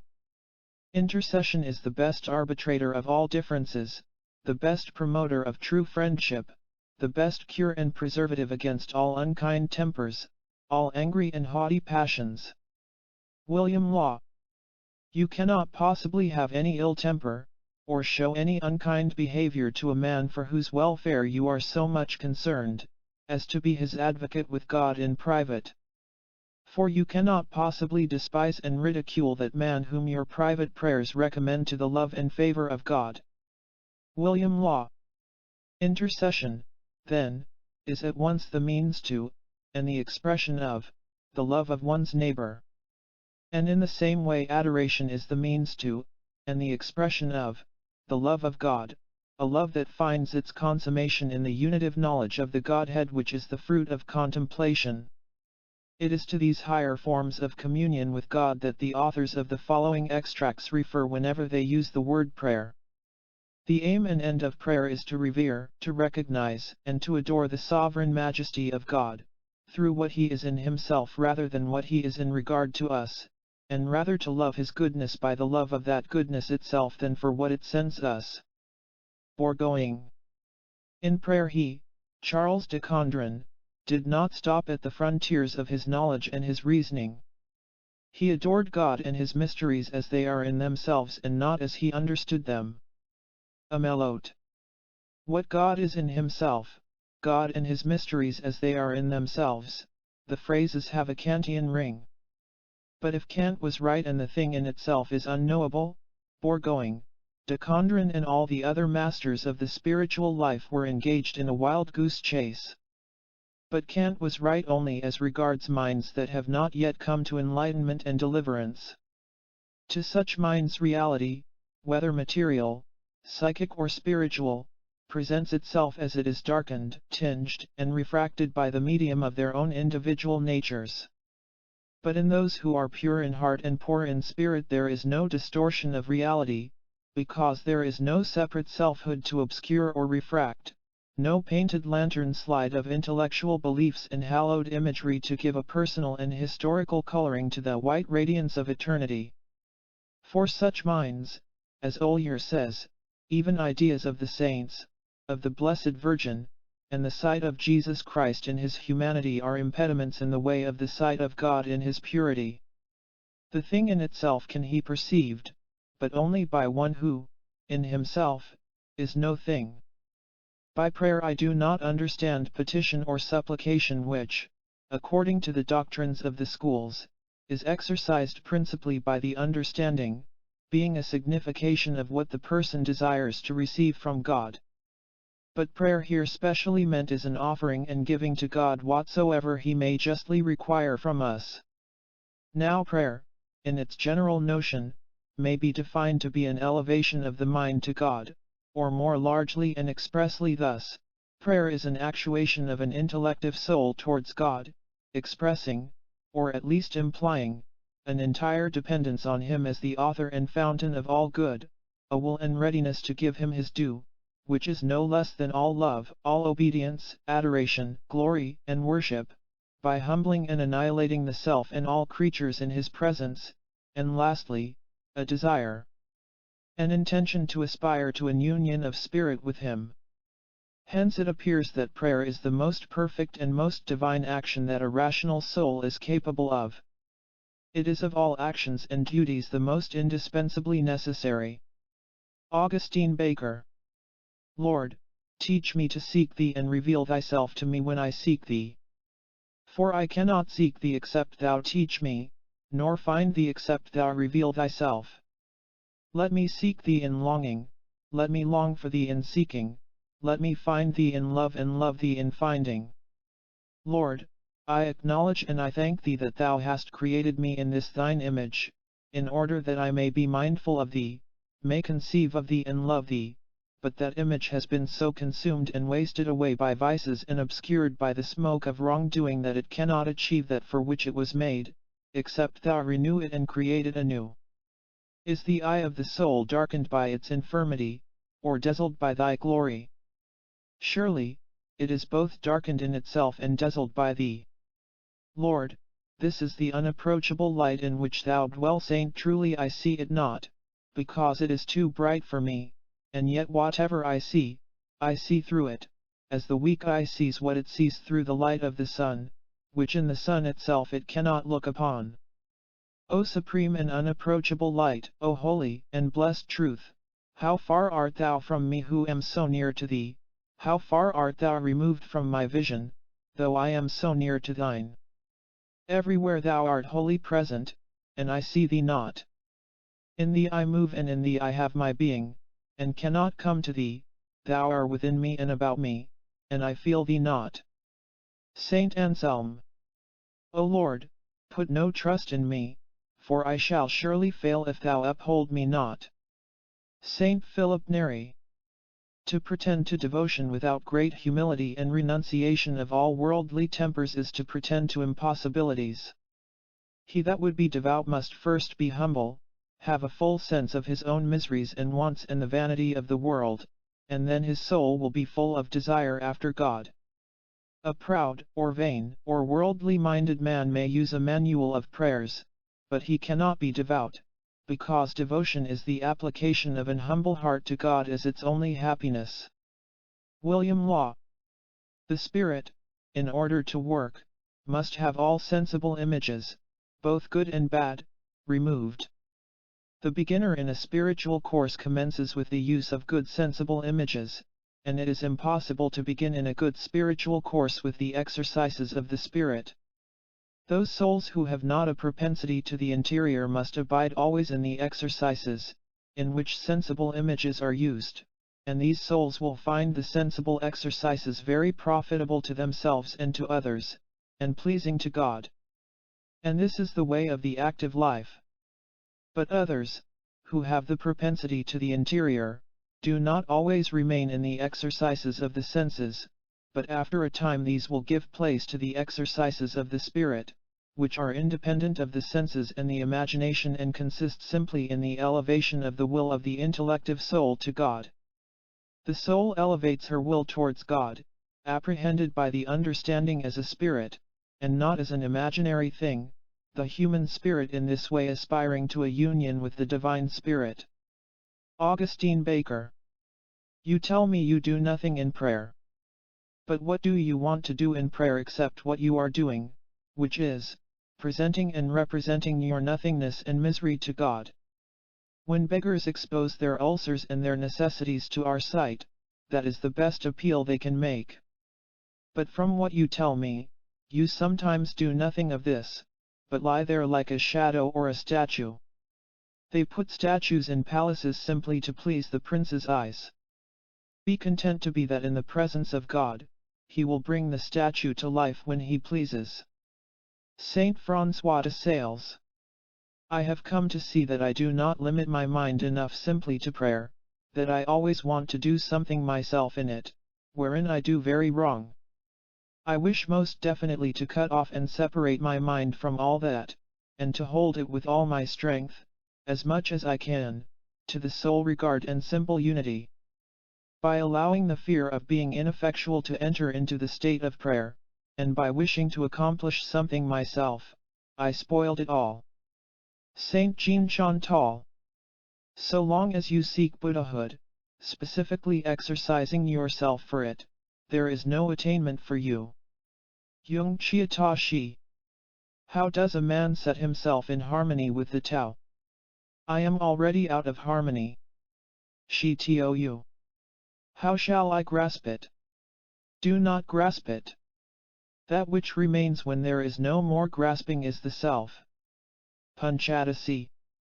I order you to remain simply either in God or close to God, without trying to do anything there, and without asking anything of Him, unless He urges it.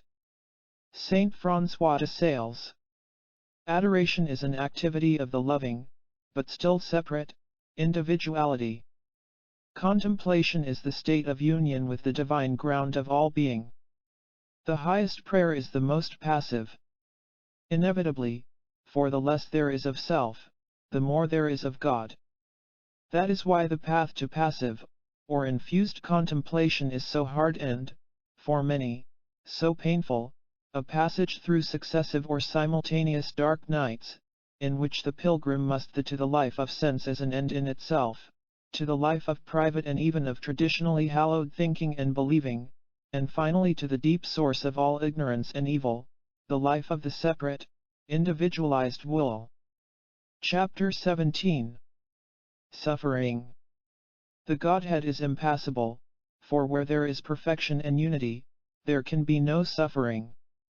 The capacity to suffer arises where there is imperfection, disunity, and separation from an embracing totality, and the capacity is actualized to the extent that imperfection, disunity, and separateness are accompanied by an urge towards the intensification of these creaturely conditions. For the individual who achieves unity within his own organism and union with the divine ground, there is an end of suffering. The goal of creation is the return of all sentient beings out of separateness and that infatuating urge to separateness which results in suffering, through unitive knowledge, into the wholeness of eternal reality. The elements which make up man produce a capacity for pain. The cause of pain is the craving for individual life. Deliverance from craving does away with pain. The way of deliverance is the Eightfold Path. The Four Noble Truths of Buddhism. The urge to separateness, or craving for independent and individualized existence, can manifest itself on all the levels of life, from the merely cellular and physiological, through the instinctive, to the fully conscious. It can be the craving of a whole organism for an intensification of its separateness from the environment and the divine ground. Or it can be the urge of a part within an organism for an intensification of its own partial life as distinct from, and consequently at the expense of, the life of the organism as a whole. In the first case we speak of impulse, passion, desire, self-will, sin. In the second, we describe what is happening as illness, injury, functional or organic disorder. In both cases the craving for separateness results in suffering, not only for the craver, but also for the craver's sentient environment, other organisms in the external world, or other organs within the same organism. In one way suffering is entirely private, in another, fatally contagious. No living creature is able to experience the suffering of another creature. But the craving for separateness which, sooner or later, directly or indirectly, results in some form of private and unshareable suffering for the craver, also results, sooner or later, directly or indirectly, in suffering, equally private and unshareable, for others. Suffering and moral evil have the same source, a craving for the intensification of the separateness which is the primary datum of all creatureliness.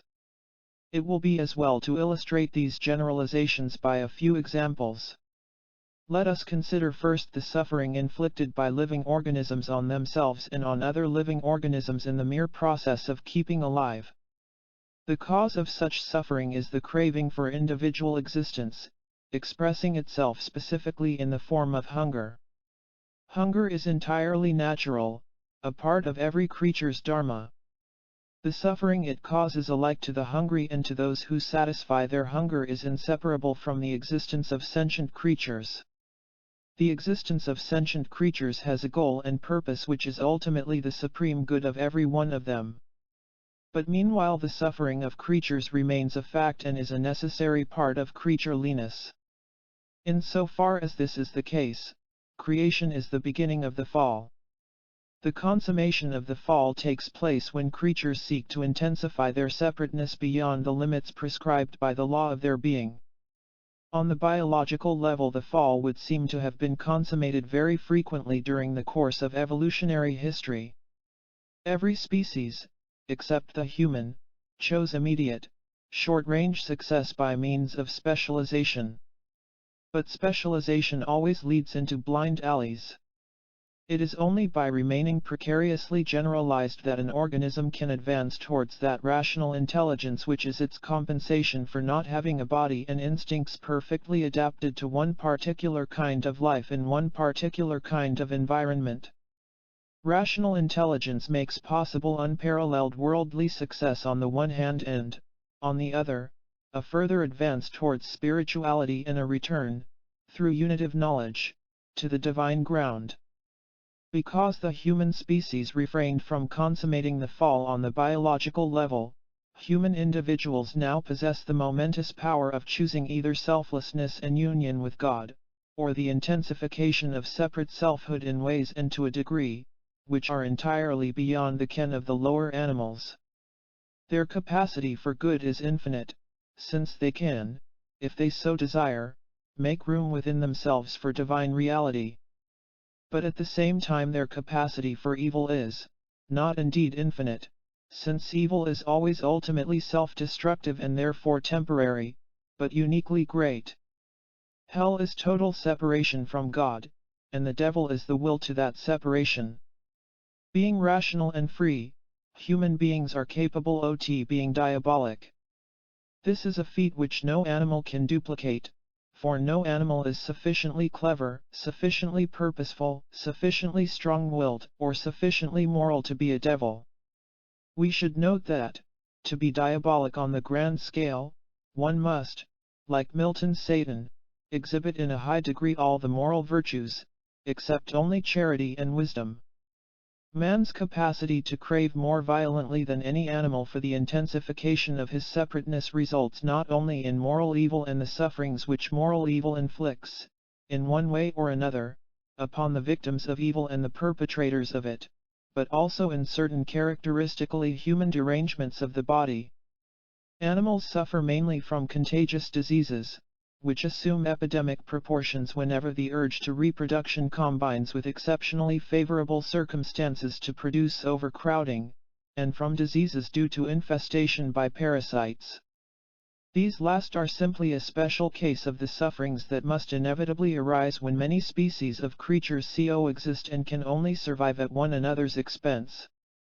Civilized man has been fairly successful in protecting himself against these plagues, but in their place he has called up a formidable array of degenerative diseases hardly known among the lower animals. Most of these degenerative diseases are due to the fact that civilized human beings do not, on any level of their being, live in harmony with Tao, or the divine nature of things. They love to intensify their selfhood through gluttony, therefore eat the wrong food and too much of it. They inflict upon themselves chronic anxiety over money and, because they crave excitement, chronic overstimulation, they suffer, during their working hours, from the chronic boredom and frustration imposed by the sort of jobs that have to be done in order to satisfy the artificially stimulated demand for the fruits of fully mechanized mass production. Among the consequences of these wrong uses of the psychophysical organism are degenerative changes in particular organs, such as the heart, kidneys, pancreas, intestines, and arteries. Asserting their partial selfhood in a kind of declaration of independence from the organism as a whole, the degenerating organs cause suffering to themselves and their physiological environment. In exactly the same way the human individual asserts his own partial selfhood and his separateness from his neighbors, from nature, and from God, with disastrous consequences to himself, his family, his friends and society in general. And, reciprocally, a disordered society, professional group, or family, living by a false philosophy, influences its members to assert their individual selfhood and separateness, just as the wrong-living and wrong-thinking individual influences his own organs to assert, by some excess or defect of function, their partial selfhood at the expense of the total organism. The effects of suffering may be morally and spiritually bad, neutral, or good, according to the way in which the suffering is endured and reacted to. In other words, it may stimulate in the sufferer a conscious or unconscious craving for the intensification of his separateness, or it may leave the craving such as it was before the suffering, or, finally, it may mitigate it and so become a means for advance towards self-abandonment and the love and knowledge of God. Which of these three alternatives shall be realized depends, in the last analysis, upon the sufferer's choice. This seems to be true even on the subhuman level. The higher animals, at any rate, often seem to resign themselves to pain, sickness and death with a kind of serene acceptance of what the divine nature of things has decreed for them. But in other cases there is panic, fear and struggle, a frenzied resistance to those decrees. To some extent, at least, the embothed animal self appears to be free, in the face of suffering, to choose self-abandonment or self-assertion. For embothed human selves, this freedom of choice is unquestionable. The choice of self-abandonment in suffering makes possible the reception of grace, grace on the spiritual level, in the form of an accession of the love and knowledge of God, and grace on the mental and physiological levels, in the form of a diminution of fear, self-concern and even of pain. When we conceive the love of suffering, we lose the sensibility of the senses and dead we will live in that garden. Saint Catherine of Siena. He who suffers for love does not suffer, for all suffering is forgot. Eckhart. In this life there is not purgatory, but only heaven or hell, for he who bears afflictions with patience has paradise, and he who does not has hell. Saint Philip Neri. Many sufferings are the immediate consequence of moral evil, and these cannot have any good effects upon the sufferer, so long as the causes of his distress are not eradicated. Each sin begetteth a special spiritual suffering. A suffering of this kind is like unto that of hell, for the more you suffer, the worse you become. This happeneth to sinners, the more they suffer through their sins, the more wicked they become, and they fall continually more and more into their sins in order to get free from their suffering. The following of Saint. The idea of vicarious suffering has too often been formulated in crudely juridical and commercial terms. A has committed an offense for which the law decrees a certain punishment, B voluntarily undergoes the punishment, justice and the lawgiver's honor are satisfied, consequently A may go free. Or else it is all a matter of debts and repayments. A owes C a sum which he cannot pay, B steps in with the cash and so prevents C from foreclosing on the mortgage. Applied to the facts of man's suffering and his relations to the divine ground, these conceptions are neither enlightening nor edifying.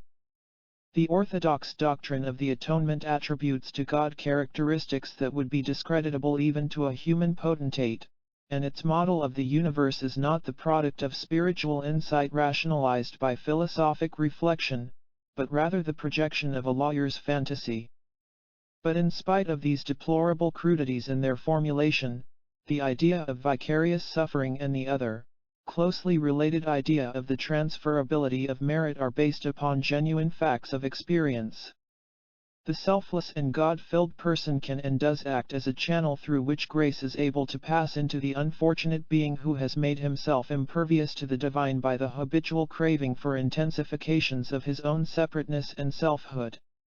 It is because of this that the saints are able to exercise authority, all the greater for being entirely non-compulsive, over their fellow beings.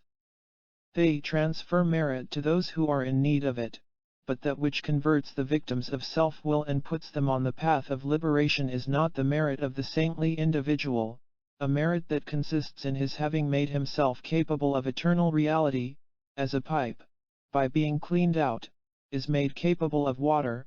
It is rather the divine charge he carries, the eternal reality for which he has become the conduit. And similarly, in vicarious suffering, it is not the actual pains experienced by the saint which are redemptive, for to believe that God is angry at sin and that his anger cannot be propitiated except by the offer of a certain sum of pain is to blaspheme against the divine nature.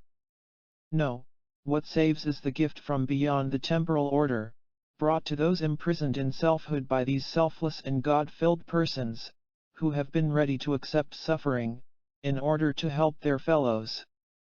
The Bodhisattva's vow is a promise to forego the immediate fruits of enlightenment and to accept rebirth and its inevitable concomitants, pain and death, again and again, until such time as, thanks to his labors and the graces of which, being selfless, he is the channel, all sentient beings shall have come to final and complete deliverance.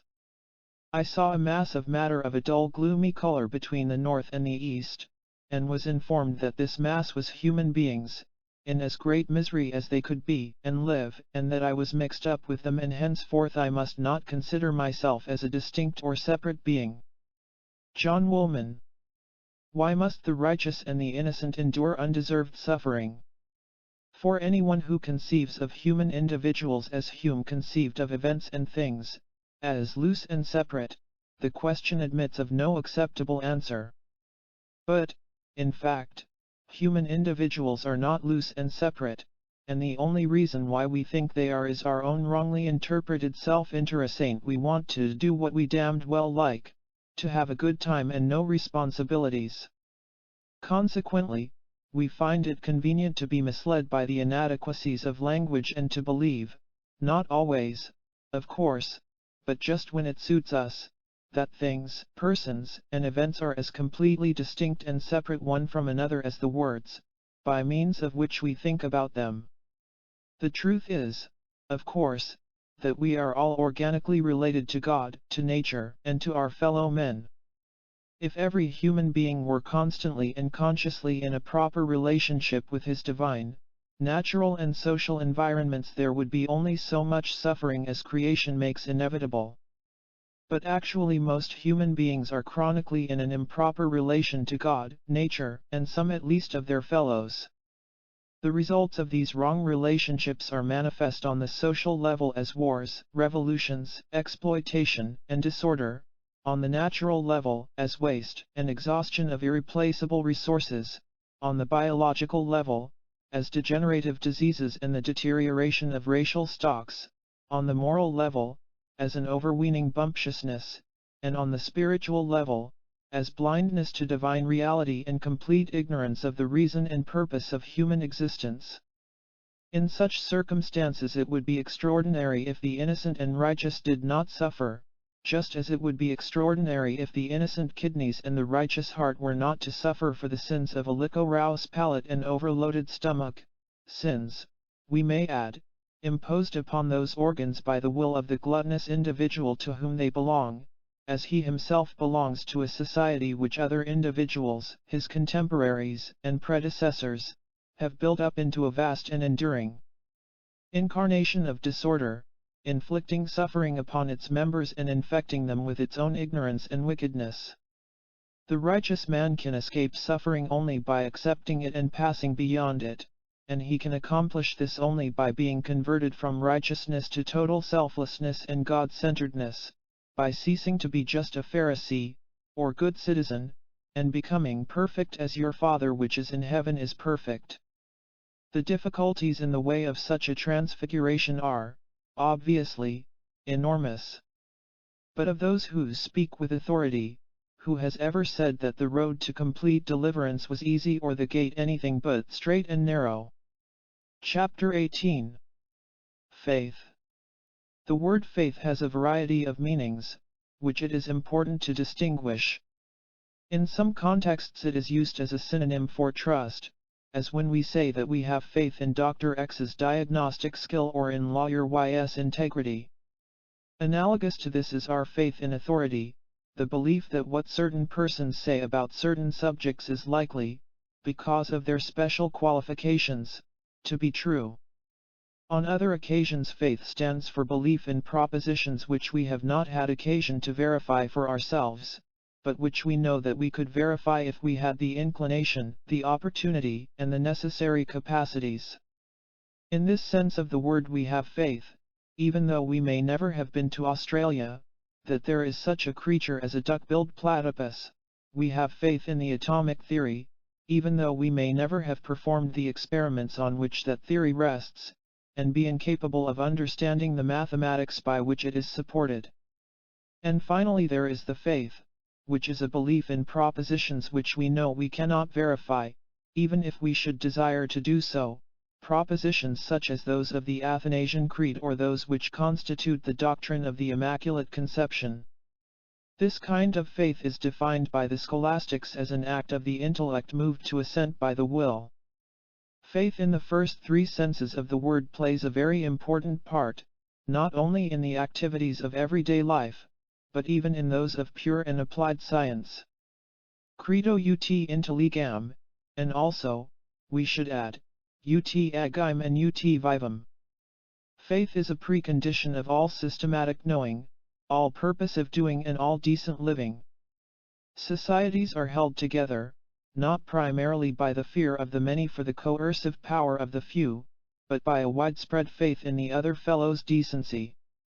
Such a faith tends to create its own object, while the widespread mutual mistrust, due, for example, to war or domestic dissension, creates the object of mistrust. Passing now from the moral to the intellectual sphere, we find faith lying at the root of all organized thinking. Science and technology could not exist unless we had faith in the reliability of the universe, unless, in Clerk Maxwell's words, we implicitly believed that the book of nature is really a book and not a magazine, a coherent work of art and not a hodgepodge of mutually irrelevant snippets. To this general faith in the reasonableness and trustworthiness of the world the searcher after truth must add two kinds of special faith: faith in the authority of qualified experts, sufficient to permit him to take their word for statements which he personally has not verified, and faith in his own working hypotheses, sufficient to induce him to test his provisional beliefs by means of appropriate action. This action may confirm the belief which inspired it. Alternatively, it may bring proof that the original working hypothesis was ill-founded, in which case it will have to be modified until it becomes conformable to the facts and so passes from the realm of faith to that of knowledge. The fourth kind of faith is the thing which is commonly called religious faith. The usage is justifiable, not because the other kinds of faith are not fundamental in religion just as they are in secular affairs, but because this willed assent to propositions which are known to be unverifiable occurs in religion, and only in religion, as a characteristic addition to faith as trust, faith in authority and faith in unverified but verifiable propositions. This is the kind of faith which, according to Christian theologians, justifies and saves. In its extreme and most uncompromising form, such a doctrine can be very dangerous. Here, for example, is a passage from one of Luther's letters. Esto peccator, et pecca fortiter, sed fortius creed et God in Christo, qui victor est peccati, mortis et mundi. Peccandum est quam Deus eximus, vita haec non est habitatio justitiae. Be a sinner and sin strongly, but yet more strongly believe and rejoice in Christ, who is the conqueror of sin, death, and the world. So long as we are, there must be sinning. This life is not the dwelling place of righteousness. To the danger that faith in the doctrine of justification by faith may serve as an excuse for and even an invitation to sin must be added another danger, namely, that the faith which is supposed to save may be faith in propositions not merely unverifiable, but repugnant to reason and the moral sense, and entirely at variance with the findings of those who have fulfilled the conditions of spiritual insight into the nature of things. This is the acme of faith, says Luther in his De Servo Arbitrio, to believe that God who saves so few and condemns so many, is merciful, that he is just who, at his own pleasure, has made us necessarily doomed to damnation, so that he seems to delight in the torture of the wretched and to be more deserving of hate than of love. If by any effort of reason I could conceive how God, who shows so much anger and harshness, could be merciful and just, there would be no need of faith. Revelation, which, when it is genuine, is simply the record of the immediate experience of those who are pure enough in heart and poor enough in spirit to be able to see God, says nothing at all of these hideous doctrines, to which the will forces the quite naturally and rightly reluctant intellect to give assent. Such notions are the product, not of the insight of saints, but of the busy fantasy of jurists, who were so far from having transcended selfness and the prejudices of education that they had the folly and presumption to interpret the universe in terms of the Jewish and Roman law with which they happened to be familiar. Woe unto you lawyers, said Crescent. The denunciation was prophetic and for all time. The core and spiritual heart of all the higher religions is the perennial philosophy, and the perennial philosophy can be assented to and acted upon without resort to the kind of faith, about which Luther was writing in the foregoing passages. There must, of course, be faith as trust, for confidence in one's fellows is the beginning of charity towards men, and confidence not only in the material, but also the moral and spiritual reliability of the universe, is the beginning of charity or love knowledge in relation to God. There must also be faith in authority, the authority of those whose selflessness has qualified them to know the spiritual ground of all being by direct acquaintance as well as by report. And finally there must be faith in such propositions about reality as are enunciated by philosophers in the light of genuine revelation, propositions which the believer knows that he can, if he is prepared to fulfill the necessary conditions, verify for himself. But, so long as the perennial philosophy is accepted in its essential simplicity, there is no need of willed assent to propositions known in advance to be unverifiable. Here it is necessary to add that such unverifiable propositions may become verifiable to the extent that intense faith affects the psychic substratum and so creates an existence, whose derived objectivity can actually be discovered out there. Let us, however, remember that an existence which derives its objectivity from the mental activity of those who intensely believe in it cannot possibly be the spiritual ground of the world, and that a mind busily engaged in the voluntary and intellectual activity, which is religious faith, cannot possibly be in the state of selflessness and alert passivity which is the necessary condition of the unitive knowledge of the ground. That is why the Buddhists affirm that loving faith leads to heaven, but obedience to the Dharma leads to nirvana. Faith in the existence and power of any supernatural entity which is less than ultimate spiritual reality, and in any form of worship that falls short of self-nodding, will certainly, if the object of faith is intrinsically good, result in improvement of character, and probably in posthumous survival of the improved personality under heavenly conditions. But this personal survival within what is still the temporal order is not the eternal life of timeless union with the Spirit. This eternal life stands in the knowledge of the Godhead, not in faith in anything less than the Godhead.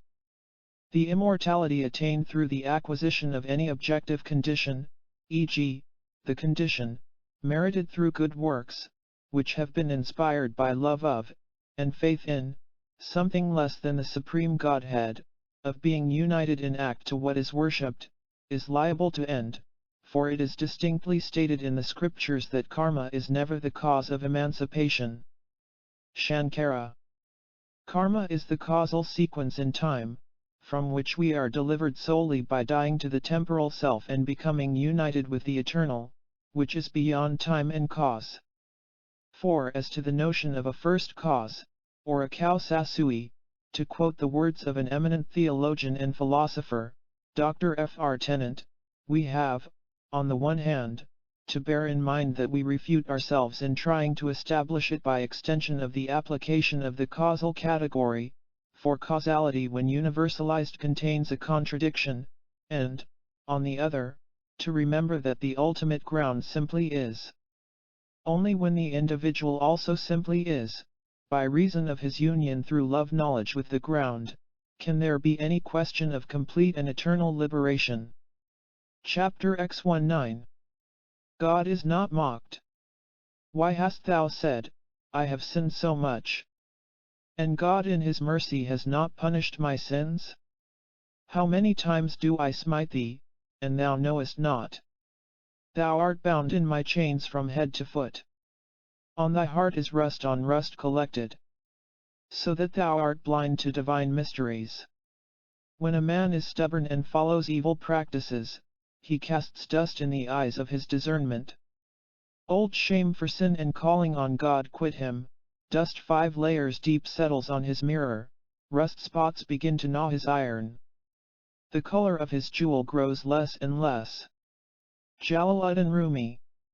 If there is freedom, and even determinists consistently act as if they were certain of it, and if, as everyone who has qualified himself to talk about the subject has always been convinced, there is a spiritual reality, which it is the final end and purpose of consciousness to know, then all life is in the nature of an intelligence test, and the higher the level of awareness and the greater the potentialities of the creature, the more searchingly difficult will be the questions asked. For, in Bagehot's words, we could not be what we ought to be, if we lived in the sort of universe we should expect. A latent providence, a confused life, an odd material world, an existence broken short in the midst and on a sudden, are not real difficulties, but real helps, for they, or something like them, are essential conditions of a moral life in a subordinate being. Because we are free, it is possible for us to answer life's questions either well or badly. If we answer them badly, we shall bring down upon ourselves self-stultification.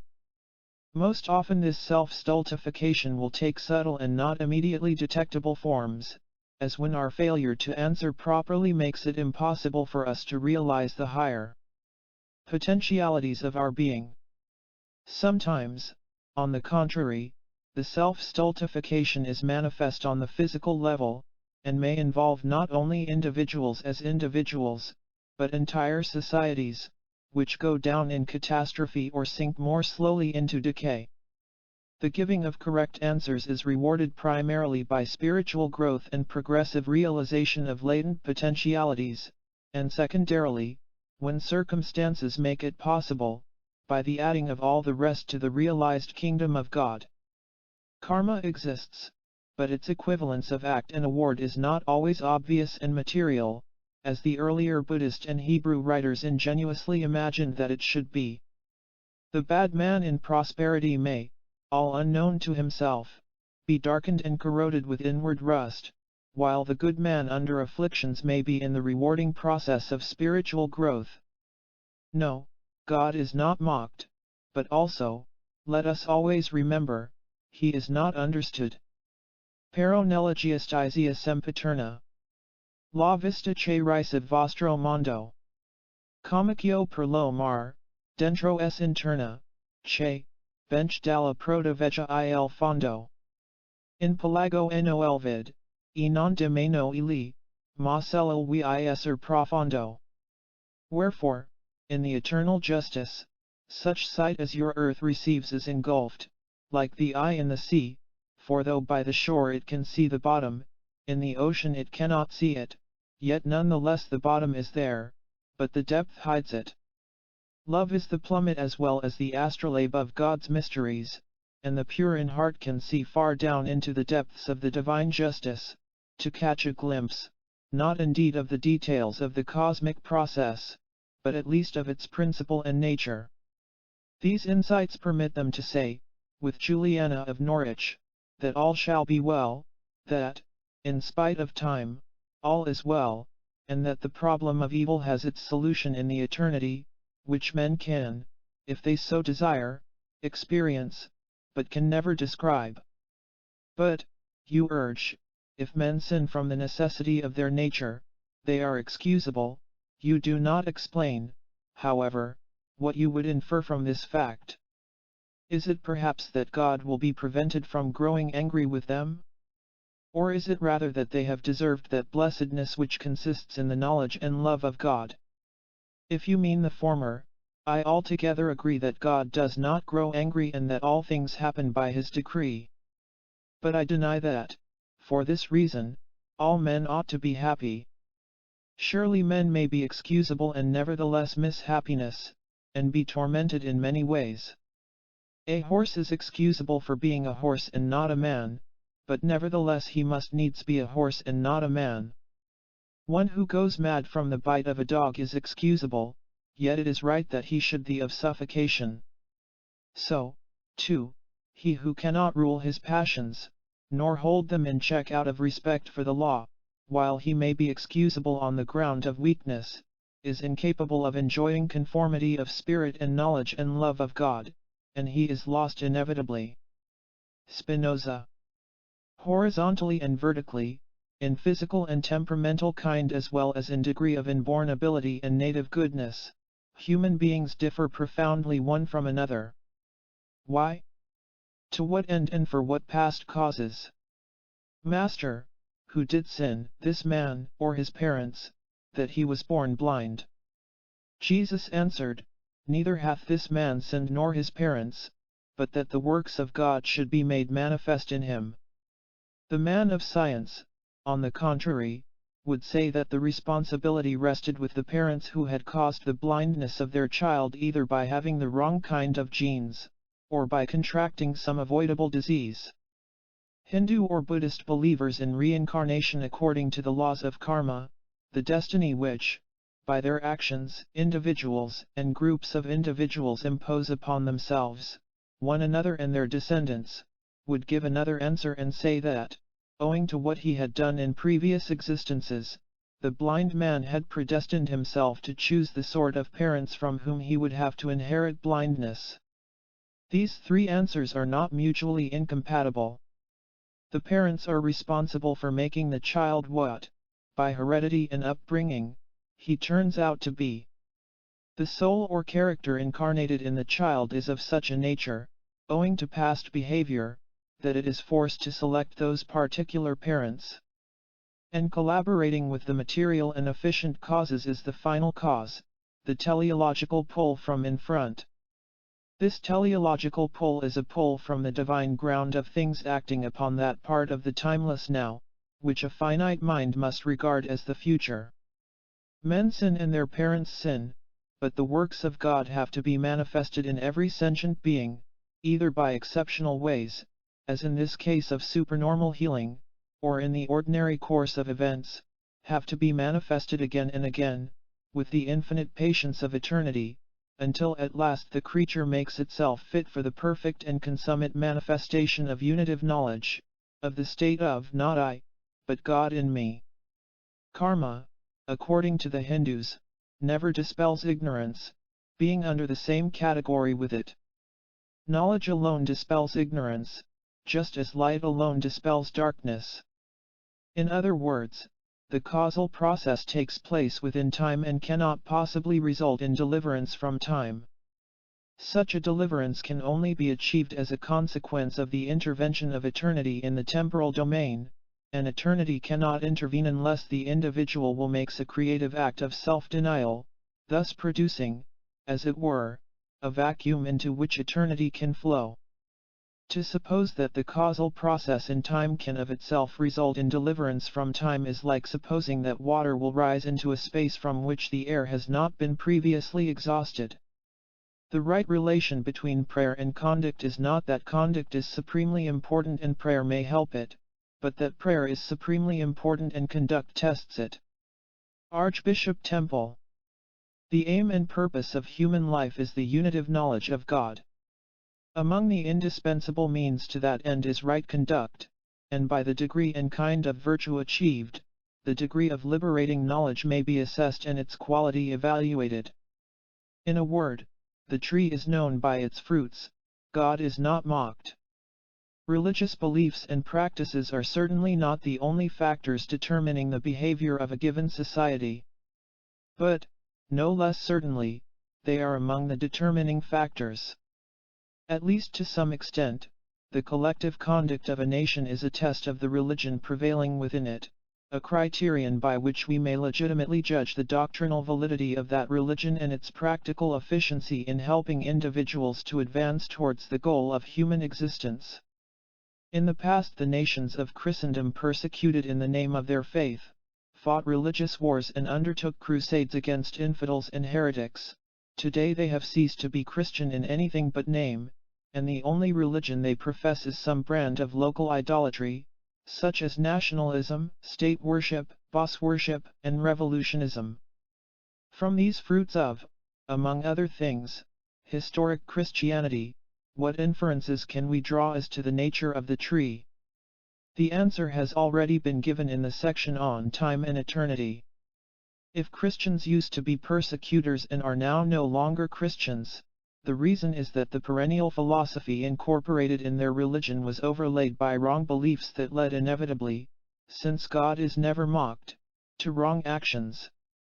These wrong beliefs had one element in common, namely, an overvaluation of happenings in time and an undervaluation of the everlasting, timeless fact of eternity. Thus, belief in the supreme importance for salvation of remote historical events resulted in bloody disputes over the interpretation of the not very adequate and often conflicting records. And belief in the sacredness, nay, the actual divinity, of the ecclesiastico-politico-financial organizations, which developed after the fall of the Roman Empire, not only added bitterness to the all too human struggles for their control, but served to rationalize and justify the worst excesses of those who fought for place, wealth, and power within and through the Church. But this is not the whole story. The same overvaluation of events in time, which once caused Christians to persecute and fight religious wars, led at last to a widespread indifference to a religion that, in spite of everything, was still in part preoccupied with eternity. But nature abhors a vacuum, and into the yawning void of this indifference there flowed the tide of political idolatry.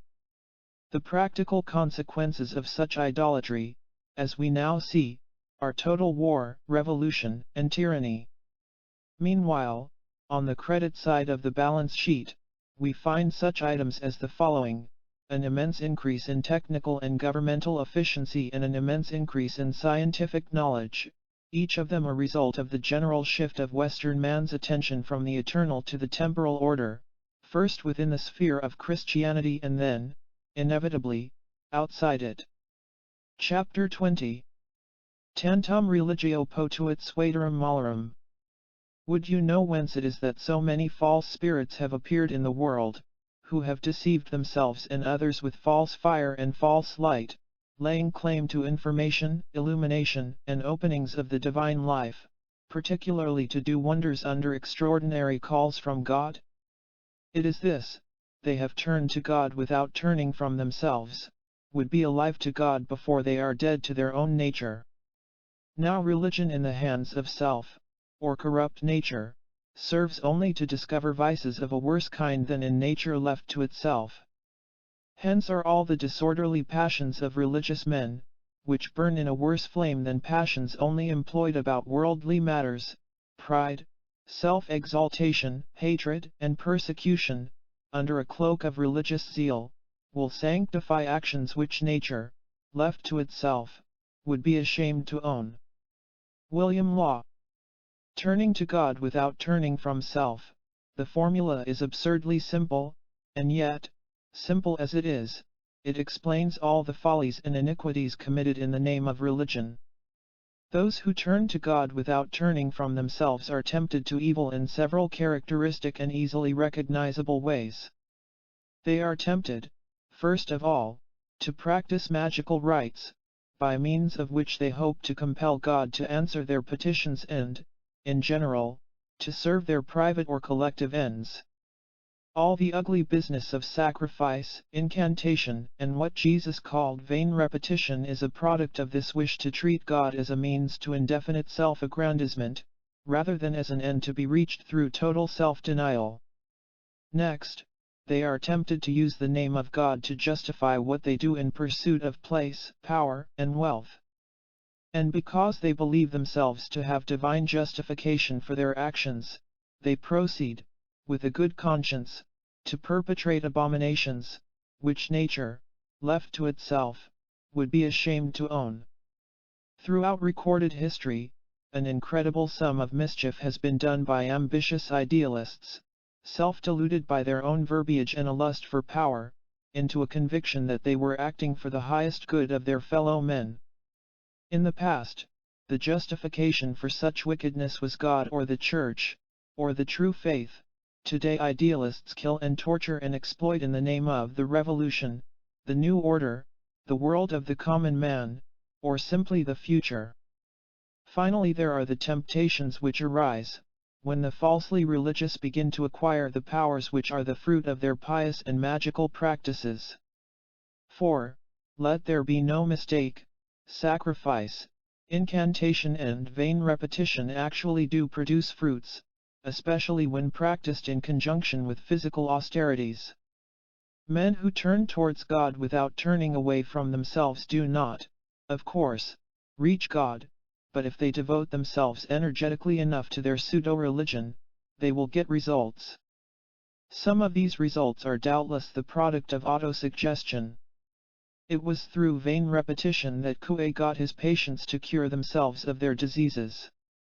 Others are due, apparently, to that something not ourselves in the psychic medium, that something which makes, not necessarily for righteousness, but always for power.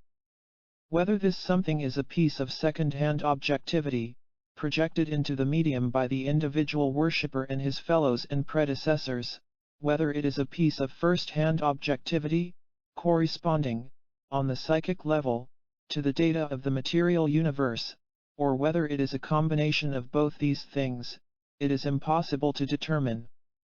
All that need be said in this place is that people who turn towards God without turning from themselves often seem to acquire a knack of getting their petitions answered and sometimes develop considerable supernormal powers, such as those of psychic healing and extrasensory perception. But, it may be asked, is it necessarily a good thing to be able to get one's petitions answered in the way one wants them to be? And how far is it spiritually profitable to be possessed of these miraculous powers? These are questions which were considered in the section on prayer and will be further discussed in the chapter on the miraculous. The Grand Augur, in his ceremonial robes, approached the shambles and thus addressed the pigs. How can you object to thee? I shall fatten you for 3 months. I shall discipline myself for 10 days and fast for 3. I shall strew fine grass and place you bodily upon a carved sacrificial dish. Does not this satisfy you? Then, speaking from the pig's point of view, he continued, it is better perhaps after all, to live on bran and escape from the shambles. But then, he added, speaking from his own point of view, to enjoy honor when alive, one would readily be on a war shield or in the headsman's basket. So he rejected the pig's point of view and adopted his own point of view. In what sense, then, was he different from the pigs? Chuang-Tzu. Anyone who sacrifices anything but his own person or his own interests is on exactly the same level as Chuang-Tzu's pigs. The pigs seek their own advantage inasmuch as they prefer life and bran to honor and the shambles. The sacrificers seek their own advantage inasmuch as they prefer the magical, God-constraining death of pigs to the death of their own passions and self-will. And what applies to sacrifice, applies equally to incantations, rituals, and vain repetitions, when these are used, as they all too frequently are, even in the higher religions, as a form of compulsive magic. Rites and vain repetitions have a legitimate place in religion as aids to recollectedness, reminders of truth momentarily forgotten in the turmoil of worldly distractions. When spoken or performed as a kind of magic, their use is either completely pointless, or else, and this is worse, it may have ego-enhancing results, which do not in any way contribute to the attainment of man's final end. The vestments of Isis are variegated to represent the cosmos, that of Osiris is white, symbolizing the intelligible light beyond the cosmos. Plutarch. So long as the symbol remains, in the worshipper's mind, firmly attached and instrumental to that which is symbolized, the use of such things as white and variegated vestments can do no harm. But if the symbol breaks loose, as it were, and becomes an end in itself, then we have, at the best, a futile aestheticism and sentimentality, at the worst a form of psychologically effective magic. All externals must yield to love, for they are for the sake of love, and not love for them. Hans Denk. Ceremonies in themselves are not sin, but whoever supposes that he can attain to life either by baptism or by partaking of bread is still in superstition. Hans Denk. If you be always handling the letter of the word, always licking the letter, always chewing upon that, what great thing do you? No marvel you are such starvelings. John Everard.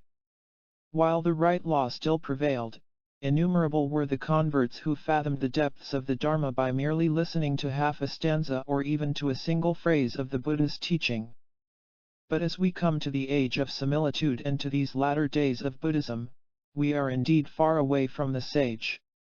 People find themselves drowning in a sea of letters, they do not know how to get at the one substance which alone is truth. This was what caused the appearance of the Fathers of Zen Buddhism, who, pointing directly at the human mind, told us to see here the ultimate ground of all things and thereby to attain Buddhahood. This is known as a special transmission outside the scriptural teaching. If one is endowed with superior talents or a special sharpness of mind, a gesture or a word will suffice to give one an immediate knowledge of the truth.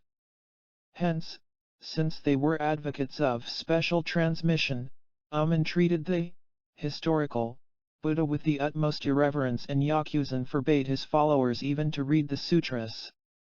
Zen is the name given to this branch of Buddhism, which keeps itself away from the Buddha.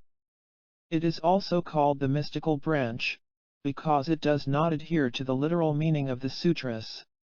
It is for this reason that those who blindly follow the steps of Buddha are sure to deride Zen, while those who have no liking for the letter are naturally inclined towards the mystical approach. The followers of the two schools know how to shake the head at each other, but fail to realize that they are after all complementary. Is not Zen one of the 6 virtues of perfection?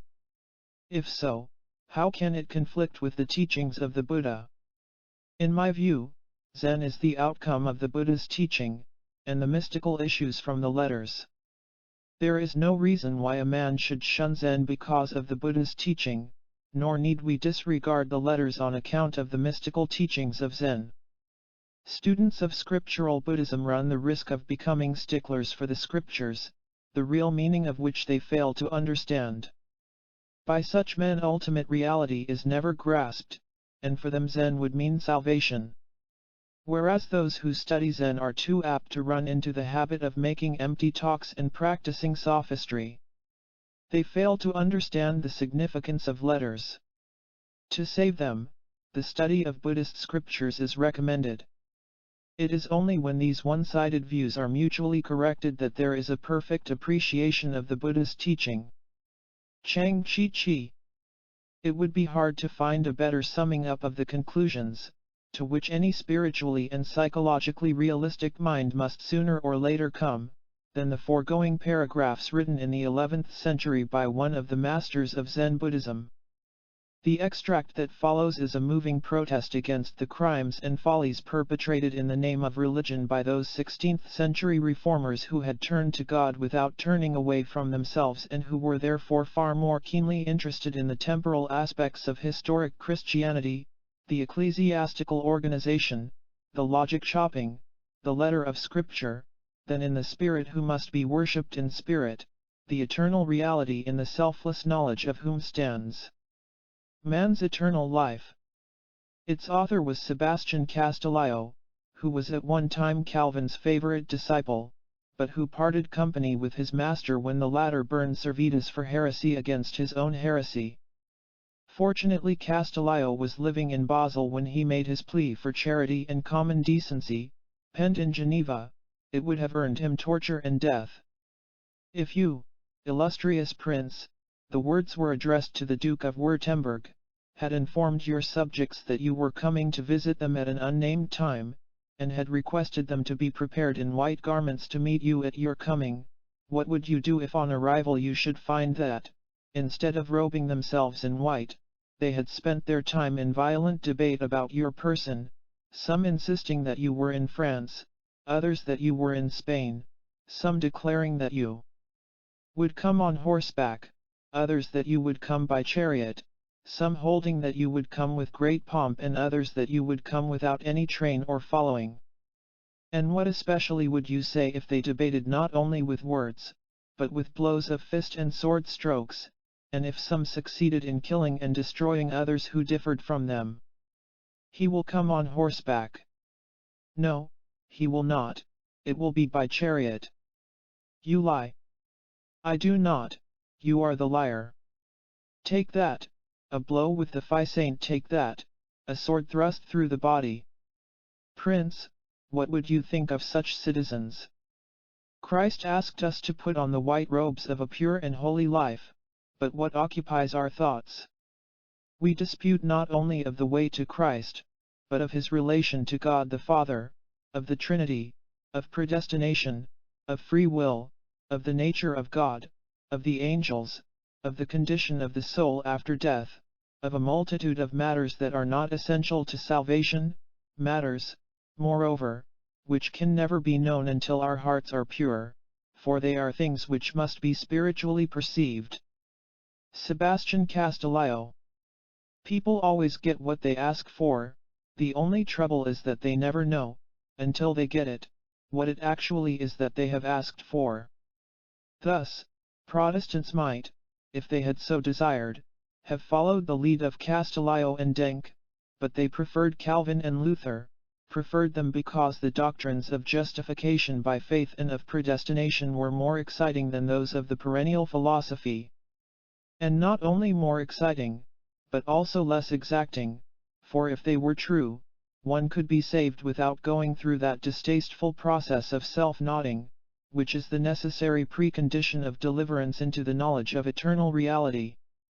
And not only less exacting, but also more satisfying to the intellectual's appetite for clear-cut formulae and the syllogistic demonstrations of abstract truths. Waiting on God is a bore, but what fun to argue, to score off opponents, to lose one's temper and call it righteous indignation, and at last to pass from controversy to blows, from words to what St. Augustine so deliciously described as the benignant asperity of persecution and punishment. Choosing Luther and Calvin instead of the spiritual reformers who were their contemporaries, Protestant Europe got the kind of theology it liked. But it also got, along with other unanticipated byproducts, the 30 Years' War, capitalism, and the first rudiments of modern Germany. If we wish, Dean Inge has recently written, to find a scapegoat on whose shoulders we may lay the miseries which Germany has brought upon the world. I am more and more convinced that the worst evil genius of that country is not Hitler or Bismarck or Frederick the Great, but Martin Luther. It, Lutheranism, worships a God who is neither just nor merciful. The law of nature, which ought to be the court of appeal against unjust authority, is identified, by Luther, with the existing order of society, to which absolute obedience is due. And so on. Right belief is the first branch of the eightfold path leading to deliverance. The root and primal cause of bondage is wrong belief, or ignorance, an ignorance, let us remember, which is never completely invincible, but always, in the last analysis, a matter of will. If we don't know, it is because we find it more convenient not to know. Original ignorance is the same thing as original sin. Chapter 21. Idolatry. To educated persons the more primitive kinds of idolatry have ceased to be attractive. They find it easy to resist the temptation to believe that particular natural objects are gods, or that certain symbols and images are the very forms of divine entities and as such must be worshipped and propitiated. True, much fetishistic superstition survives even today. But though it survives, it is not considered respectable. Like drinking and prostitution, the primitive forms of idolatry are tolerated, but not approved. Their place in the accredited hierarchy of values is among the low saint. How different is the case with the developed and more modern forms of idolatry. These have achieved not merely survival, but the highest degree of respectability. They are recommended by men of science as an up-to-date substitute for genuine religion, and by many professional religious teachers are equated with the worship of God. All this may be deplorable, but it is not in the least surprising. Our education disparages the more primitive forms of idolatry, but at the same time it disparages, or at the best it ignores, the perennial philosophy and the practice of spirituality. In place of mumbo-jumbo at the bottom and of the immanent and transcendent Godhead at the top, it sets up, as objects of admiration, faith, and worship, a pantheon of strictly human ideas and ideals. In academic circles and among those who have been subjected to higher education, there are few fetishists and few devout contemplatives, but the enthusiastic devotees of some form of political or social idolatry are as common as blackberries. Significantly enough, I have observed, when making use of university libraries, that books on spiritual religion were taken out much less frequently than was the case in public libraries, patronized in the main by men and women who had not enjoyed the advantages, or suffered under the handicaps, of prolonged academic instruction. The many varieties of higher idolatry may be classed under three main heads: technological, political, and moral.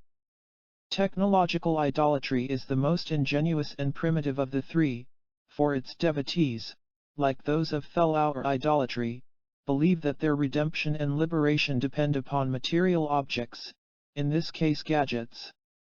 Technological idolatry is the religion whose doctrines are promulgated, explicitly or by implication, in the advertisement pages of our newspapers and magazines, the source, we may add parenthetically, from which millions of men, women, and children in the capitalistic countries derive their working philosophy of life. In Soviet Russia too, technological idolatry was strenuously preached, becoming, during the years of that country's industrialization, a kind of state religion. So wholehearted is the modern faith in technological idols that, despite all the lessons of mechanized warfare, it is impossible to discover in the popular thinking of our time any trace of the ancient and profoundly realistic doctrine of hubris and inevitable nemesis. There is a very general belief that, where gadgets are concerned, we can get something for nothing, can enjoy all the advantages of an elaborate, top-heavy, and constantly advancing technology without having to pay for them by any compensating disadvantages. Only a little less ingenuous are the political idolaters. For the worship of redemptive gadgets, these have substituted the worship of redemptive social and economic organizations. Impose the right kind of organizations upon human beings, and all their problems, from sin and unhappiness to nationalism and war, will automatically disappear. Most political idolaters are also technological idolaters, and this in spite of the fact that the two pseudo-religions are finally incompatible, since technological progress at its present rate makes nonsense of any political blueprint, however ingeniously drawn, within a matter, not of generations, but of years and sometimes even of months. Further, the human being is, unfortunately, a creature endowed with free will, and if, for any reason, individuals do not choose to make it work, even the best organization will not produce the results it was intended to produce. The moral idolaters are realists inasmuch as they see that gadgets and organizations are not enough to guarantee the triumph of virtue and the increase of happiness, and that the individuals who compose societies and use machines are the arbiters who finally determine whether there shall be decency in personal relationship, order, or disorder in society. Material and organizational instruments are indispensable, and a good tool is preferable to a bad one. But in listless or malicious hands the finest instrument is either useless or a means to evil. The moralists cease to be realistic and commit idolatry inasmuch as they worship, not God, but their own ethical ideals, inasmuch as they treat virtue as an end in itself and not as the necessary condition of the knowledge and love of God, a knowledge and love, without which that virtue will never be made perfect or even socially effective. What follows is an extract from a very remarkable letter written in 1836 by Thomas Arnold to his old pupil and future biographer, A.P. Stanley. Fanaticism is idolatry, and it has the moral evil of idolatry in it, that is, a fanatic worships something which is the creation of his own desire, and thus even his self-devotion in support of it is only an apparent self-devotion, for in fact it is making the parts of his nature or his mind, which he least values, offer sacrifice to that which he most values. The moral fault, as it appears to me, is the idolatry, the setting up of some idea which is most kindred to our own minds, and the putting it in the place of Christ, who alone cannot be made an idol and inspire idolatry, because he combines all ideas of perfection and exhibits them in their just harmony and combination. Now in my own mind, by its natural tendency, that is, taking my mind at its best, truth and justice would be the idols I should follow, and they would be idols, for they would not supply all the food which the mind wants, and whilst worshipping them, reverence and humility and tenderness might very likely be forgotten. But Christ himself includes at once truth and justice and all these other qualities too. Narrow-mindedness tends to wickedness, because it does not extend its watchfulness to every part of our moral nature, and the neglect fosters wickedness in the parts so neglected. As a piece of psychological analysis this is admirable. Its only defect is one of omission, for it neglects to take into account those influxes from the eternal order into the temporal, which are called grace or inspiration. Grace and inspiration are given when, and to the extent to which, a human being gives up self-will and abandons himself, moment by moment, through constant recollectedness and non-attachment, to the will of God. As well as the animal and spiritual graces, whose source is the divine nature of things, there are human pseudo-graces, such as, for example, the accessions of strength and virtue that follow self-devotion to some form of political or moral idolatry. To distinguish the true grace from the false is often difficult, but as time and circumstances reveal the full extent of their consequences on the soul, discrimination becomes possible even to observers having no special gifts of insight. Where the grace is genuinely supernatural, an amelioration in one aspect of the total personality is not paid for by atrophy or deterioration elsewhere. The virtue which is accompanied and perfected by the love and knowledge of God is something quite different from the righteousness of the scribes and Pharisees which, for Christ, was among the worst of moral evils. Hardness, fanaticism, uncharitableness, and spiritual pride, these are the ordinary byproducts of a course of stoical self-improvement by means of personal effort, either unassisted or, if assisted, seconded only by the pseudo-graces which are given when the individual devotes himself to the achievement of an end which is not his true end, when the goal is not God, but merely a magnified projection of his own favorite ideas or moral excellences. The idolatrous worship of ethical values in and for themselves defeats its own object, and defeats it not only because, as Arnold insists, there is a lack of all-round development, but also and above all because even the highest forms of moral idolatry are God-eclipsing and therefore guarantee the idolater against the enlightening and liberating knowledge of reality. Chapter 22. Emotionalism. You have spent all your life in the belief that you are wholly devoted to others, and never self-seeking.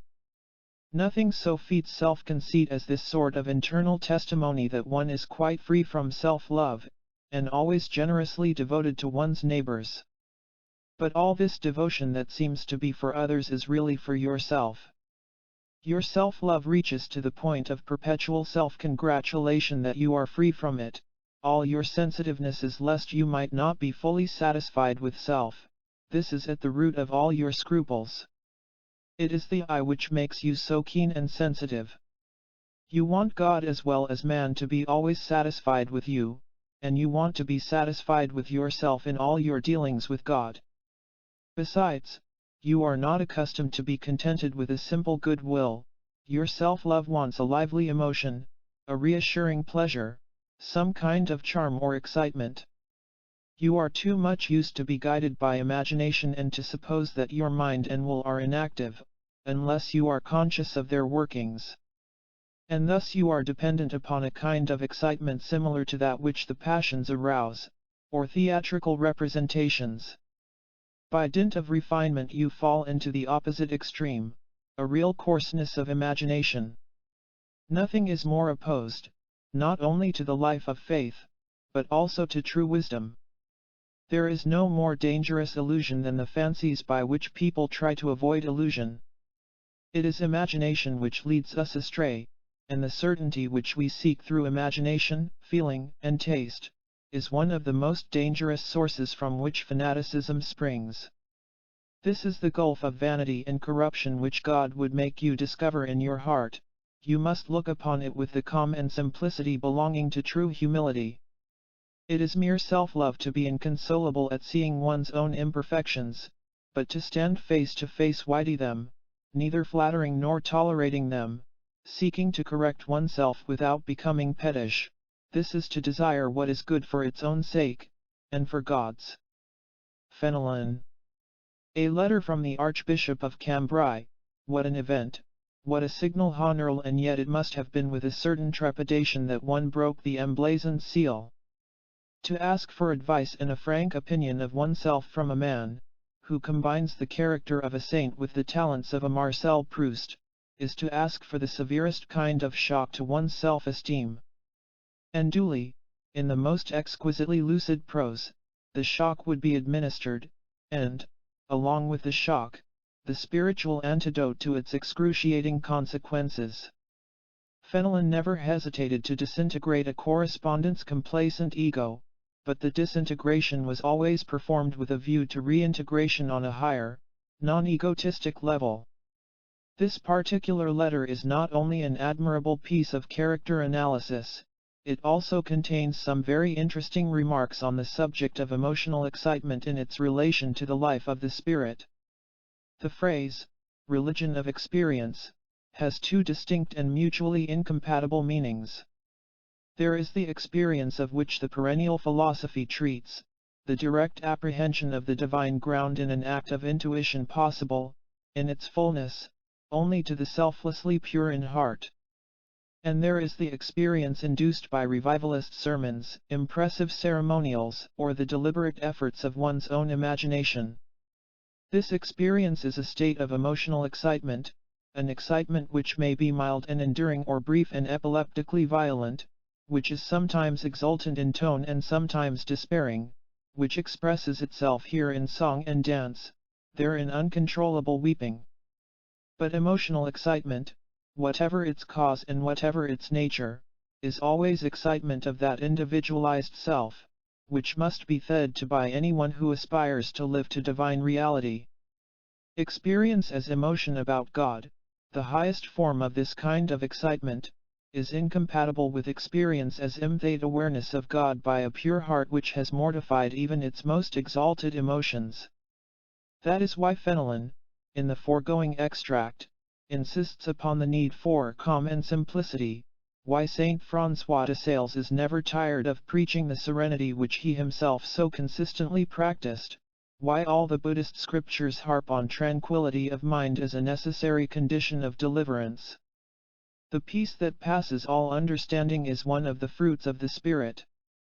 But there is also the peace that does not pass understanding, the humbler peace of emotional self-control and self-denial.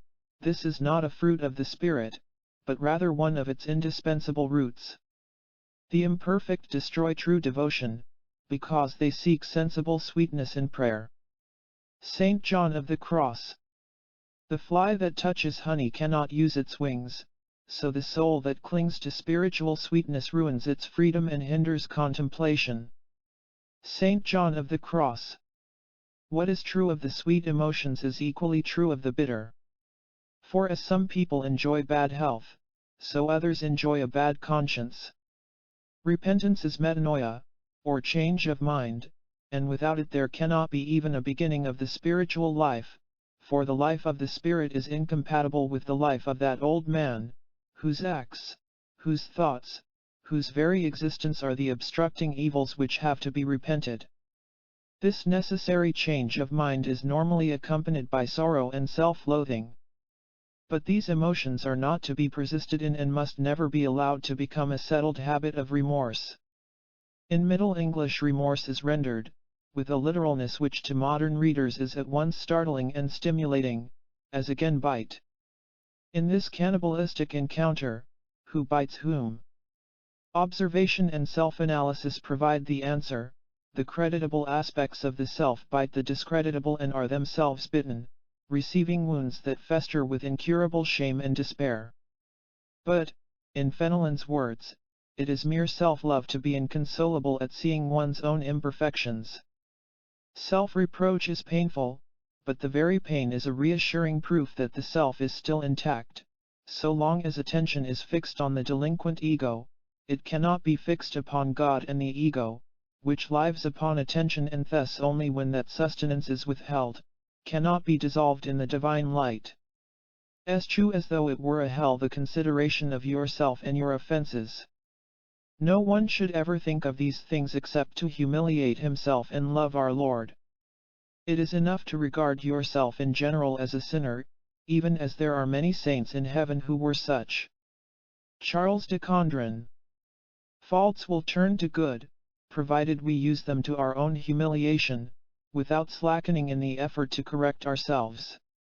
Discouragement serves no possible purpose, it is simply the despair of wounded self-love. The real way of profiting by the humiliation of one's own faults is to face them in their true hideousness, without ceasing to hope in God, while hoping nothing from self. Fenelon. Came she, Mary Magdalene, down from the height of her desire for God into the depth of her sinful life, and searched in the foul stinking fen and dunghill of her soul? Nay, surely she did not do so. And why? Because God let her know by His grace in her soul that she should never so bring it about. For so might she sooner have raised in herself an ableness to have often sinned than have purchased by that work any plain forgiveness of all her sins. The cloud of unknowing. In the light of what has been said above, we can understand the peculiar spiritual dangers by which every kind of predominantly emotional religion is always menaced.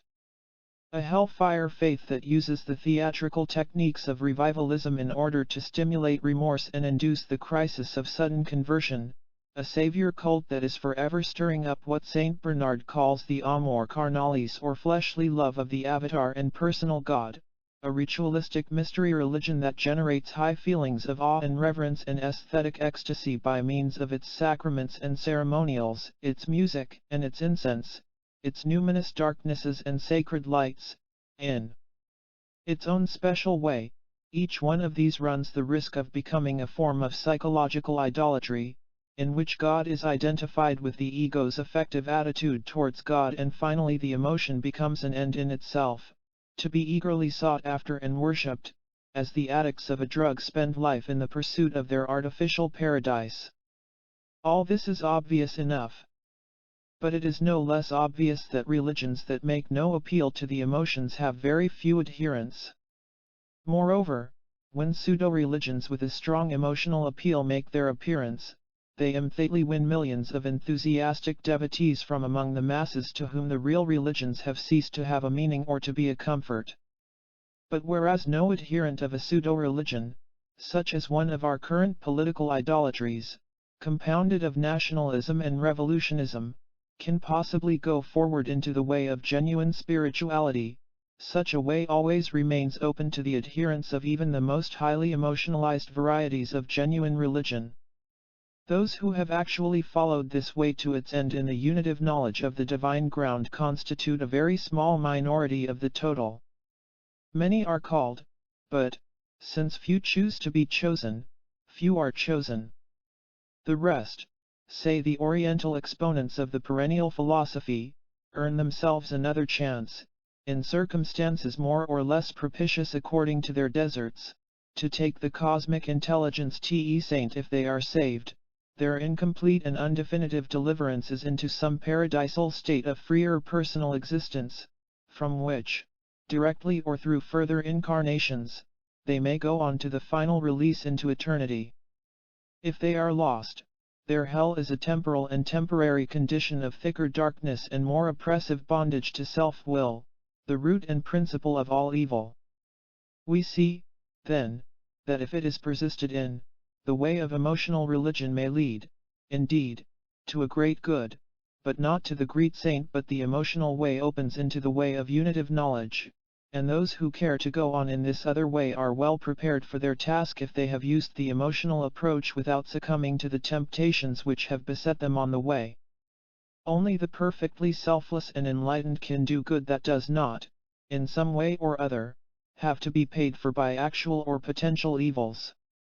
The religious systems of the world have been built up, in the main, by men and women who were not completely selfless or enlightened.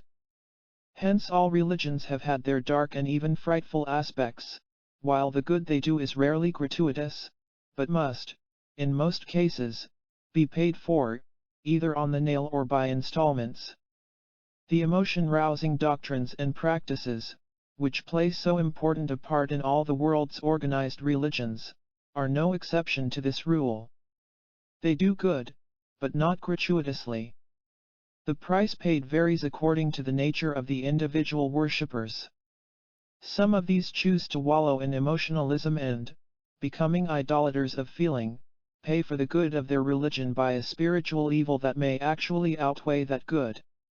Others resist the temptation to self-enhancement and go forward to the mortification of self, including the self's emotional side, and to the worship of God rather than of their own feelings and fancies about God. The further they go in this direction, the less they have to pay for the good which emotionalism brought them and which, but for emotionalism, most of them might never have had. Chapter 23. The Miraculous. Revelations are the aberration of faith, they are an amusement that spoils simplicity in relation to God, that embarrasses the soul and makes it swerve from its directness in relation to God. They distract the soul and occupy it with other things than God.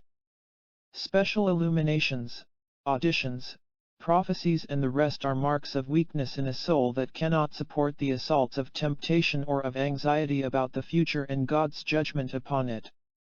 Prophecies are also marks of creaturely curiosity in a soul to whom God is indulgent and to whom, as a father to his importunate child, he gives a few trifling sweetmeats to satisfy its appetite. J. J. Ollier. The slightest degree of sanctifying grace is superior to a miracle, which is supernatural only by reason of its cause, by its mode of production, quod magem, not by its intimate reality. The life restored to a corpse is only the natural life, low indeed in comparison with that of grace. R. Garrigou-Lagrange. Can you walk on water? You have done no better than a straw. Can you fly in the air? You have done no better than a blue bottle. Conquer your heart, then you may become somebody. Ansari of Herat. The abnormal bodily states, by which the imthate awareness of the divine ground is often accompanied, are not, of course, essential parts of that experience. Many mystics, indeed, deplored such things as being signs, not of divine grace, but of the body's weakness. To levitate, to go into trance, to lose the use of one's senses, in de Condren's words, this is to receive the effects of God and His holy communications in a very animal and carnal way. 1 ounce of sanctifying grace, he, Saint François de Sales, used to say, is worth more than 100 weight of those graces which theologians call gratuitous, among which is the gift of miracles. It is possible to receive such gifts and yet to be in mortal sin, nor are they necessary to salvation. Jean-Pierre Camus. The Sufis regard miracles as veils intervening between the soul and God. The masters of Hindu spirituality urge their disciples to pay no attention to the siddhis, or psychic powers, which may come to them unsought, as a byproduct of one-pointed contemplation. The cultivation of these powers, they warn, distracts the soul from reality and sets up insurmountable obstacles in the way of enlightenment and deliverance. A similar attitude is taken by the best Buddhist teachers, and in one of the Pali scriptures there is an anecdote recording the Buddha's own characteristically dry comment on a prodigious feat of levitation performed by one of his disciples. "This," he said, "will not conduce to the conversion of the unconverted, nor to the advantage of the converted." Then he went back to talking about deliverance.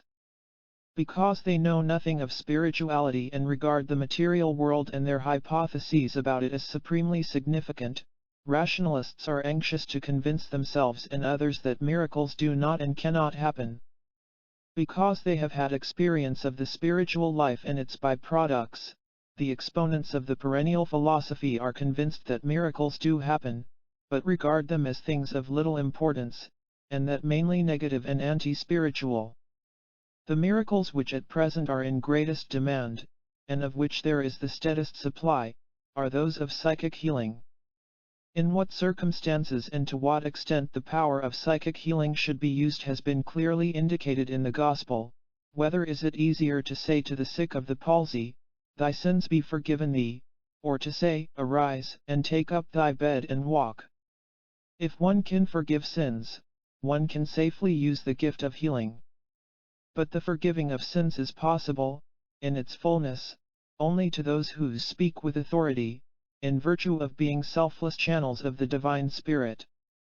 To these theocentric saints the ordinary, unregenerate human being reacts with a mixture of love and awe, longing to be close to them and yet constrained by their very holiness to say, "Depart from me, for I am a sinful man."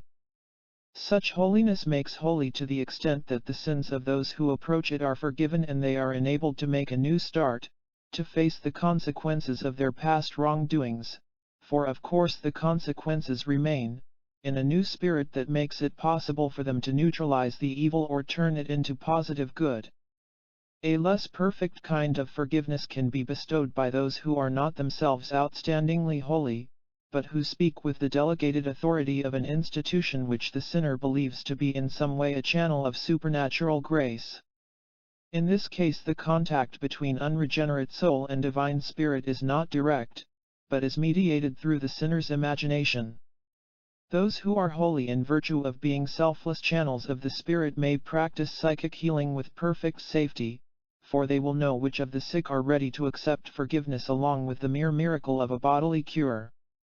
Those who are not holy, but who can forgive sins in virtue of belonging to an institution which is believed to be a channel of grace may also practice healing with a fair confidence that they will not do more harm than good. But unfortunately the knack of psychic healing seems in some persons to be inborn, while others can acquire it without acquiring the smallest degree of holiness. It is possible to receive such graces and yet be in mortal sin. Such persons will use their knack indiscriminately, either to show off or for profit. Often they produce spectacular cures, but lacking the power to forgive sins or even to understand the psychological correlates, conditions, or causes of the symptoms they have so miraculously dispelled, they leave a soul empty, swept and garnished against the coming of 7 other devils worse than the first 8. Chapter 24. Ritual, Symbol, Sacrament. Aswela, Yajnavalkya. Since everything connected with the sacrifice is pervaded by death and is subject to death, by what means can the sacrificer overcome death? Yajnavalkya, by the knowledge of the identity between the sacrificer, the fire, and the ritual word. For the ritual word is indeed the sacrificer, and the ritual word is the fire, and the fire, which is one with Brahman, is the sacrificer. This knowledge leads to liberation. This knowledge leads one beyond death. Brihadaranyaka Upanishad. In other words, rites, sacraments, and ceremonials are valuable to the extent that they remind those who take part in them of the true nature of things, remind them of what ought to be and, if only they would be docile to the immanent and transcendent spirit, of what actually might be their own relation to the world and its divine ground.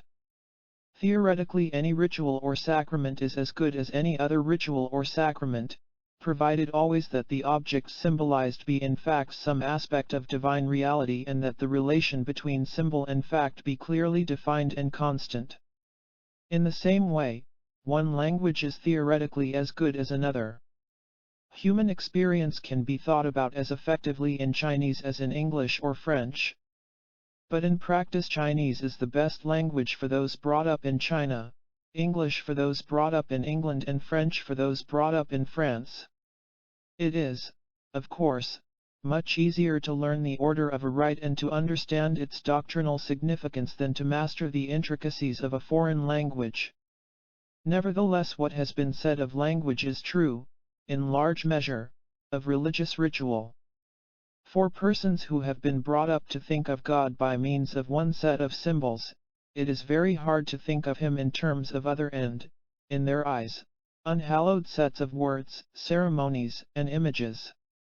The Lord Buddha then warned Subhuti, saying, "Subhuti, do not think that the Tathagata ever considers in his own mind, I ought to enunciate a system of teaching for the elucidation of the Dharma.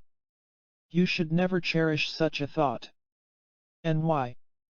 Because if any disciple harbored such a thought, he would not only be misunderstanding the Tathagata's teaching, but he would be slandering him as well. Moreover, the expression "a system of teaching" has no meaning, for truth, in the sense of reality, cannot be cut up into pieces and arranged into a system. The words can only be used as a figure of speech. Diamond Sutra. But for all their inadequacy and their radical unlikeness to the facts to which they refer, words remain the most reliable and accurate of our symbols. Whenever we want to have a precise report of facts or ideas, we must resort to words. A ceremony, a carved or painted image, may convey more meanings and overtones of meaning in a smaller compass and with greater vividness than can a verbal formula, but it is liable to convey them in a form that is much more vague and indefinite. One often meets, in modern literature, with the notion that medieval churches were the architectural, sculptural, and pictorial equivalents of a theological summa, and that medieval worshippers who admired the works of art around them were thereby enlightened on the subject of doctrine. This view was evidently not shared by the more earnest churchmen of the Middle Ages. Colton cites the utterances of preachers who complained that congregations were getting entirely false ideas of Catholicism by looking at the pictures in the churches instead of listening to sermons. Similarly, in our own day, the Catholic Indians of Central America have evolved the wildest heresies by brooding on the carved and painted symbols with which the conquistadors filled their churches. Saint Bernard's objection to the richness of Cluniac architecture, sculpture, and ceremonial was motivated by intellectual as well as strictly moral considerations. So great and marvelous a variety of diverse forms meets the eye that one is tempted to read in the marbles rather than in the books, to pass the whole day looking at these carvings one after another rather than in meditating on the law of God. It is in imageless contemplation that the soul comes to the unitive knowledge of reality. Consequently, for those who, like Saint Bernard and his Cistercians, are really concerned to achieve man's final end, the fewer distracting symbols the better. Most men worship the gods because they want success in their worldly undertakings. This kind of material success can be gained very quickly, by such worship, here on earth. Bhagavad Gita. Among those who are purified by their good deeds there are 4 kinds of men who worship me: the world-weary, the seeker for knowledge, the seeker for happiness, and the man of spiritual discrimination. The man of discrimination is the highest of these. He is continually united with me. He devotes himself to me always, and to no other. For I am very dear to that man, and he to me. Certainly, all these are noble, but the man of discrimination I see as my very self. For he alone loves me because I am myself, the last and only goal of his devoted heart. Through many a long life his discrimination ripens, he makes me his refuge, knows that Brahman is all. How rare are such great ones! Men whose discrimination has been blunted by worldly desires, establish this or that ritual or cult and resort to various deities, according to the impulse of their inborn nature. But no matter what deity a devotee chooses to worship, if he has faith, I make his faith unwavering. Endowed with the faith I give him, he worships that deity and gets from it everything he prays for. In reality, I alone am the giver. But these men of small understanding pray only for what is transient and perishable. The worshippers of the devas will go to the devas. Those who worship me will come to me. Bhagavad Gita. If sacramental rites are constantly repeated in a spirit of faith and devotion, a more or less enduring effect is produced in the psychic medium, in which individual minds bathe and from which they have, so to speak, been crystallized out into personalities more or less fully developed, according to the more or less perfect development of the bodies with which they are associated.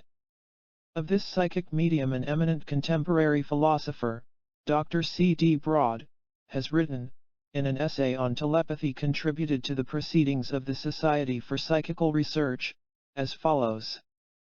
We must therefore consider seriously the possibility that a person's experience initiates more or less permanent modifications of structure or process in something which is neither his mind nor his brain. There is no reason to suppose that this substratum would be anything to which possessive adjectives, such as mine and yours and his, could properly be applied, as they can be to minds and animated bodhas. Modifications which have been produced in the substratum by certain of MS past experience are activated by NS present experiences or interests, and they become cause factors in producing or modifying NS later experiences. Within this psychic medium or non-personal substratum of individual minds, something which we may think of metaphorically as a vortex persists as an independent existence, possessing its own derived and secondary objectivity, so that, wherever the rites are performed, those whose faith and devotion are sufficiently intense actually discover something out there, as distinct from the subjective something in their own imaginations. And so long as this projected psychic entity is nourished by the faith and love of its worshippers, it will possess, not merely objectivity, but power to get people's prayers answered. Ultimately, of course, I alone am the giver, in the sense that all this happens in accordance with the divine laws governing the universe in its psychic and spiritual, no less than in its material, aspects. Nevertheless, the devas, those imperfect forms under which, because of their own voluntary ignorance, men worship the divine ground, may be thought of as relatively independent powers. The primitive notion that the gods feed on the sacrifices made to them is simply the crude expression of a profound truth. When their worship falls off, when faith and devotion lose their intensity, the devas sicken and finally they.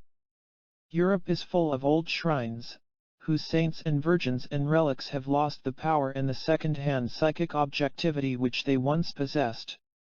Thus, when Chaucer lived and wrote, the deva called Thomas Becket was giving to any Canterbury pilgrim, who had sufficient faith, all the boons he could ask for. This once powerful deity is now stone dead, but there are still certain churches in the West, certain mosques and temples in the East, where even the most irreligious and unpsychic tourist cannot fail to be aware of some intensely numinous presence. It would, of course, be a mistake to imagine that this presence is the presence of that God who is a spirit and must be worshipped in spirit.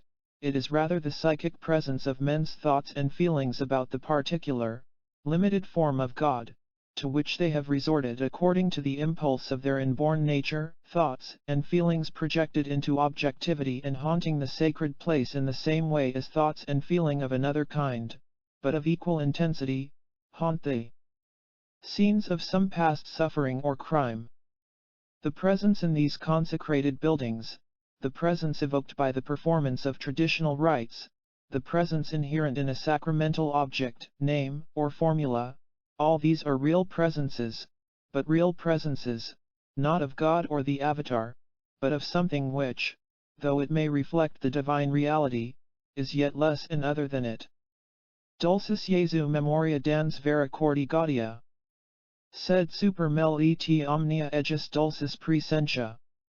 Sweet is the memory of Jesus, giving true joys to the heart, but sweeter beyond honey and all else is his presence. This opening stanza of the famous 12th century hymn summarizes in 15 words the relations subsisting between ritual and real presence and the character of the worshipper's reaction to each.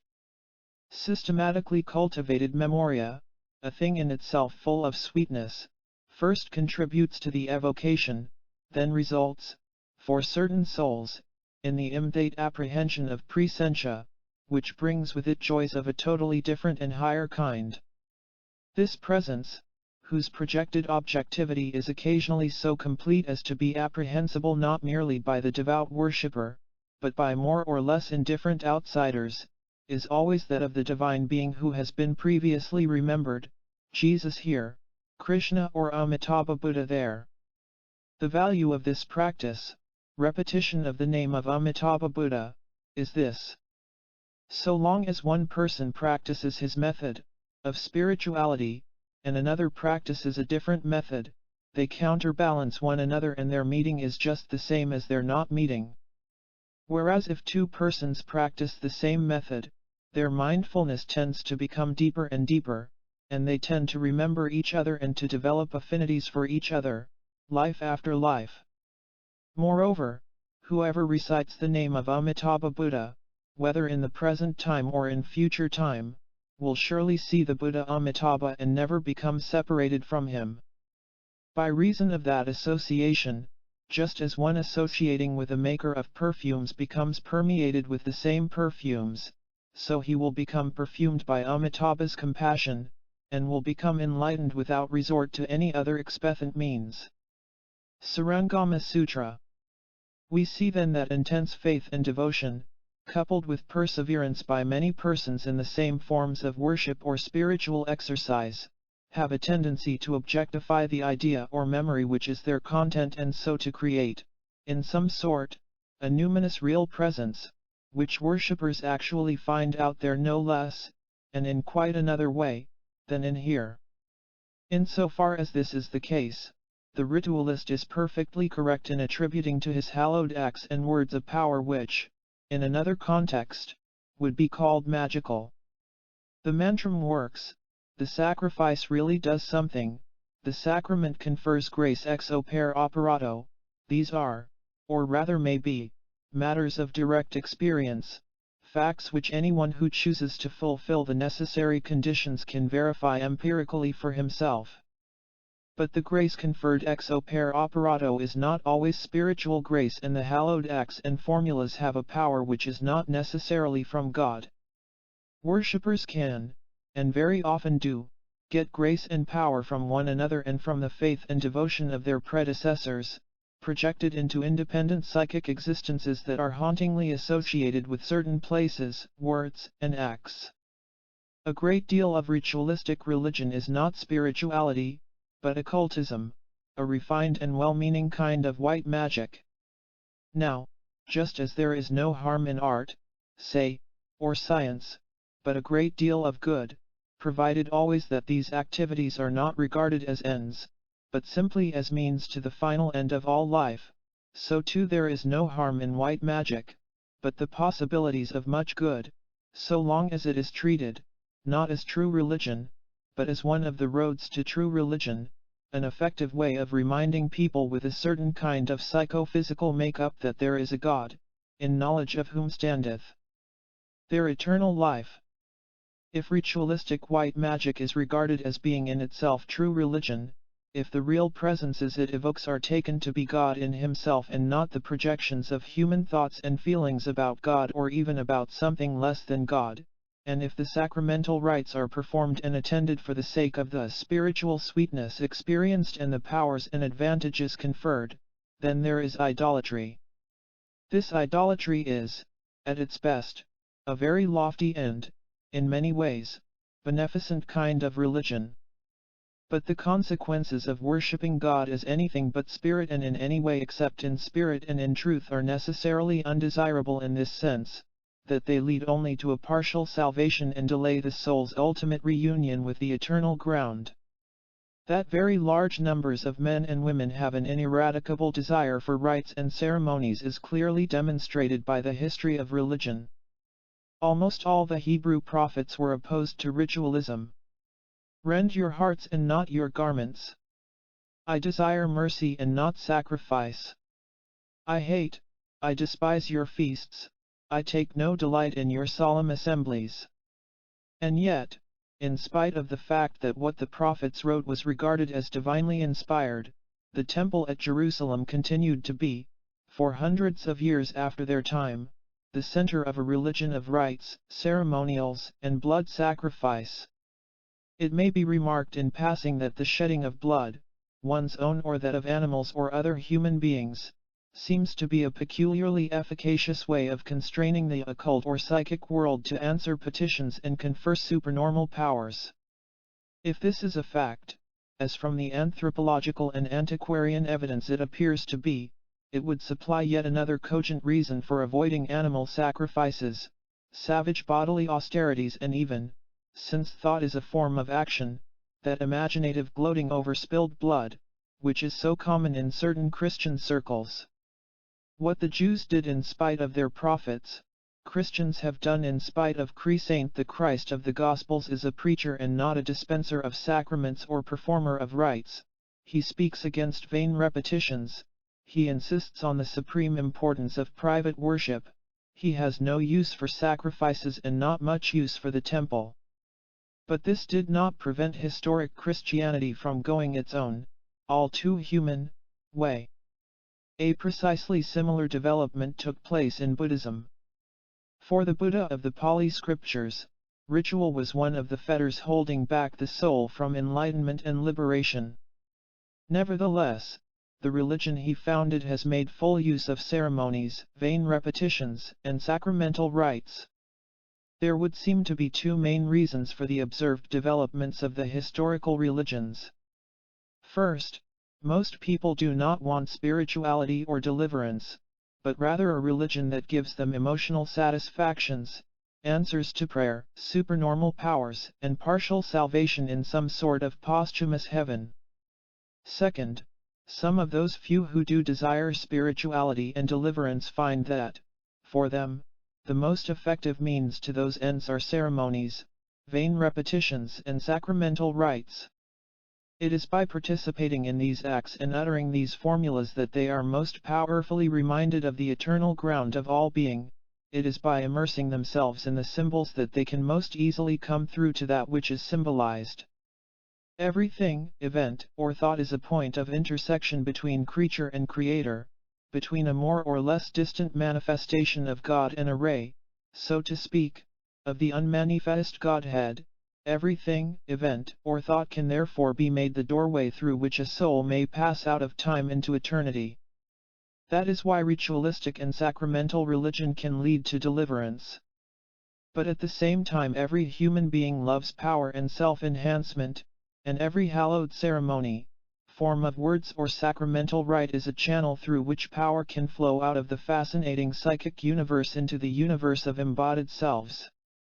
That is why ritualistic and sacramental religion can also lead away from deliverance.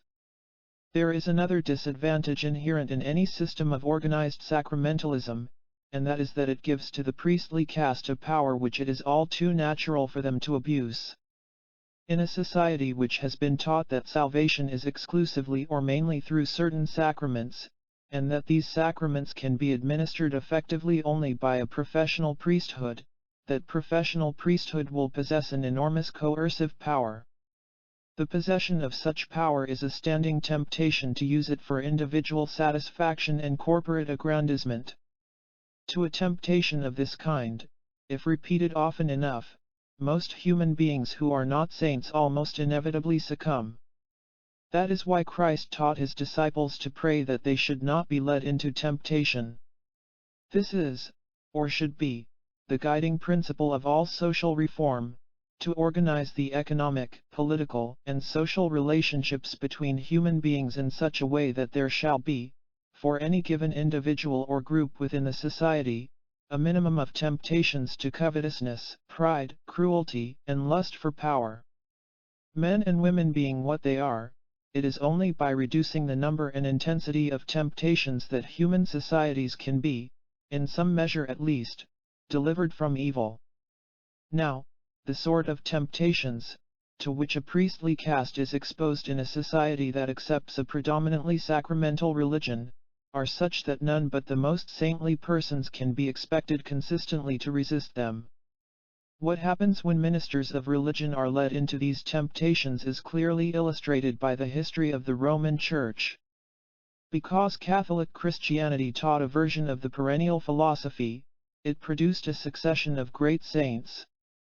But because the perennial philosophy was overlaid with an excessive amount of sacramentalism and with an idolatrous preoccupation with things in time, the less saintly members of its hierarchy were exposed to enormous and quite unnecessary temptations and, duly succumbing to them, launched out into persecution, simony, power politics, secret diplomacy, high finance, and collaboration with despots.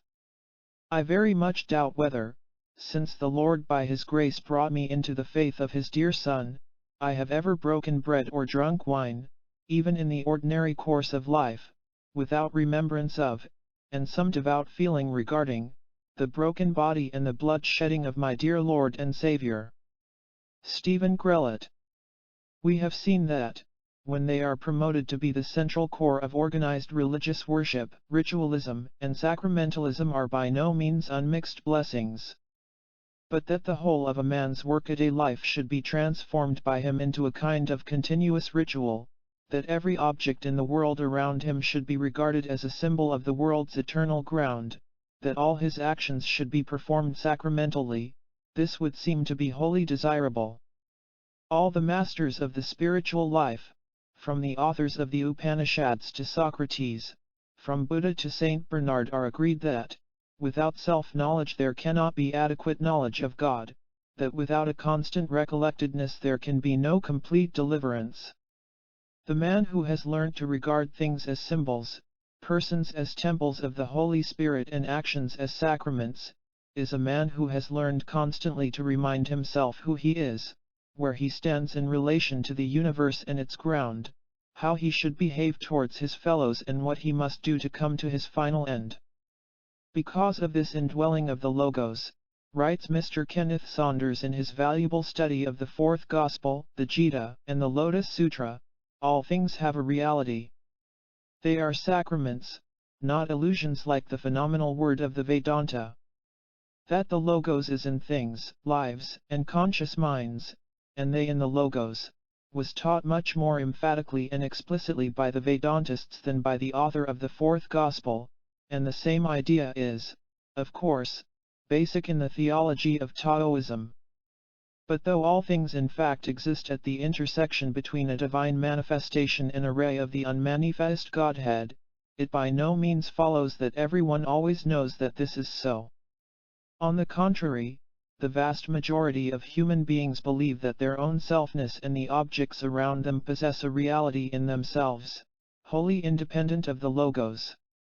This belief leads them to identify their being with their sensations, cravings, and private notions, and in its turn this self-identification with what they are not effectively walls them off from divine influence and the very possibility of deliverance.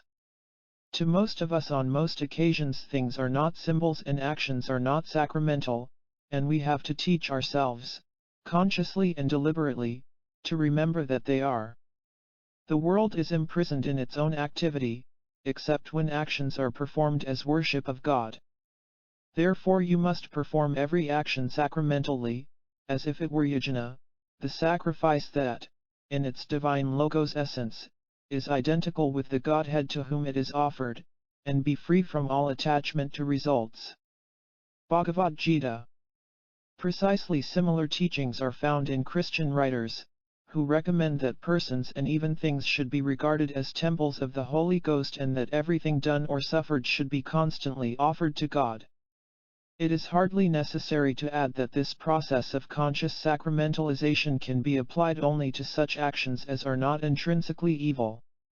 Somewhat unfortunately, the Gita was not originally published as an independent work, but as a theological digression within an epic poem, and since, like most epics, the Mahabharata is largely concerned with the exploits of warriors, it is primarily in relation to warfare that the Gita's advice to act with non-attachment and for God's sake only is given. Now, war is accompanied and followed, among other things, by a widespread dissemination of anger and hatred, pride, cruelty, and fear. But, it may be asked, is it possible, the nature of things being what it is, to sacramentalize actions, whose psychological byproducts are so completely God-eclipsing as are these passions? The Buddha of the Pali scriptures would certainly have answered this question in the negative. So would the Lao Tzu of the Tao Te Ching.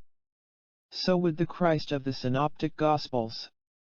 The Krishna of the Gita, who is also, by a kind of literary accident, the Krishna of the Mahabharata, gives an affirmative answer. But this affirmative answer, it should be remembered, is hedged around with limiting conditions. Non-attached slaughter is recommended only to those who are warriors by caste, and to whom warfare is a duty and vocation. But what is duty or dharma for the Kshatriya is adharma and forbidden to the Brahmin, nor is it any part of the normal vocation or caste duty of the mercantile and laboring classes. Any confusion of castes, any assumption by one man of another man's vocation and duties of state, is always, say the Hindus, a moral evil and a menace to social stability. Thus, it is the business of the Brahmins to fit themselves to be seers, so that they may be able to explain to their fellow men the nature of the universe, of man's last end and of the way to liberation. When soldiers or administrators, or usurers, or manufacturers or workers usurp the functions of the Brahmins and formulate a philosophy of life in accordance with their variously distorted notions of the universe, then society is thrown into confusion.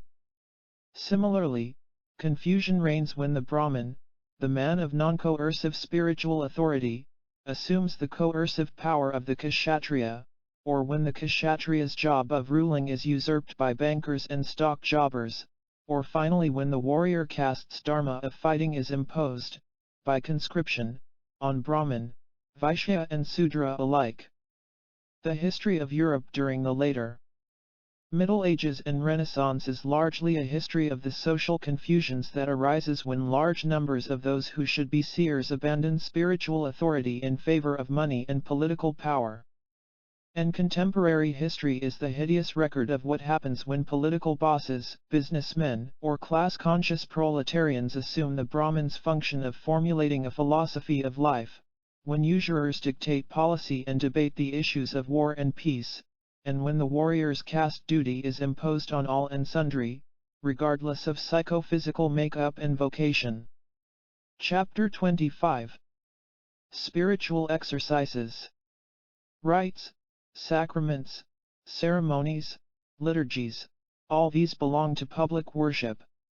They are devices, by means of which the individual members of a congregation are reminded of the true nature of things and of their proper relations to one another, the universe and God.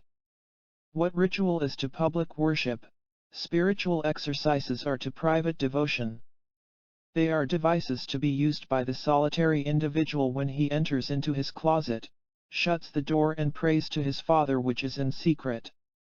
Like all other devices, from psalm singing to Swedish exercises and from logic to internal combustion engines, spiritual exercises can be used either well or badly.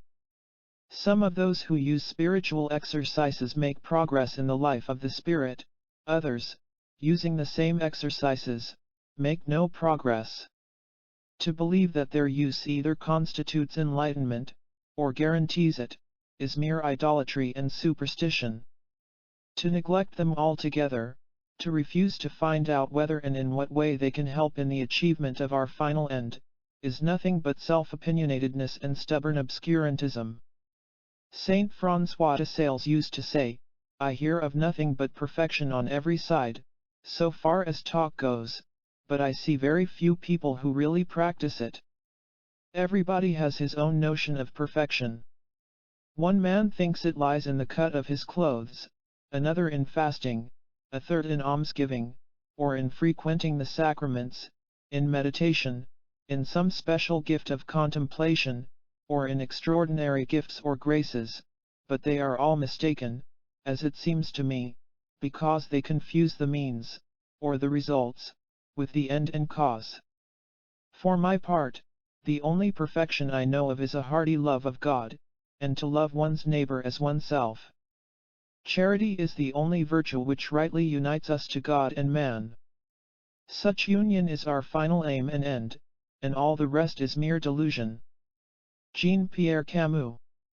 Saint François himself recommended the use of spiritual exercises as a means to the love of God and one's neighbors, and affirmed that such exercises deserved to be greatly cherished, but this affection for the set forms and hours of mental prayer must never, he warned, be allowed to become excessive. To neglect any urgent call to charity or obedience for the sake of practicing one's spiritual exercises would be to neglect the end and the proximate means for the sake of means which are not proximate, but at several removes from the ultimate goal. Spiritual exercises constitute a special class of ascetic practices, whose purpose is, primarily, to prepare the intellect and emotions for those higher forms of prayer in which the soul is essentially passive in relation to divine reality, and secondarily, by means of this self-exposure to the light and of the increased self-knowledge and self-loathing resulting from it, to modify character. In the Orient, the systematization of mental prayer was carried out at some unknown but certainly very early date. Both in India and China, spiritual exercises, accompanied or preceded by more or less elaborate physical exercises, especially breathing exercises, are known to have been used several centuries before the birth of Christ in the West. The monks of the Thebaid spent a good part of each day in meditation as a means to contemplation or the unitive knowledge of God, and at all periods of Christian history, more or less methodical mental prayer has been largely used to supplement the vocal praying of public and private worship.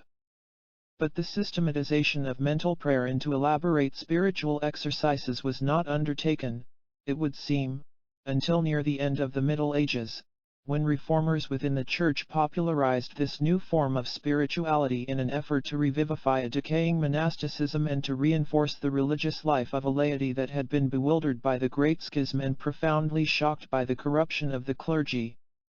Among these early systematizers, the most effective and influential were the canons of Winsheim, who were in close touch with the brethren of the common life. During the later 16th and early 17th centuries, spiritual exercises became, one might almost say, positively fashionable. The early Jesuits had shown what extraordinary transformations of character, what intensities of will and devotion, could be achieved by men systematically trained on the intellectual and imaginative exercises of Saint Ignatius Loyola, and as the prestige of the Jesuits stood very high, at this time, in Catholic Europe, the prestige of spiritual exercises also stood high. Throughout the first century of the Counter-Reformation, numerous systems of mental prayer, many of them, unlike the Ignatian exercises, specifically mystical, were composed, published and eagerly bought. After the Quietist controversy, mysticism fell into disrepute and, along with mysticism, many of the once popular systems, which their authors had designed to assist the soul on the path towards contemplation. For more detailed information on this interesting and important subject, the reader should consult Purat's Christian Spirituality, Bede Frost's The Art of Mental Prayer, Edward Lean's Progress Through Mental Prayer, and Elfrida Tilliard's Spiritual Exercises. Here it is only possible to give a few characteristic specimens from the various religious traditions. Know that when you learn to lose yourself, you will reach the beloved. There is no other secret to be learnt, and more than this is not known to me. Ansari of Herat. 600 years later, as we have seen, Saint François de Sales was saying very much the same thing to young Camus and all the others who came to him in the ingenuous hope that he could reveal some easy and infallible trick for achieving the unitive knowledge of God. But to lose self in the beloved, there is no other secret. And yet the Sufis, like their Christian counterparts, made ample use of spiritual exercises, not, of course, as ends in themselves, not even as proximate means, but as means to the proximate means of union with God, namely selfless and loving contemplation. For 12 years I was the smith of my soul. I put it in the furnace of austerity and burned it in the fire of combat, I laid it on the anvil of reproach and smote it with the hammer of blame until I made of my soul a mirror. 5 years I was the mirror of myself and was ever polishing that mirror with divers acts of worship and piety. Then for a year I gazed in contemplation. On my waist I saw a girdle of pride and vanity and self-conceit and reliance on devotion and approbation of my works. I labored for 5 years more until that girdle became worn out and I professed Islam anew. I looked and saw that all created things were dead. I pronounced 4 Akbars over them and returned from the funeral of them all, and without intrusion of creatures, through God's help alone, I attained unto God. Bayezid of Bistun. The simplest and most widely practiced form of spiritual exercise is repetition of the divine name, or of some phrase affirming God's existence and the soul's dependence upon Him. And therefore, when thou purposest thee to this work of contemplation, and feelest by grace that thou art called by God, lift up thine heart unto God with a meek stirring of love. And mean God that made thee, and bought thee, and graciously called thee to thy degree, and receive none other thought of God. And yet not all these, except thou desirest, for a naked intent directed unto God, without any other cause than Himself, sufficeth wholly. And if thou desirest to have this intent lapped and folden in one word, so that thou mayest have better hold thereupon, take thee but a little word of one syllable, for so it is better than of 2, for the shorter the word, the better it accordeth with the work of the Spirit. And such a word is this word God or this word love. Choose whichever thou wilt, or another, whatever word thou likest best of one syllable. And fasten this word to thy heart that so it may never go thence for anything that befalleth. The word shall be thy shield and thy spear, whether thou ridest on peace or on war. With this word thou shalt beat on this cloud and this darkness above thee. With this word thou shalt smite down all manner of thought under the cloud of forgetting.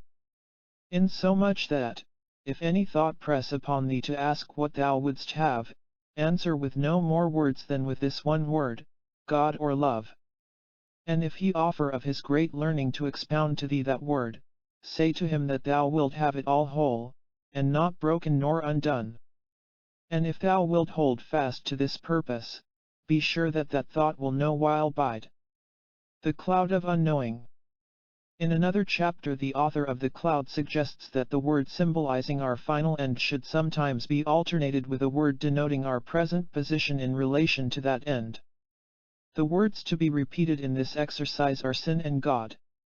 Not breaking or expounding these words with curiosity of wit, considering the qualities of these words, as if thou wouldst by that consideration increase thy devotion.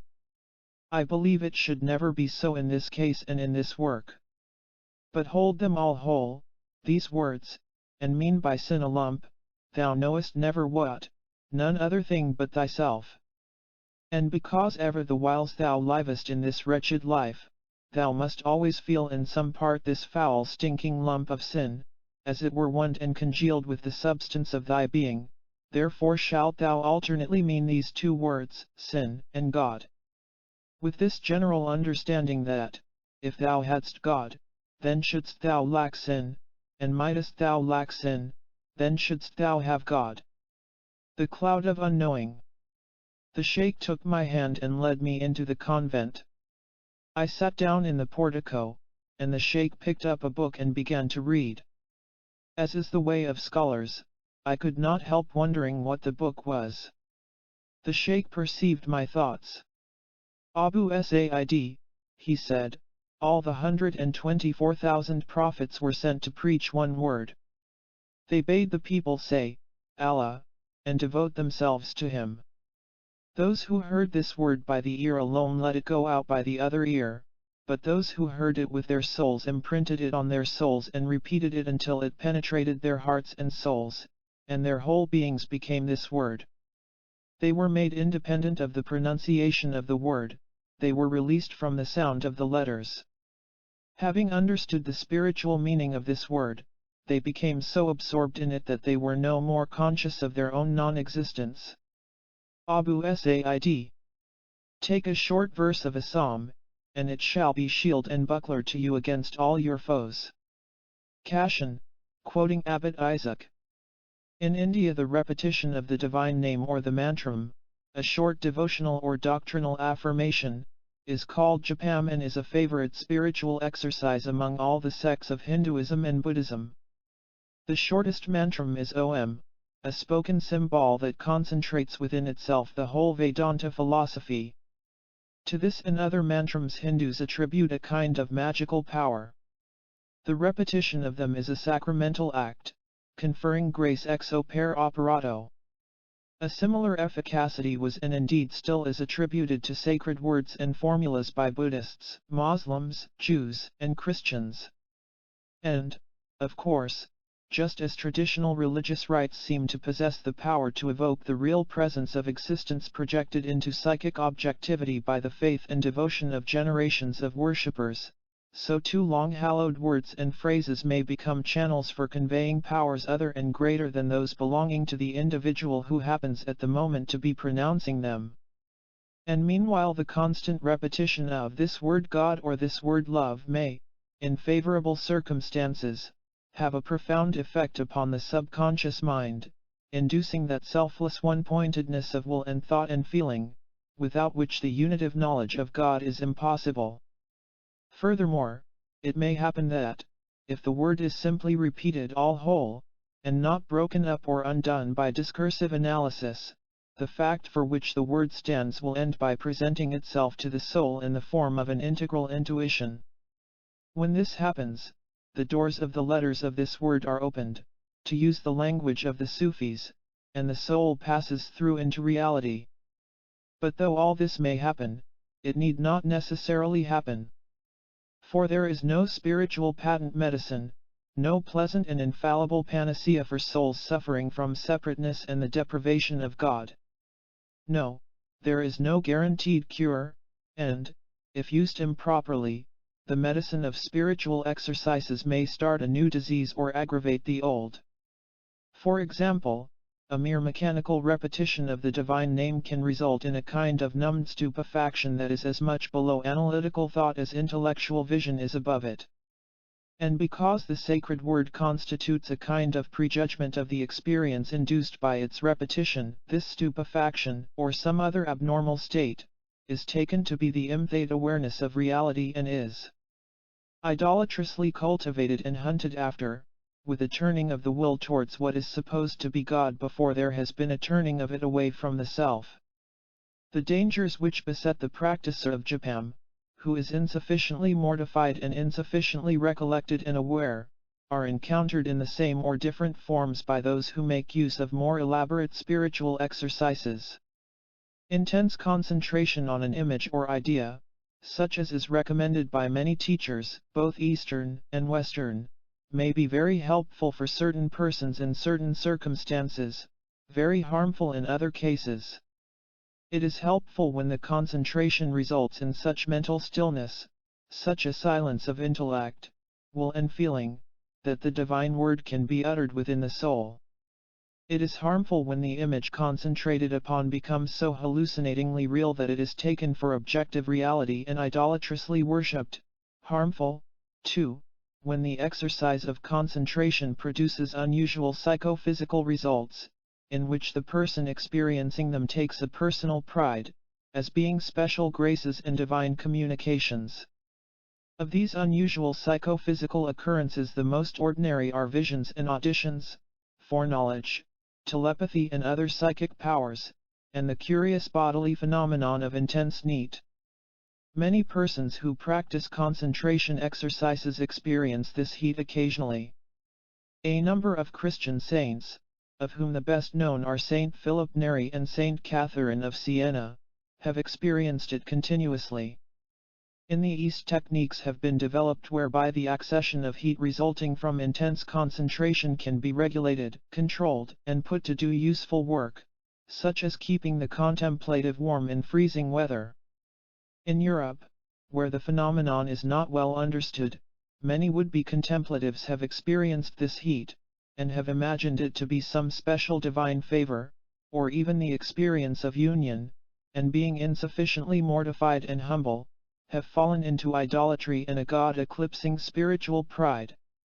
The following passage from one of the great Mahayana scriptures contains a searching criticism of the kind of spiritual exercises prescribed by Hinayanist teachers: concentration on symbolic objects, meditations on transience and decay, to wean the soul away from attachment to earthly things, on the different virtues which must be cultivated, on the fundamental doctrines of Buddhism. Many of these exercises are described at length in The Path of Purity, a book which has been translated in full and published by the Polytext Society. Mahayanist exercises are described in the Sarangama Sutra, translated by Dwight Goddard, and in the volume on Tibetan Yoga, edited by Dr. Evans Wentz. In his exercise the yogin sees, imaginatively, the form of the sun or moon, or something looking like a lotus, or the underworld, or various forms, such as sky, fire, and the like.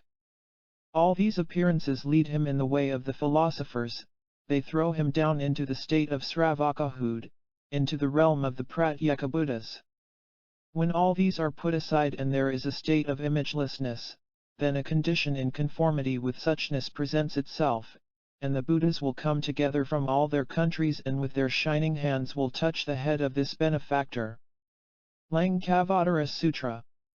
In other words, intense concentration on any image, even if the image be a sacred symbol, like the lotus, or on any idea, from the idea of hell to the idea of some desirable virtue or its apotheosis in one of the divine attributes, is always concentration on something produced by one's own mind. Sometimes, in mortified and recollected persons, the act of concentration merges into the state of openness and alert passivity, in which true contemplation becomes possible. But sometimes the fact that the concentration is on a product of the concentrator's own mind results in some kind of false or incomplete contemplation. Suchness, or the divine ground of all being, reveals itself to those in whom there is no ego-centeredness, nor even any alter ego-centeredness, either of will, imagination, feeling or intellect. I say, then, that introversion must be rejected, because extroversion must never be admitted, but one must live continuously in the abyss of the divine essence and in the nothingness of things, and if at times a man finds himself separated from them, the divine essence and created nothingness, he must return to them, not by introversion, but by annihilation. Bennett of Kenfield. Introversion is the process condemned in the Lankavatara Sutra as the way of the yogin, the way that leads at worst to idolatry, at best to a partial knowledge of God in the heights within, never to complete knowledge in the fullness without as well as within. Annihilation, of which Father Bennett distinguishes two kinds, passive and active, is for the Mahayanist the state of imagelessness in contemplation and, in active life, the state of total non-attachment, in which eternity can be apprehended within time, and samsara is known to be one with nirvana. And therefore, if thou wilt stand and not fall, cease never in thine intent, but beat overmore on this cloud of unknowing that is betwixt thee and thy God, with the sharp dart of longing love. And loath to think of aught under God. And go not thence for anything that befalleth. For this only is that work that destroyeth the ground and the root of sin. Yet, and what more? Weep thou never so much for sorrow of thy sins, or of the passion of Christ, or have thou never so much thought of the joys of heaven, what may it do to thee? Surely much good, much help, much profit, much grace will it get thee. But in comparison of this blind stirring of love, it is but little that it doth, or may do, without this. This by itself is the best part of Mary, without these other. They without it profit but little or not. It destroyeth not only the ground and the root of sin, as it may be here, but also it getteth virtues.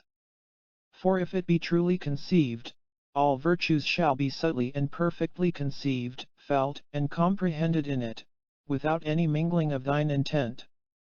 And have a man never so many virtues without it, all they be mingled with some crooked intent, for the which they be imperfect.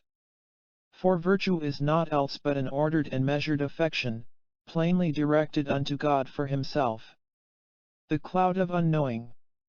If exercises in concentration, repetitions of the divine name, or meditations on God's attributes or on imagined scenes in the life of saint or avatar help those who make use of them to come to selflessness, openness and, to use Augustine Baker's phrase, that love of the pure divinity, which makes possible the soul's union with the Godhead, then such spiritual exercises are wholly good and desirable.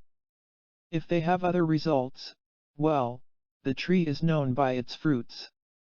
Bennet of Kenfield, the English Capuchin who wrote The Rule of Perfection and was the spiritual guide of Madame Acquerie and Cardinal Birol, hints in his treatise at a method by which concentration on an image may be made to lead up to imageless contemplation, blind beholding, love of the pure divinity.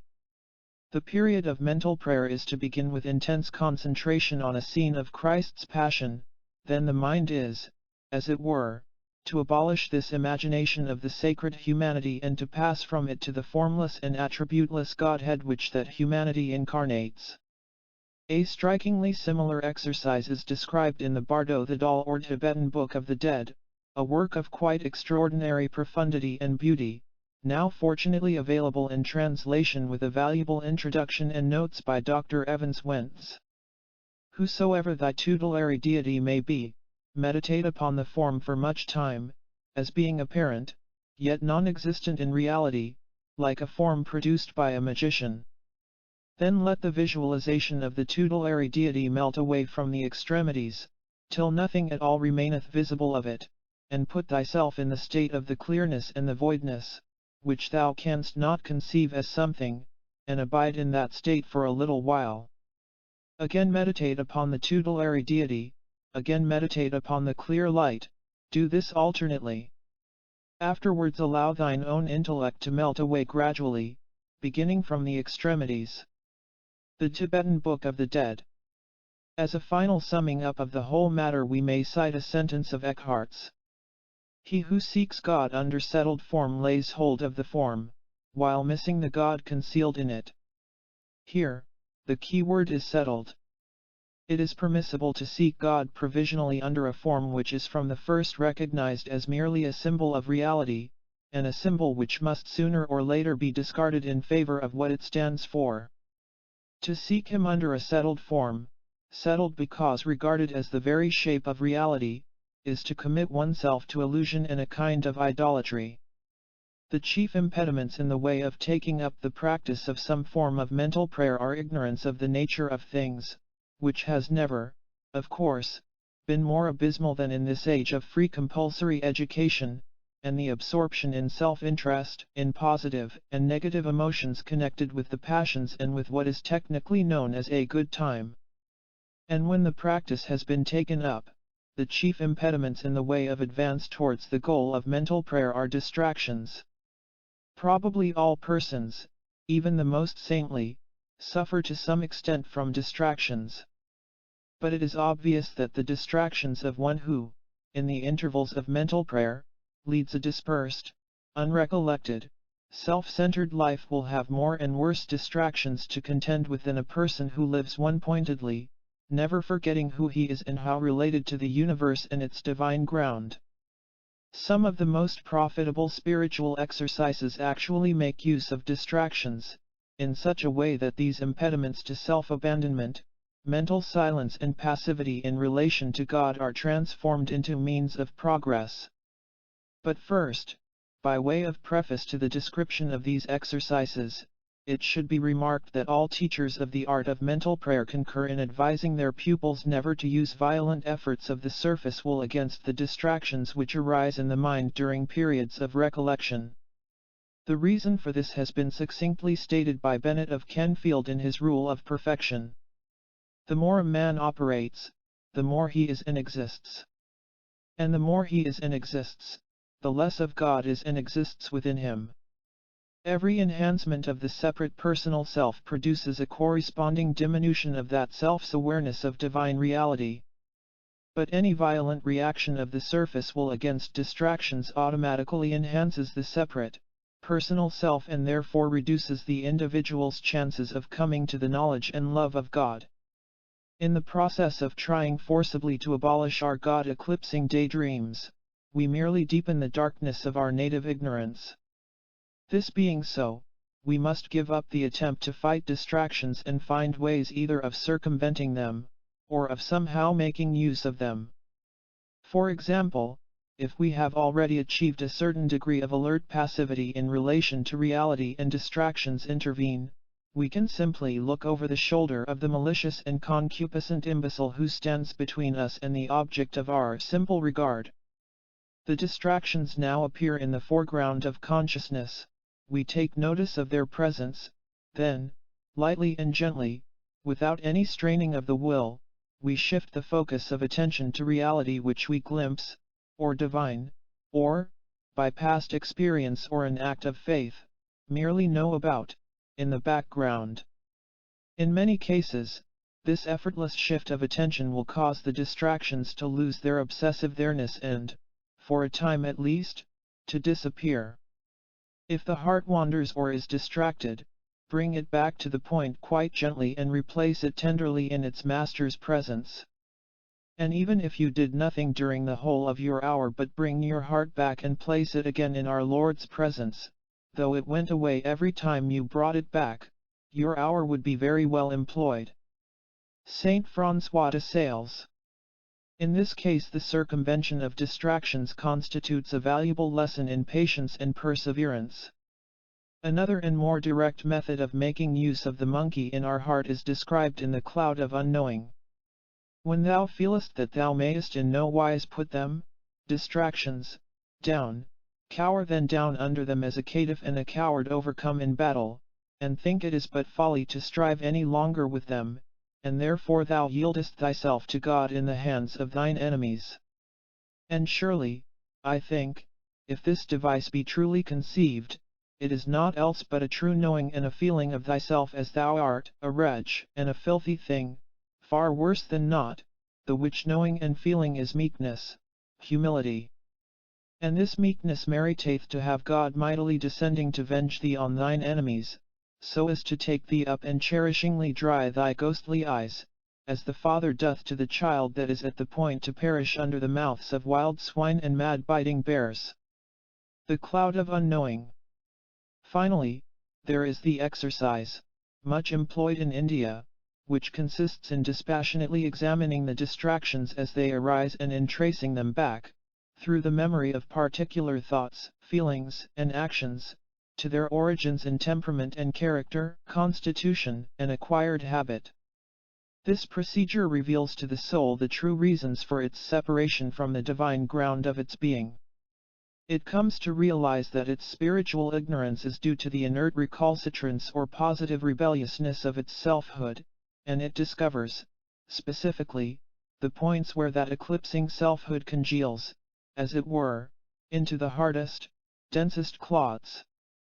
Then, having made the resolution to do what it can, in the course of daily living, to rid itself of these impediments to light, it quietly puts aside the thought of them and, empty, purged and silent, passively exposes itself to whatever it may be that lies beyond and within. Noverum me, noverum te, Saint Francis of Assisi used to repeat. Self-knowledge, leading to self-hatred and humility, is the condition of the love and knowledge of God. Spiritual exercises that make use of distractions have this great merit, that they increase self-knowledge. Every soul that approaches God must be aware of who and what it is.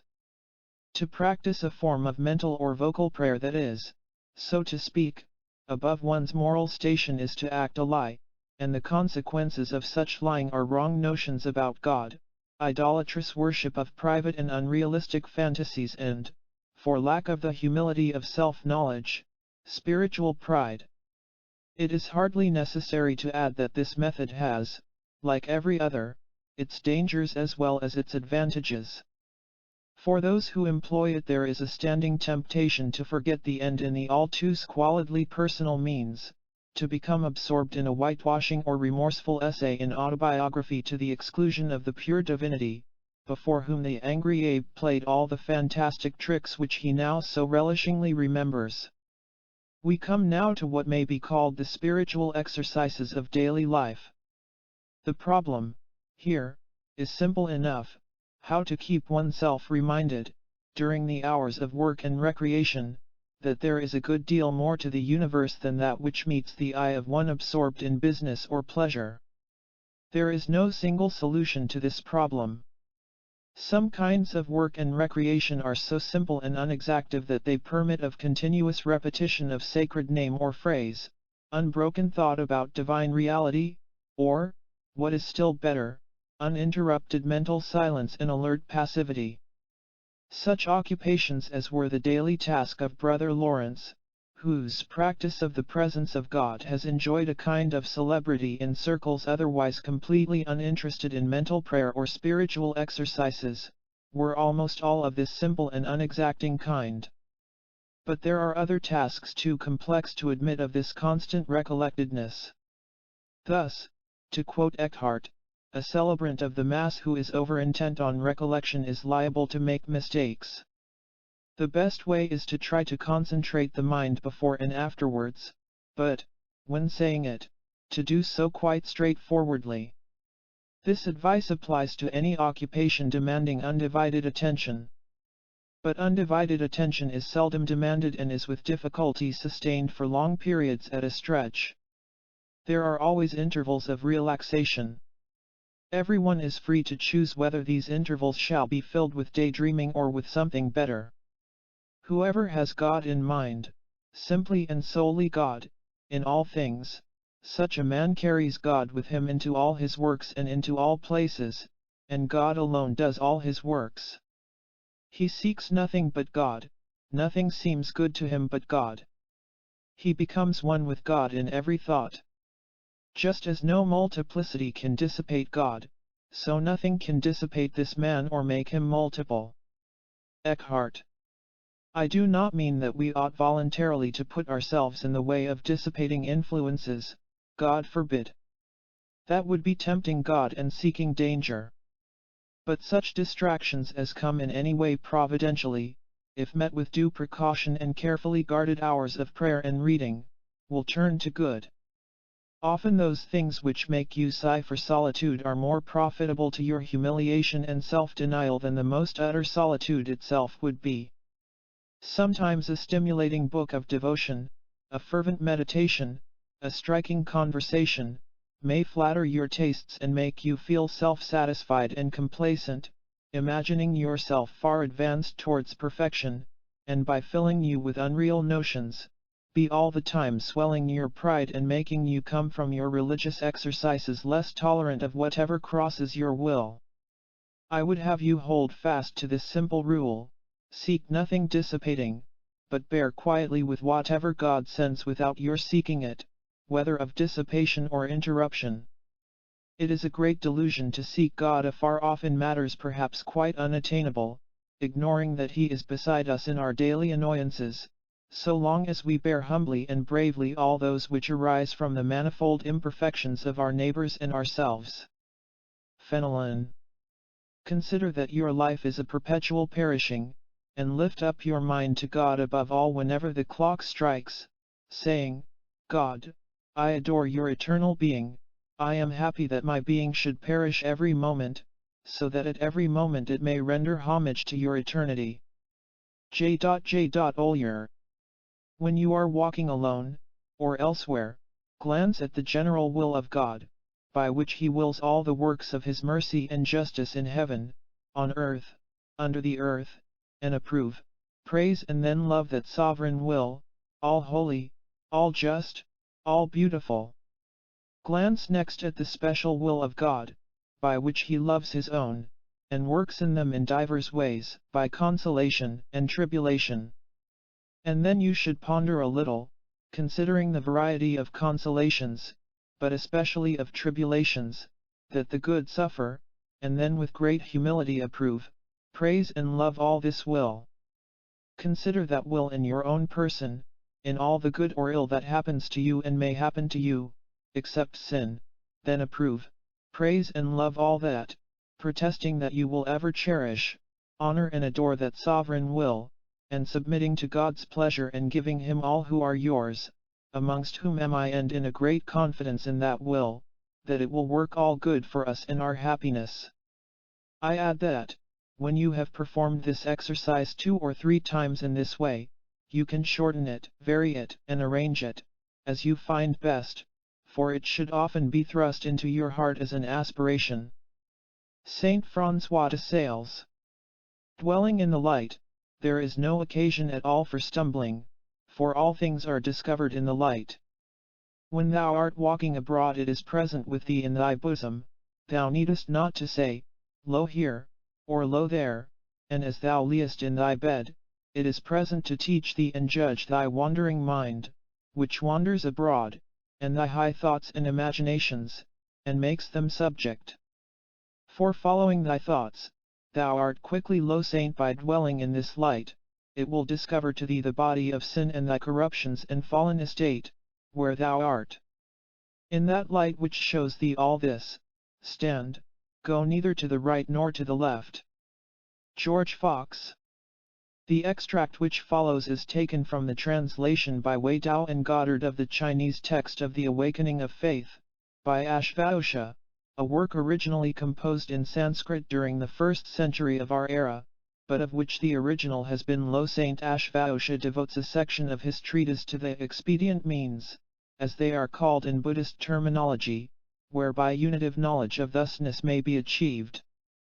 The list of these indispensable means includes charity and compassion towards all sentient beings, subhuman as well as human, self-nodding or mortification, personal devotion to the incarnations of the absolute Buddha nature, and spiritual exercises designed to free the mind from its infatuating desires for separateness and independent selfhood, and so make it capable of realizing the identity of its own essence with the universal essence of mind. Of these various expedient means I will cite only the last 2, the way of tranquility, and the way of wisdom. The way of tranquility. The purpose of this discipline is twofold: to bring to a standstill all disturbing thoughts, and all discriminating thoughts are disturbing, to quiet all engrossing moods and emotions, so that it will be possible to concentrate the mind for the purpose of meditation and realization. Secondly, when the mind is tranquilized by stopping all discursive thinking, to practice reflection or meditation, not in a discriminating, analytical way, but in a more intellectual way, cp. the scholastic distinction between reason and intellect, by realizing the meaning and significances of one's thoughts and experiences. By this twofold practice of stopping and realizing, one's faith, which has already been awakened, will be developed, and gradually the 2 aspects of this practice will merge into one another, the mind perfectly tranquil, but most active in realization. In the past one naturally had confidence in one's faculty of discrimination, analytical thinking, but this is now to be eradicated and ended. Those who are practicing stopping should retire to some quiet place and there, sitting erect, earnestly seek to tranquilize and concentrate the mind. While one may at first think of one's breathing, it is not wise to continue this practice very long, nor to let the mind rest on any particular appearances or sights or conceptions, arising from the senses, such as the primal elements of earth, water, fire, and ether, objects on which Hinayanists were wont to concentrate at one stage of their spiritual training, nor to let it rest on any of the mind's perceptions, particularizations, discriminations, moods, or emotions. All kinds of ideation are to be discarded as fast as they arise, even the notions of controlling and discarding are to be got rid of. One's mind should become like a mirror, reflecting things, but not judging them or retaining them. Conceptions of themselves have no substance, let them arise and pass away unheeded. Conceptions arising from the senses and lower mind will not take form of themselves, unless they are grasped by the attention. If they are ignored, there will be no appearing and no disappearing. The same is true of conditions outside the mind, they should not be allowed to engross one's attention and so to hinder one's practice. The mind cannot be absolutely vacant, and as the thoughts arising from the senses and the lower mind are discarded and ignored, one must supply their place by right mentation. The question then arises, what is right mentation? The reply is, right mentation is the realization of mind itself, of its pure undifferentiated essence. When the mind is fixed on its pure essence, there should be no lingering notions of the self, even of the self in the act of realizing, nor of realization as a phenomenon. The way of wisdom. The purpose of this discipline is to bring a man into the habit of applying the insight that has come to him as the result of the preceding disciplines. When one is rising, standing, walking, doing something, stopping, one should constantly concentrate one's mind on the act and the doing of it, not on one's relation to the act, or its character or value.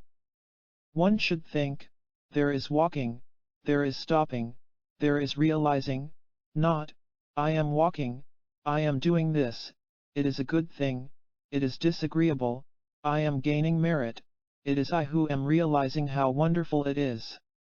Thence come vagrant thoughts, feelings of elation or of failure and unhappiness. Instead of all this, one should simply practice concentration of the mind on the act itself, understanding it to be an expedient means for attaining tranquility of mind, realization, insight, and wisdom, and one should follow the practice in faith, willingness, and gladness. After long practice the bondage of old habits becomes weakened and disappears, and in its place appear confidence, satisfaction, awareness, and tranquility. What is this way of wisdom designed to accomplish? There are three classes of conditions that hinder one from advancing along the path to enlightenment. First, there are the allurements arising from the senses, from external conditions and from the discriminating mind. Second, there are the internal conditions of the mind, its thoughts, desires, and mood. All these the earlier practices, ethical and mortificatory, are designed to eliminate. In the third class of impediments are placed the individual's instinctive and fundamental, and therefore most insidious and persistent, urges, the will to live and to enjoy, the will to cherish one's personality, the will to propagate, which give rise to greed and lust, fear and anger, infatuation, pride and egotism. The practice of the wisdom paramita is designed to control and eliminate these fundamental and instinctive hindrances. By means of it the mind gradually grows clearer, more luminous, more peaceful. Insight becomes more penetrating, faith deepens and broadens, until they merge into the inconceivable samadhi of the mind's pure essence. As one continues the practice of the way of wisdom, one yields less and less to thoughts of comfort or desolation, faith becomes surer, more pervasive, beneficent, and joyous, and fear of retrogression vanishes. But do not think that the consummation is to be attained easily or quickly, many rebirths may be necessary, many eons may have to elapse. So long as doubt, unbelief, slanders, evil conduct, hindrances of karma, weakness of faith, pride, sloth, and mental agitation persist, so long as even their shadows linger, there can be no attainment of the samadhi of the Buddhas. But he who has attained to the radiance of highest samadhi, or unitive knowledge, will be able to realize, with all the Buddhas, the perfect unity of all sentient beings with Buddhahood's Dharmakaya. In the pure Dharmakaya there is no dualism, neither shadow of differentiation. All sentient beings, if only they were able to realize it, are already in nirvana. The mind's pure essence is highest samadhi, is anuttara samyak sambadhi, is prajna paramita, is highest perfect wisdom. Ashvaghosha. OceanoFPDF.com. Chapter 26. Perseverance and Regularity. He who interrupts the course of his spiritual exercises and prayer is like a man who allows a bird to escape from his hand, he can hardly catch it again. Saint John of the Cross. Si volumus non redire, currendum e saint, if we wish not to go backwards, we must run. Pelagius. If thou shouldst say, it is enough, I have reached perfection, all is low saint, for it is the function of perfection to make one know one's imperfection. Saint Augustine. The Buddhists have a similar saying to the effect that, if an arhat thinks to himself that he is an arhat, that is proof that he is not an arhat. I tell you that no one can experience this birth of God realized in the soul, without a mighty effort. No one can attain this birth unless he can withdraw his mind entirely from things. Eckhart. If a sharp penance had been laid upon me, I know of none that I would not very often have willingly undertaken, rather than prepare myself for prayer by self-recollection. And certainly the violence with which Satan assailed me was so irresistible, or my evil habits were so strong, that I did not betake myself to prayer, and the sadness I felt on entering the oratory was so great that it required all the courage I had to force myself in. They say of me that my courage is not slight, and it is known that God has given me a courage beyond that of a woman, but I have made a bad use of it. In the end our Lord came to my relief, and when I had done this violence to myself, I found greater peace and joy than I sometimes had when I had a desire to pray. Saint Teresa. To one of his spiritual children, our dear Father, Saint François de Sales, said, "Be patient with everyone, but above all with yourself." I mean, do not be disheartened by your imperfections, but always rise up with fresh courage. I am glad you make a fresh beginning daily. There is no better means of attaining to the spiritual life than by continually beginning again, and never thinking that we have done enough. How are we to be patient in bearing with our neighbor's faults, if we are impatient in bearing with our own? He who is fretted by his own failings will not correct them. All profitable correction comes from a calm, peaceful mind. Jean-Pierre Camus.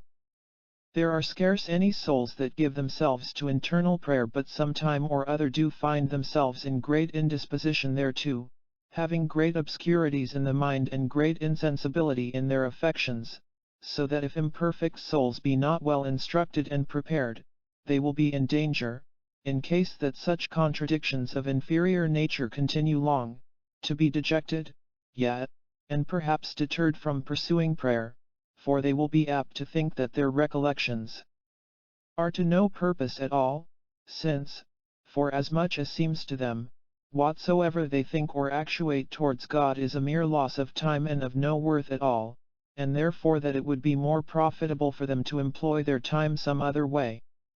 Yet, some souls there are conducted by Almighty God by no other way, but only by such prayer of aridity, finding no sensible contentment in any recollection, but, on the contrary, continual pain and contradiction, and yet, by a privy grace and courage imprinted deeply in the spirit, cease not for all that, but resolutely break through all difficulties and continue, the best way they can, their internal exercises to the great advancement of their spirit. Augustine Baker. Chapter 27. Contemplation, Action, and Social Utility. In all the historic formulations of the perennial philosophy, it is axiomatic that the end of human life is contemplation, or the direct and intuitive awareness of God, that action is the means to that end, that a society is good to the extent that it renders contemplation possible for its members, and that the existence of at least a minority of contemplatives is necessary for the well-being of any society. In the popular philosophy of our own time, it goes without saying that the end of human life is action, that contemplation, above all in its lower forms of discursive thought, is the means to that end, that a society is good to the extent that the actions of its members make for progress in technology and organization, a progress which is assumed to be causally related to ethical and cultural advance, and that a minority of contemplatives is perfectly useless and perhaps even harmful to the community which tolerates it. To expatiate further on the modern Weltanschauung is unnecessary, explicitly or by implication it is set forth on every page of the advertising sections of every newspaper and magazine. The extracts that follow have been chosen in order to illustrate the older, truer, less familiar theses of the perennial philosophy. Work is for the purification of the mind, not for the perception of reality. The realization of truth is brought about by discrimination, and not in the least by 10 millions of acts. Shankara. Now, the last end of each thing is that which is intended by the first author or mover of that thing, and the first author and mover of the universe is an intellect. Consequently, the last end of the universe must be the good of the intellect, and this is truth. Therefore truth must be the last end of the whole universe, and the consideration thereof must be the chief occupation of wisdom. And for this reason divine wisdom, clothed in flesh, declares that he came into the world to make known the truth. Moreover, Aristotle defines the first philosophy as being the knowledge of truth, not of any truth, but of that truth which is the source of all truth, of that, namely, which refers to the first principle of being of all things, wherefore its truth is the principle of all truth, since the disposition of things is the same in truth as in being. St. Thomas Aquinas. A thing may belong to the contemplative life in two ways, essentially or as a predisposition. The moral virtues belong to the contemplative life as a predisposition. For the act of contemplation, in which the contemplative life essentially consists, is hindered both by the impetuosity of the passions and by outward disturbances. Now the moral virtues curb the impetuosity of the passions and quell the disturbance of outward occupations.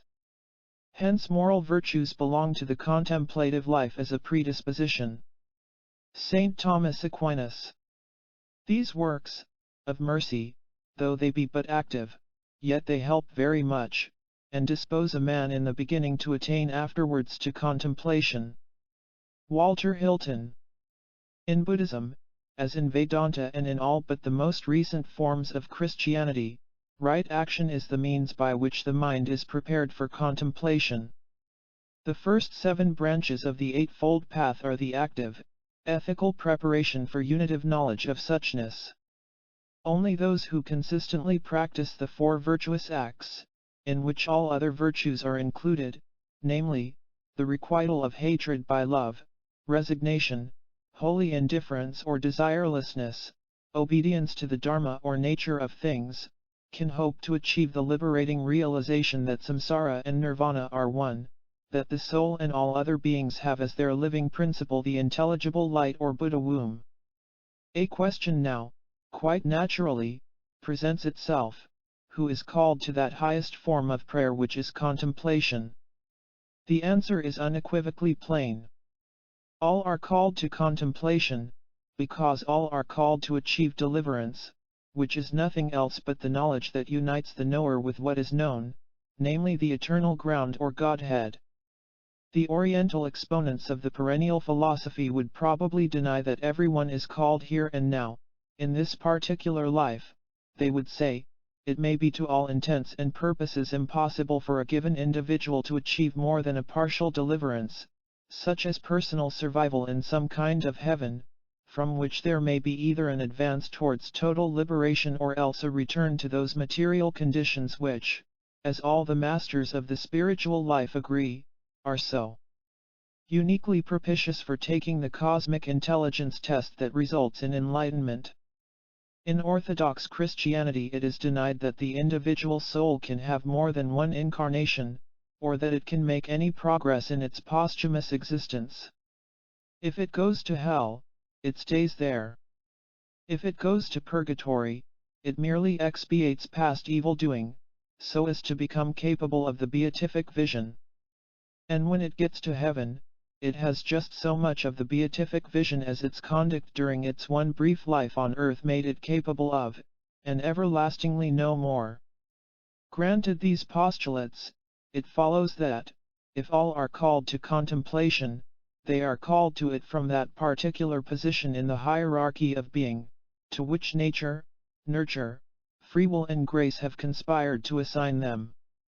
In the words of an eminent contemporary theologian, Father Garrigou-Lagrange, all souls receive a general remote call to the mystical life, and if all were faithful in avoiding, as they should, not only mortal but venial sins, if they were, each according to his condition, generally docile to the Holy Ghost, and if they lived long enough, a day would come when they would receive the proximate and efficacious vocation to a high perfection and to the mystical life properly so called.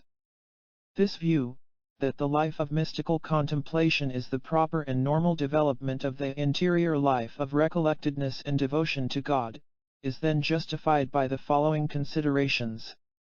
First, the principle of the two lives is the same.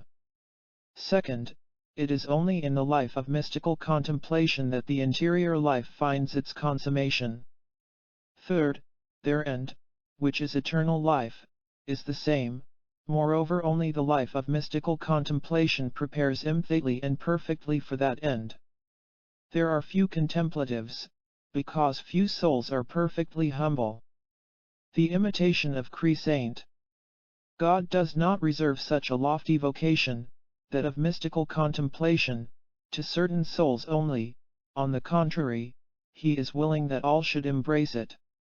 But he finds few who permit him to work such sublime things for them. There are many who, when he sends them trials, shrink from the labor and refuse to bear with the dryness and mortification, instead of submitting, as they must, with perfect patience. Saint John of the Cross.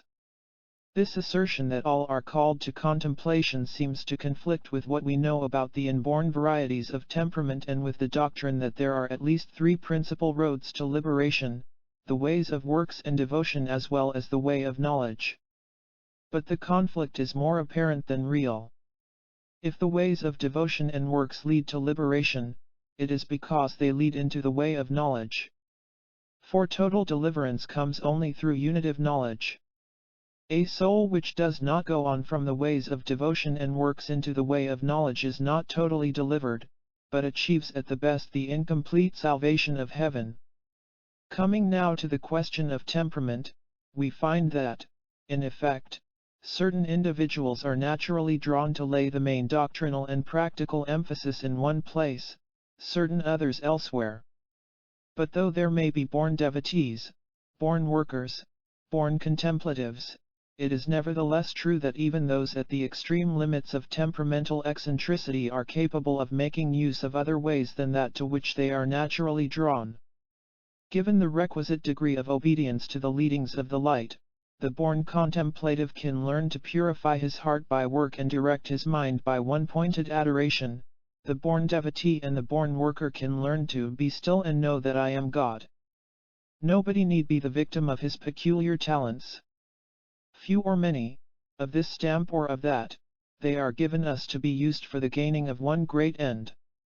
We have the power to choose whether to use them well or badly, in the easier, worse way or the harder and better. Those who are more adapted to the active life can prepare themselves for contemplation in the practice of the active life, while those who are more adapted to the contemplative life can take upon themselves the works of the active life so as to become yet more apt for contemplation. Saint Thomas Aquinas. He who is strong in faith, weak in understanding, will generally place his confidence in good-for-nothing people and believe in the wrong object. He who is strong in understanding, weak in faith, leans towards dishonesty and is difficult to cure, like a disease caused by medicine. One in whom both are equal believes in the right object. He who is strong in concentration, weak in energy, is overcome by idleness, since concentration partakes of the nature of idleness.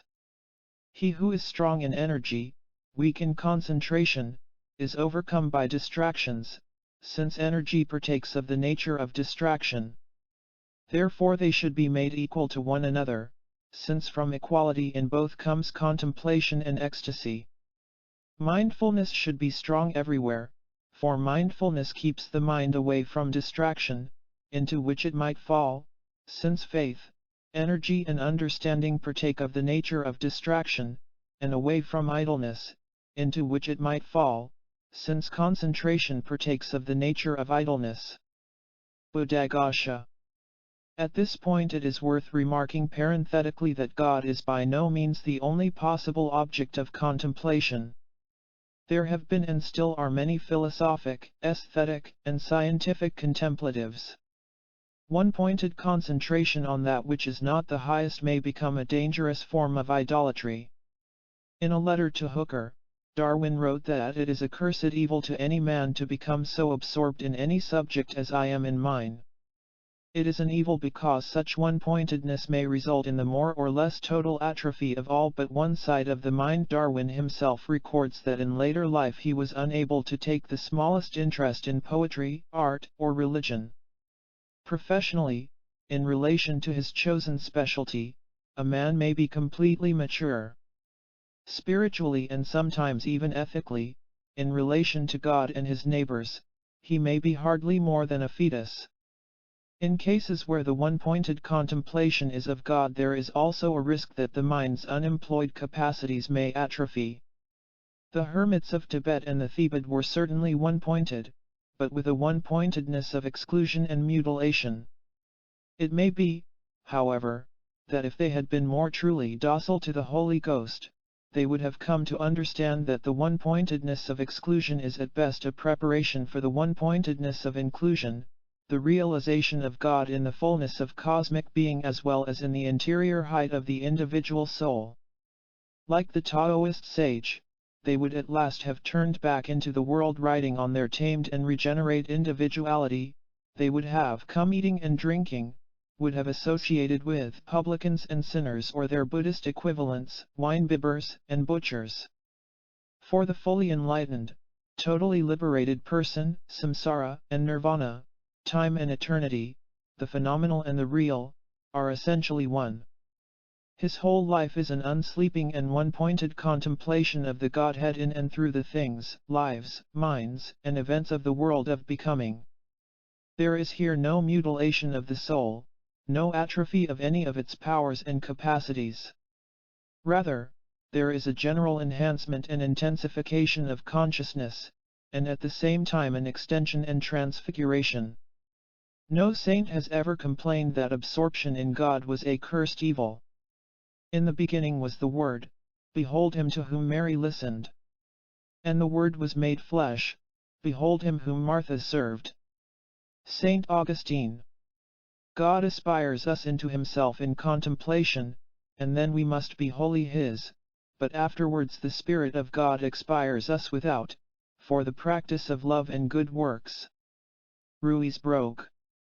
Action, says Aquinas, should be something added to the life of prayer, not something taken away from it. One of the reasons for this recommendation is strictly utilitarian.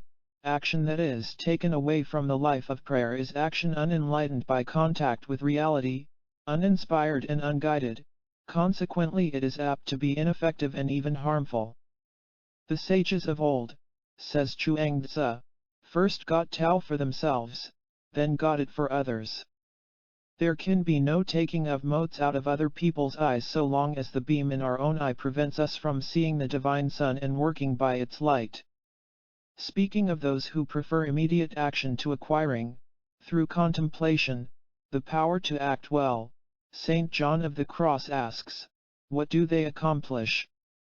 And he answers, poco mas que nada, y a veces nada, y a veces dano, little more than nothing, and sometimes nothing at all, and sometimes even harm. Income must balance expenditure. This is necessary not merely on the economic level, but also on the physiological, the intellectual, the ethical, and the spiritual. We cannot put forth physical energy unless we stoke our body with fuel in the form of food. We cannot hope to utter anything worth saying, unless we read and inwardly digest the utterances of our betters.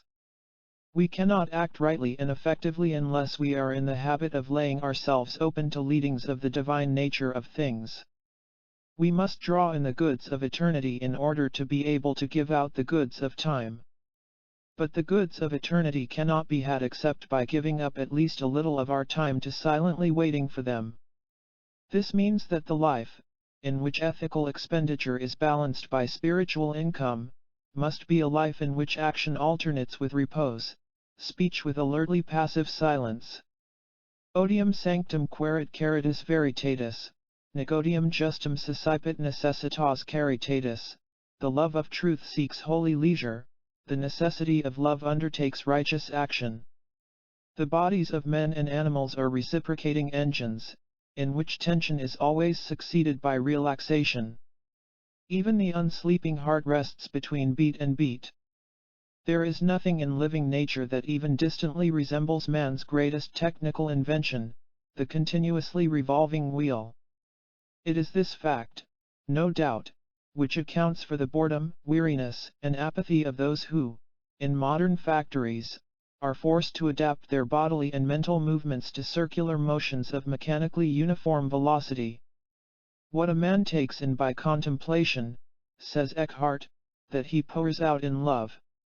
The well-meaning humanist and the merely muscular Christian, who imagines that he can obey the second of the great commandments without taking time even to think how best he may love God with all his heart, soul, and mind, are people engaged in the impossible task of pouring unceasingly from a container that is never replenished.